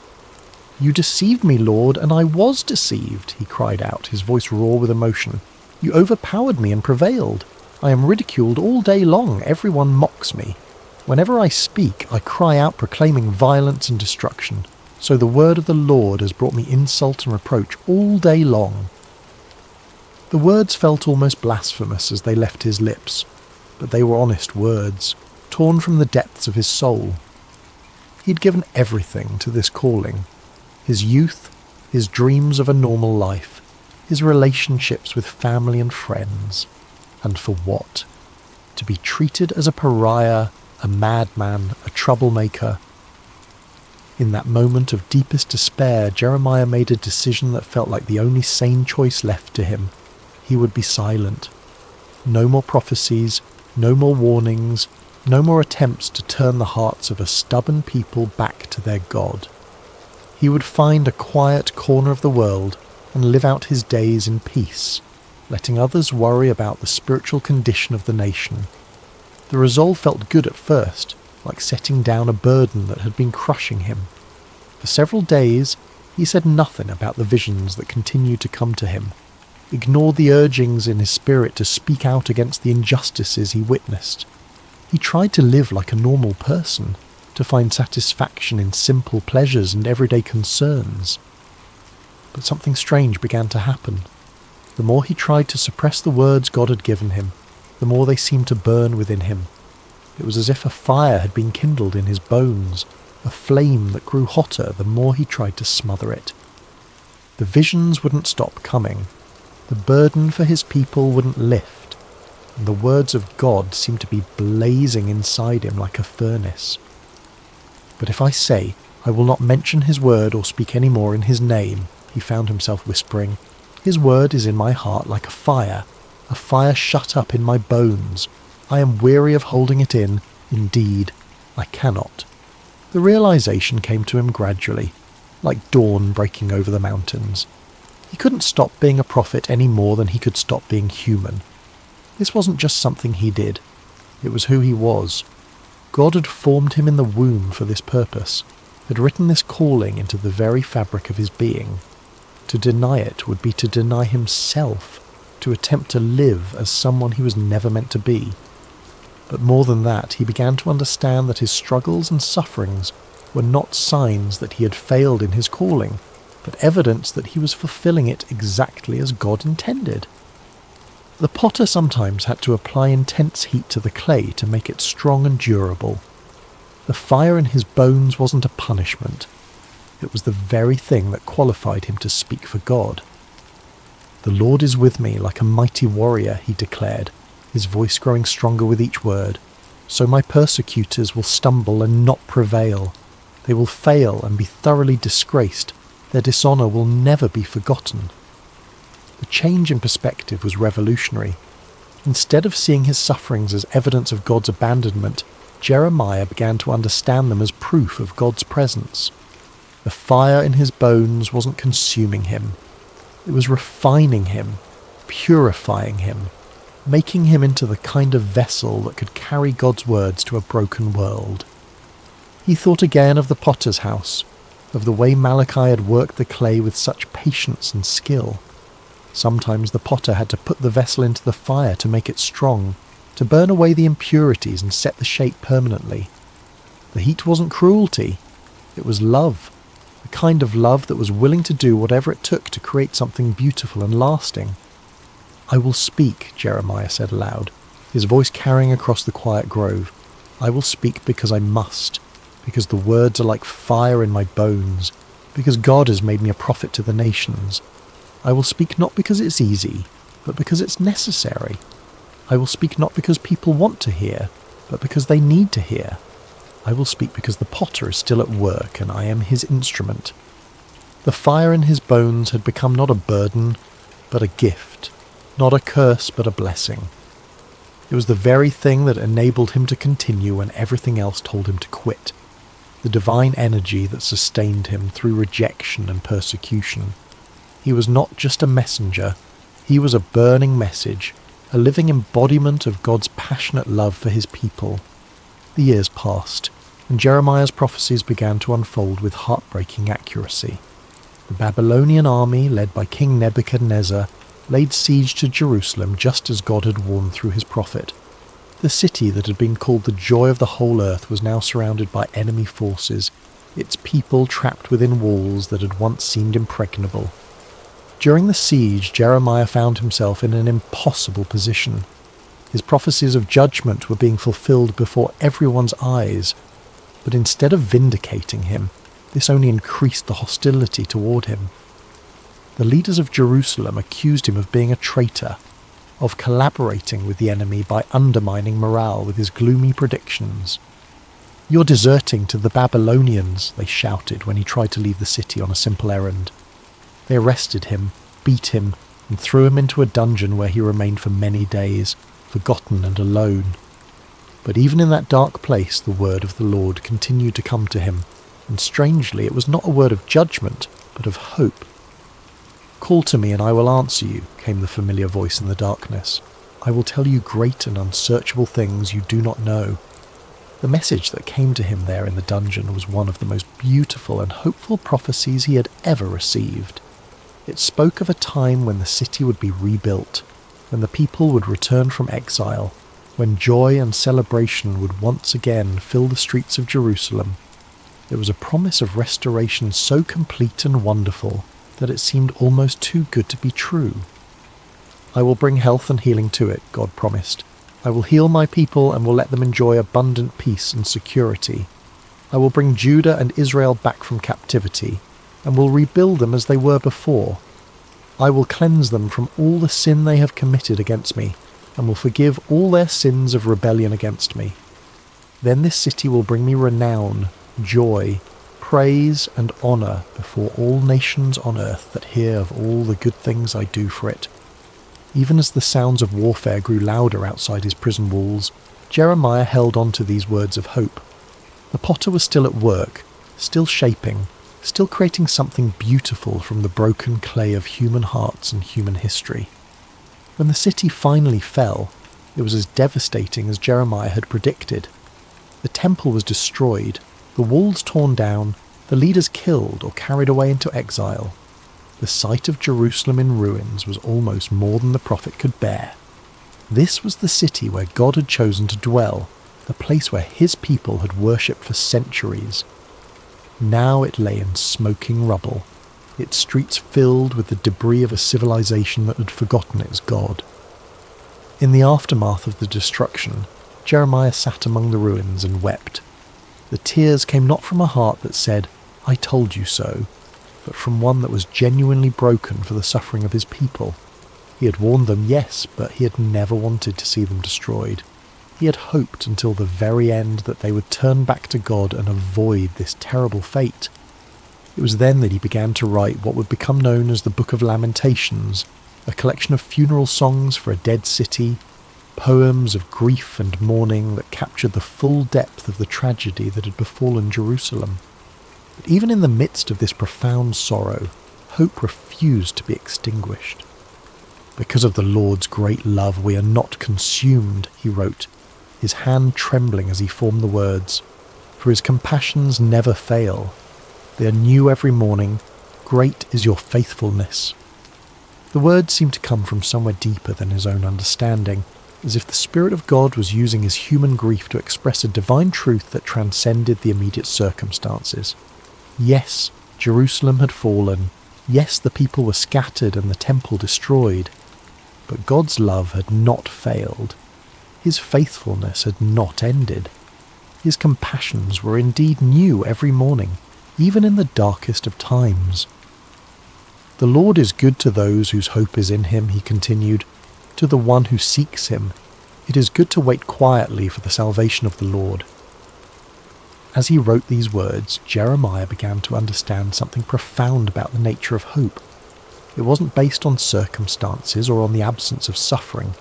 True hope was rooted in the character of God himself, in his unchanging love and faithfulness. The potter might allow the clay to be broken, but he would never abandon it. He might permit the vessel to be shattered, but only so that he could create something even more beautiful from the pieces. "For no one is cast off by the Lord forever," he wrote, his voice growing stronger with each word. "Though he brings grief, he will show compassion. So great is his unfailing love. For he does not willingly bring affliction or grief to anyone." The ruins of Jerusalem became, in a strange way, a place of worship for Jeremiah. There among the broken stones and scattered debris, he found a closeness to God that he had never experienced before. The external symbols of faith were gone, but faith itself remained. The building had been destroyed, but the builder continued his work. People would come to him there, survivors of the siege who were struggling to make sense of what had happened. They would ask him why God had allowed such suffering, why the innocent had to pay for the sins of the guilty, why the city of God had been given over to pagan armies. "I cannot answer all your questions," Jeremiah would tell them gently, "but I can tell you what I've learned in my years of walking with the Lord. He is like a potter who shapes clay, and sometimes the shaping process is painful. But he never works without purpose, and he never abandons what he has begun. The vessel may be broken, but the potter's hands are still at work creating something new from the pieces." In the final years of his life, Jeremiah found himself in Egypt, carried there against his will by a group of Jewish refugees who feared remaining in the land of Judah. It was not where he had expected to end his days, far from the city he had loved and served for so many years. But even in this foreign land, he continued to speak the words God gave him, continued to comfort and challenge the people who had been scattered by the winds of history. As he sat one evening by the banks of the Nile watching the sunset over the ancient land of the Pharaohs, Jeremiah reflected on the long journey that had brought him to this place. He was no longer the young man who had trembled beneath the olive tree at his first calling. His hair was now white, his hands marked by years of writing and rewriting God's words, his heart scarred by decades of rejection and persecution. But he was not bitter. Somehow, through all the pain and struggle, he had learned to see his life as part of a larger tapestry that God was weaving through history. He was just one thread in that tapestry, but he had been woven in exactly the right place, at exactly the right time, for exactly the right purpose. A young Jewish woman approached him as he sat by the water, her eyes reflecting the same uncertainty and pain he had seen in so many faces over the years. "Prophet," she said softly, "my heart is broken. I have lost everything. My home, my family, my future. How can I believe that God still cares about me?" Jeremiah smiled and gestured for her to sit beside him. "Let me tell you a story," he said, his voice warm with the wisdom of long experience. "Once God sent me to a potter's house to watch him work. The potter was shaping a vessel on his wheel, but something went wrong. The clay became marred, misshapen, useless for its intended purpose." The young woman leaned forward, intrigued despite her sorrow. "I expected the potter to throw the clay away," Jeremiah continued. "After all, it was ruined, wasn't it? But instead, he gathered it up and began again. He worked the clay, removed the impurities, and slowly shaped it into something new. The second vessel was different from the first, but it was beautiful in its own way. Perhaps even more beautiful because it bore the marks of the potter's patient love." "But what does this mean for me?" the woman asked. "How does this help me with my broken heart?" Jeremiah reached down and picked up a small piece of clay from the riverbank. "This is what God showed me that day," he said, working the clay gently in his hands. "You are not ruined. You are not beyond hope. You are clay in the potter's hands, and he is still shaping you. The breaking you've experienced is not the end of your story. It's the beginning of a new chapter." As he spoke, the clay in his hands began to take shape, becoming a small but perfectly formed vessel. "God's love is like this potter's skill," he continued. "It can take the most broken, damaged clay and create something beautiful from it. Your pain is not wasted. Your tears are not meaningless. They are part of the process by which God is making you into the person he always intended you to be." The woman began to weep, but they were not tears of despair. They were tears of hope, of recognition, of a heart that was beginning to heal. "How do you know this?" she whispered. "How can you be so sure?" Jeremiah smiled, and in that smile was the peace of a man who had wrestled with God and found him faithful. "Because I have been clay in the potter's hands for 40 years, he said simply. "I have been broken and reshaped more times than I can count. I have questioned, doubted, even tried to run away from his calling. But through it all, I have learned one thing. The potter never gives up on his clay. He never throws it away. He keeps working, keeps shaping, keeps creating until the vessel is exactly what he envisioned it to be." As the stars began to appear in the darkening sky, Jeremiah continued to speak with the young woman and others who had gathered around them. He told them of the promises God had made, of a time when the exiles would return, when the city would be rebuilt, when God would make a new covenant with his people. He reminded them that their current suffering was not the end of the story, but part of a larger narrative of redemption and restoration. "The potter is still at work," he said as the evening drew to a close. "In your lives, in the life of our nation, in the great sweep of history itself, he's shaping something beautiful from the clay of human hearts and human history. Trust his hands, yield to his touch, and know that whatever he is creating in you and through you, it will be more wonderful than you can imagine. That night, as Jeremiah lay down to sleep, he thought once more of the potter's house and the lesson that had shaped his entire ministry. He had been privileged to be God's messenger, to speak his words to a generation that desperately needed to hear them. He had endured rejection, persecution, and exile, but he had also experienced the incredible intimacy of walking with God through every trial. His life had not been easy, but it had been meaningful. He had been clay in the potter's hands, shaped and reshaped according to God's perfect will. And though he would not live to see the full fulfillment of the promises he had proclaimed, he knew with absolute certainty that the potter's work would continue. The hands that had shaped him would continue to shape others, generation after generation, until the final masterpiece was complete. The last words he wrote in his journal that night were these: "The steadfast love of the Lord never ceases. His mercies never come to an end. They are new every morning. Great is your faithfulness. The Lord is my portion, says my soul, therefore I will hope in him." And in the quiet darkness of a foreign land, far from the ruins of Jerusalem but close to the heart of God, Jeremiah slept peacefully, knowing that the potter's hands were still at work, still shaping, still creating something beautiful from the clay of human hearts. The message he had carried for 4 decades would outlive him, would speak to countless generations of broken people who needed to know that they were not beyond hope, that the potter never gives up on his clay, and that his love truly is new every morning. The story of Jeremiah reminds us that even in our darkest moments, even when our lives seem shattered beyond repair, we are never beyond the reach of the potter's hands. Like clay on the wheel, we may be broken, but we are never discarded. We are loved, shaped, and reshaped by hands that know exactly what we can become. And in the end, that is enough. That is everything. In the quietness of this story's end, may you find the peace that comes from knowing you too are clay in the potter's hands, being shaped with infinite love and patience into something beautiful beyond your wildest dreams. The potter is still at work, still shaping, still creating, and his love for you is new every morning. Before we begin tonight's journey, I want to ask something of you. If you're enjoying this content, please consider using your hype points on this video. It helps the channel grow in ways you possibly cannot imagine, and it means the world to us. If you're listening on Spotify, leaving a review truly makes a massive difference in helping others discover these stories.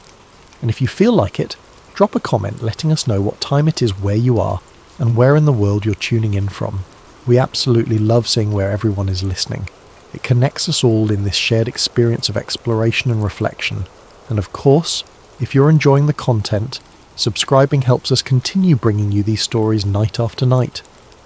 Now, let's begin. There are moments in history when the divine crashes into the ordinary, when the sacred interrupts the mundane rhythm of daily life. Most of us imagine such encounters arriving with thunder, with angels descending on pillars of light with voices that shake mountains and part seas. But sometimes the presence of God arrives quietly, carrying with it not spectacle but a test of character. Sometimes holiness doesn't announce itself with fanfare. It simply waits at your doorstep asking a single question: will you make room? This is the story of a man whose name appears only briefly in the ancient texts. No miracles are attributed to him. No prophecies emerge from his lips. He delivers no sermons, leads no armies, builds no temples. Yet his quiet obedience became the hinge upon which an entire nation's relationship with the divine would turn. His name was Obed-Edom, and for 3 months his home became the dwelling place of God's presence on earth. What happened within those walls would reveal something profound about faith, reverence, and the nature of blessing itself. Chapter 1. A Nation and its Sacred Object. To understand Obed-Edom's story, we must first understand what arrived at his door. The Ark of the Covenant was not merely a religious artifact. It was not simply a box of sacred relics or a symbol used in ceremonies. According to the ancient Israelites, the Ark was the throne of God himself, the meeting place between heaven and earth, the physical manifestation of divine presence among mortal people. Crafted according to precise specifications given to Moses on Mount Sinai, it was overlaid with pure gold, crowned with cherubim whose wings touched above its mercy seat. Inside rested the stone tablets bearing the 10 Commandments, a jar of manna from the wilderness, and the staff of Aaron that had miraculously budded with life. For generations the ark had travelled with Israel. It had crossed the Jordan River on dry ground when the priest carrying it stepped into the water. It had circled the walls of Jericho before they fell.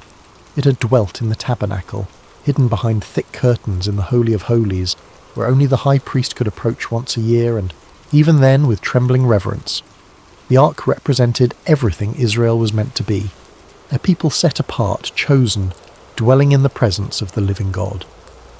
But the ark's history was also marked by moments of profound terror. When the Philistines had once captured it in battle, plagues broke out in every city where they housed it.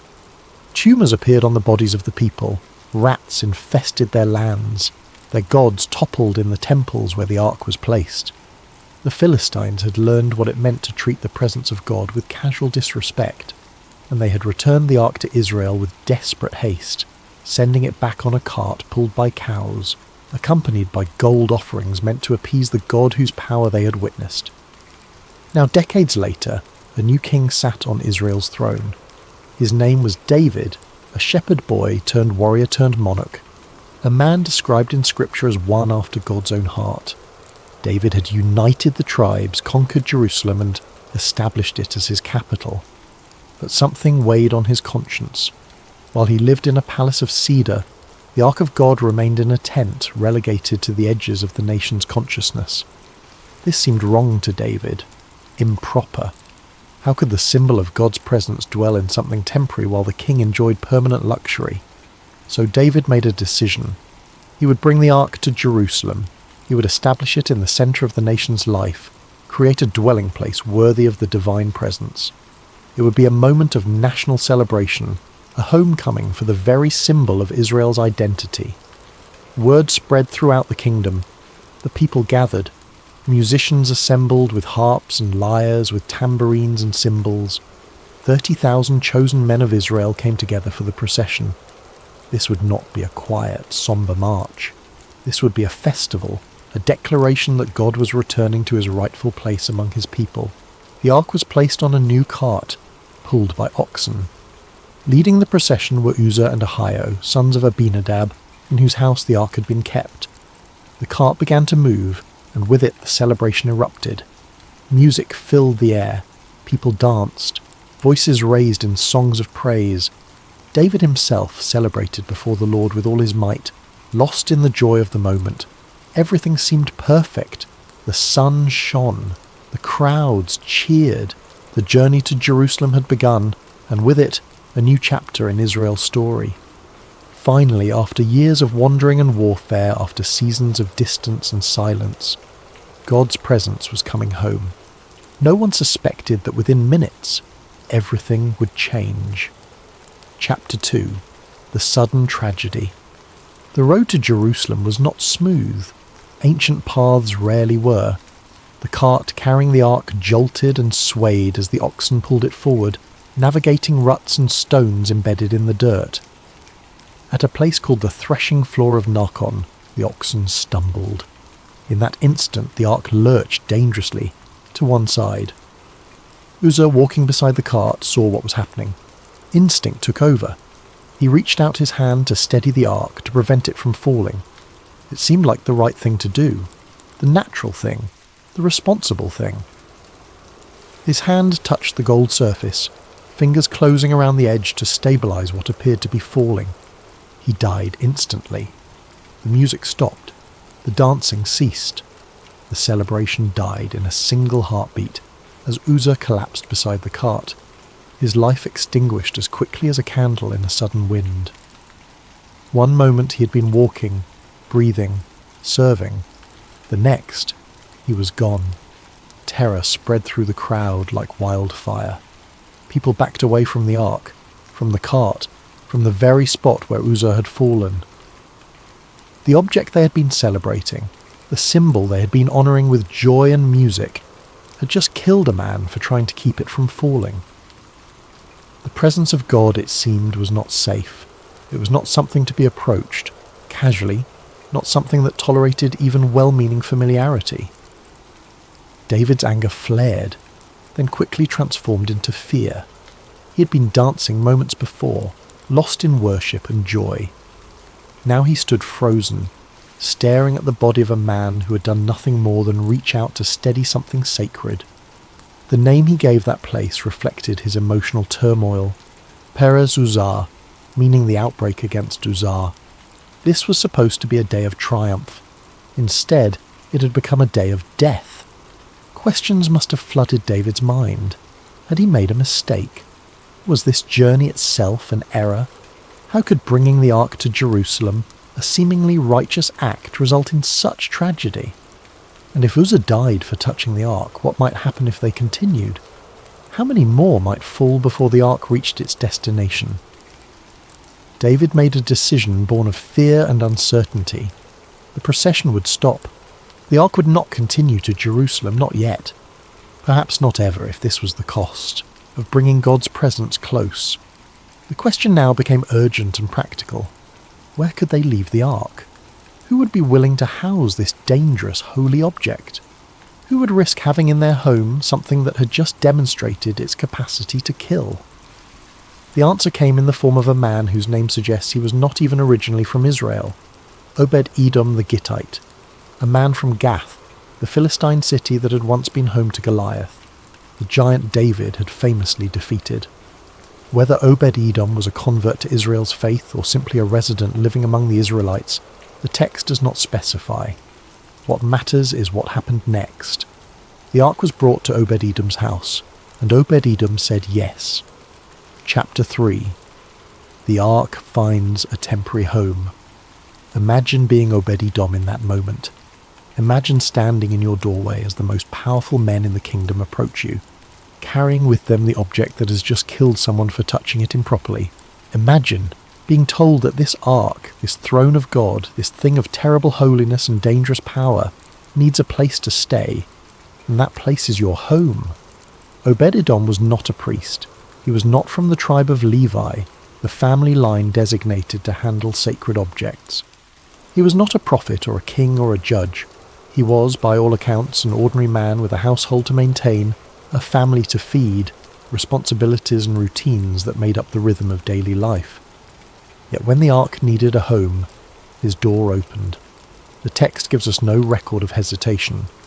We hear no bargaining, no requests for reassurance, no demands for protection or compensation. Obed-Edom simply received what was brought to him. Perhaps he understood something others had missed. Perhaps he recognized that what had happened to Uzzah was not about God's arbitrary wrath, but about the proper reverence required when approaching holiness.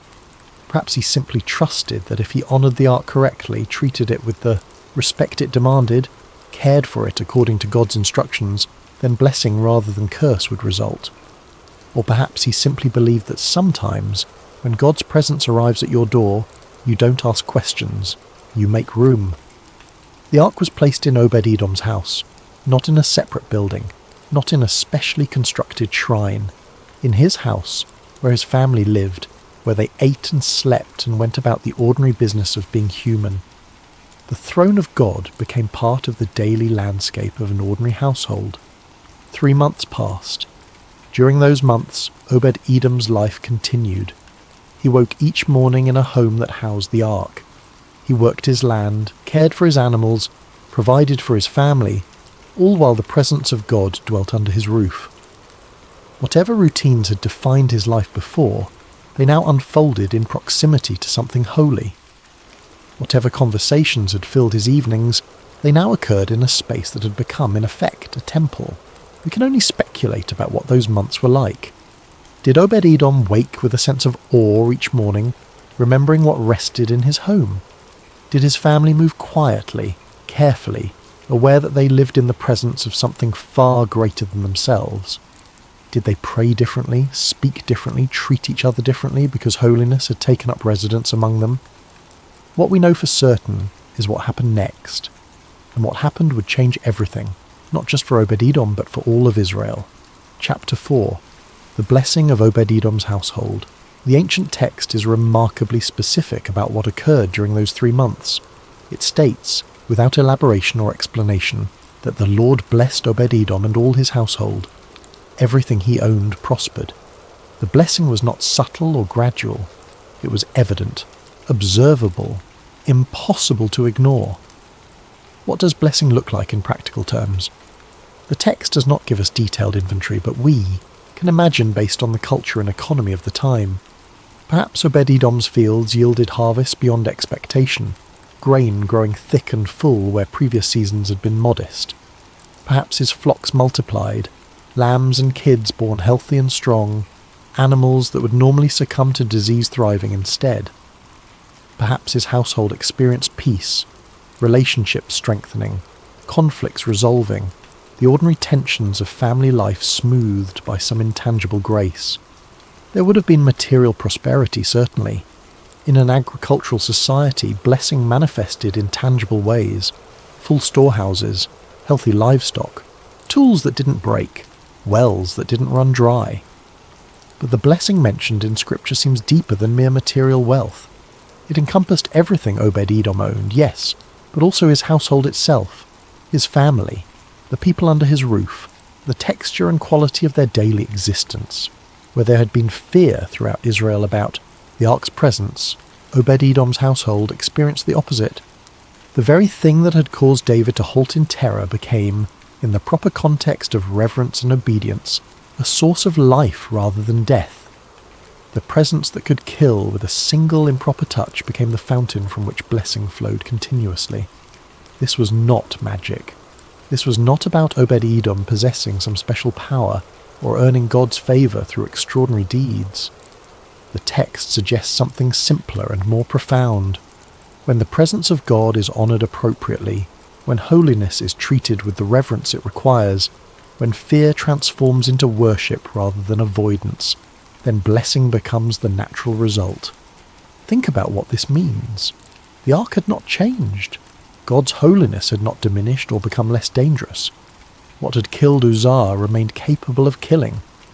But in Obed-Edom's household, proper relationship to that holiness produced not death, but abundant life. The difference was not in the object, but in the approach, not in God's nature, but in human response. We might imagine the neighbours noticing first. Obed-Edom's crops growing taller than theirs, his animals healthier, his children thriving. Questions would have been asked. How are you doing so well? What has changed? And the answer, when it came, must have seemed both simple and impossible. The ark of God is in my house. For 3 months, Obed-Edom's home became a living demonstration of what it meant to dwell in God's presence. Not in fear, though surely reverence was present. Not in careless familiarity, though daily life continued. But in that balanced place where holiness is honoured, where the divine is neither treated as tame nor fled from in terror, where respect and relationship coexist. News of this blessing could not remain contained within the walls of a single household. Word spread, travellers carried stories, market conversations buzzed with reports, and eventually, inevitably, those reports reached the palace in Jerusalem, where a king still wrestled with the question of what to do about the ark he had been too afraid to bring home. Chapter 5. News reaches the king. David had not forgotten about the ark. How could he? The memory of that day, of Uzzah falling dead beside the cart, of the celebration transforming into tragedy in a single heartbeat, must have haunted him during the months that followed. The ark sat in someone else's home while David's original vision remained unfulfilled. Jerusalem was still without the symbol of God's presence. The thing David had most wanted to accomplish remained undone, stalled by fear and uncertainty. Then came the reports about Obed-Edom. At first, perhaps David dismissed them as exaggeration. People loved to gossip, to embellish, to transform modest success into miraculous blessing. But the reports kept coming, consistent in their details, insistent in their testimony. Obed-Edom's household was thriving, not just surviving, not just getting by, thriving in ways that defied normal explanation. The blessing was real, undeniable, observable. For David, this news must have been both encouraging and convicting. It proved that the ark itself was not the problem. God's presence did not inherently bring destruction. The tragedy that had occurred was not about divine caprice or arbitrary wrath. It was about approach, about reverence, about understanding the proper way to honour holiness. The realisation likely came gradually, piecing together what had gone wrong during that initial attempt. The ark had been placed on a cart like common cargo. It had been pulled by oxen, as if it were a farmer's load being transported to market. While the celebration had been joyous and well-intentioned, the method had violated specific instructions given generations earlier about how the ark was to be moved. It was supposed to be carried by Levites, using poles that slid through rings on its sides. No hands were meant to touch the ark itself. The transportation method mattered because it reflected understanding, respect, recognition of what was being moved. Uzzah had died not because he was wicked, but because the entire procession had approached holiness incorrectly. His steadying touch was merely the culminating moment of a journey undertaken without proper reverence from the start. The form mattered. The method mattered. How you approached God's presence mattered as much as the intention behind the approach. And Obed-Edom understood this, perhaps instinctively, or perhaps he had simply been more careful, more attentive to what was required when housing something holy. Whatever the reason, his household had experienced what David had hoped for all of Israel, blessing flowing from proximity to God's presence. David made a decision. They would try again, but this time, everything would be different. This time, they would do it right. Preparations began, but these preparations were not about gathering crowds or planning celebrations. They were about ensuring proper reverence. David consulted the ancient texts, reviewing the specific instructions for how the ark was to be handled. He gathered the Levites, the ones designated for this sacred duty. He ensured that every detail would honour the holiness of what they were transporting. Word was sent to Obed-Edom's house. The ark would be moving again. But this time, its journey would be completed. This time, Jerusalem would become its home. Chapter 6. A changed procession. When the day came to move the ark from Obed-Edom's house to Jerusalem, everything about the procession reflected lessons learned through tragedy and blessing. The ark was no longer placed on a cart. Levites carried it on poles, just as the ancient instructions specified. Every 6 steps the procession stopped for sacrifices, acknowledging the holiness of their burden, maintaining continual reverence throughout the journey. David himself led the celebration, but his joy was now tempered with understanding. He danced before the Lord with all his might, wearing a linen ephod like a priest, humbling himself before God's presence. His celebration was exuberant but not careless, joyful but not casual. He had learned the difference between honouring God and presuming upon God's presence. The sound of trumpets filled the air. The people shouted. This was still a celebration, still a moment of national importance. But underlying the joy was something deeper. Reverence, recognition, the understanding that what they were bringing into their capital city was not merely a religious artifact, but the throne of the living God. The ark entered Jerusalem safely. No one died. No tragedy interrupted the procession. What fear had prevented, proper reverence accomplished. The journey that had been halted in terror was completed in worship. David placed the ark in a tent he had prepared for it, and sacrifices were offered.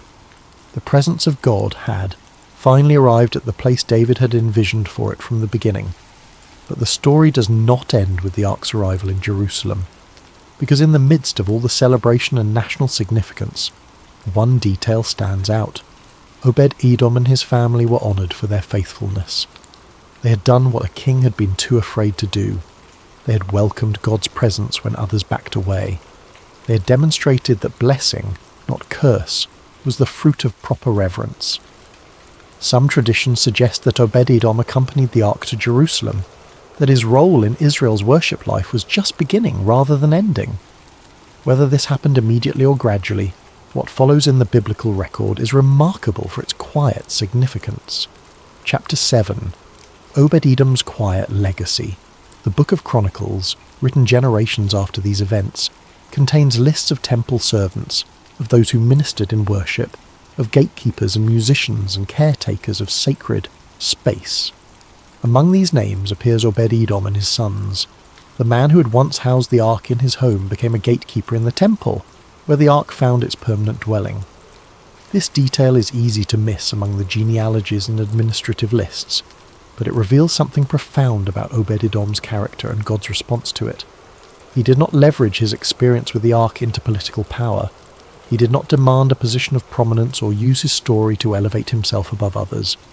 Instead, he continued serving, faithfully and quietly, in a role that was essential but rarely celebrated. Gatekeepers in the temple were not glamorous positions. They were not the high priests who entered the Holy of Holies. They were not the prophets who delivered messages from God. They were not the kings who made decisions affecting the nation. They were the ones who opened doors and closed them, who ensured that only those properly prepared entered sacred space, who maintained order and reverence in the house of God. It was work that required faithfulness, attention, consistency. It was work that mattered but rarely received recognition. That Obed-Edom took this role tells us something important. His 3 months with the ark had not made him proud or presumptuous. The blessing he had experienced had not convinced him that he deserved special status. Instead, it seemed to have deepened his understanding of what mattered: proximity to God's presence, serving faithfully, making room for holiness in everyday life. His sons followed in this pattern. Multiple generations of Obed-Edom's family served as gatekeepers and musicians in temple worship. The blessing that had marked his household during those 3 months became a legacy that extended far beyond material prosperity. His family became known not for wealth or power, but for faithful service in God's house.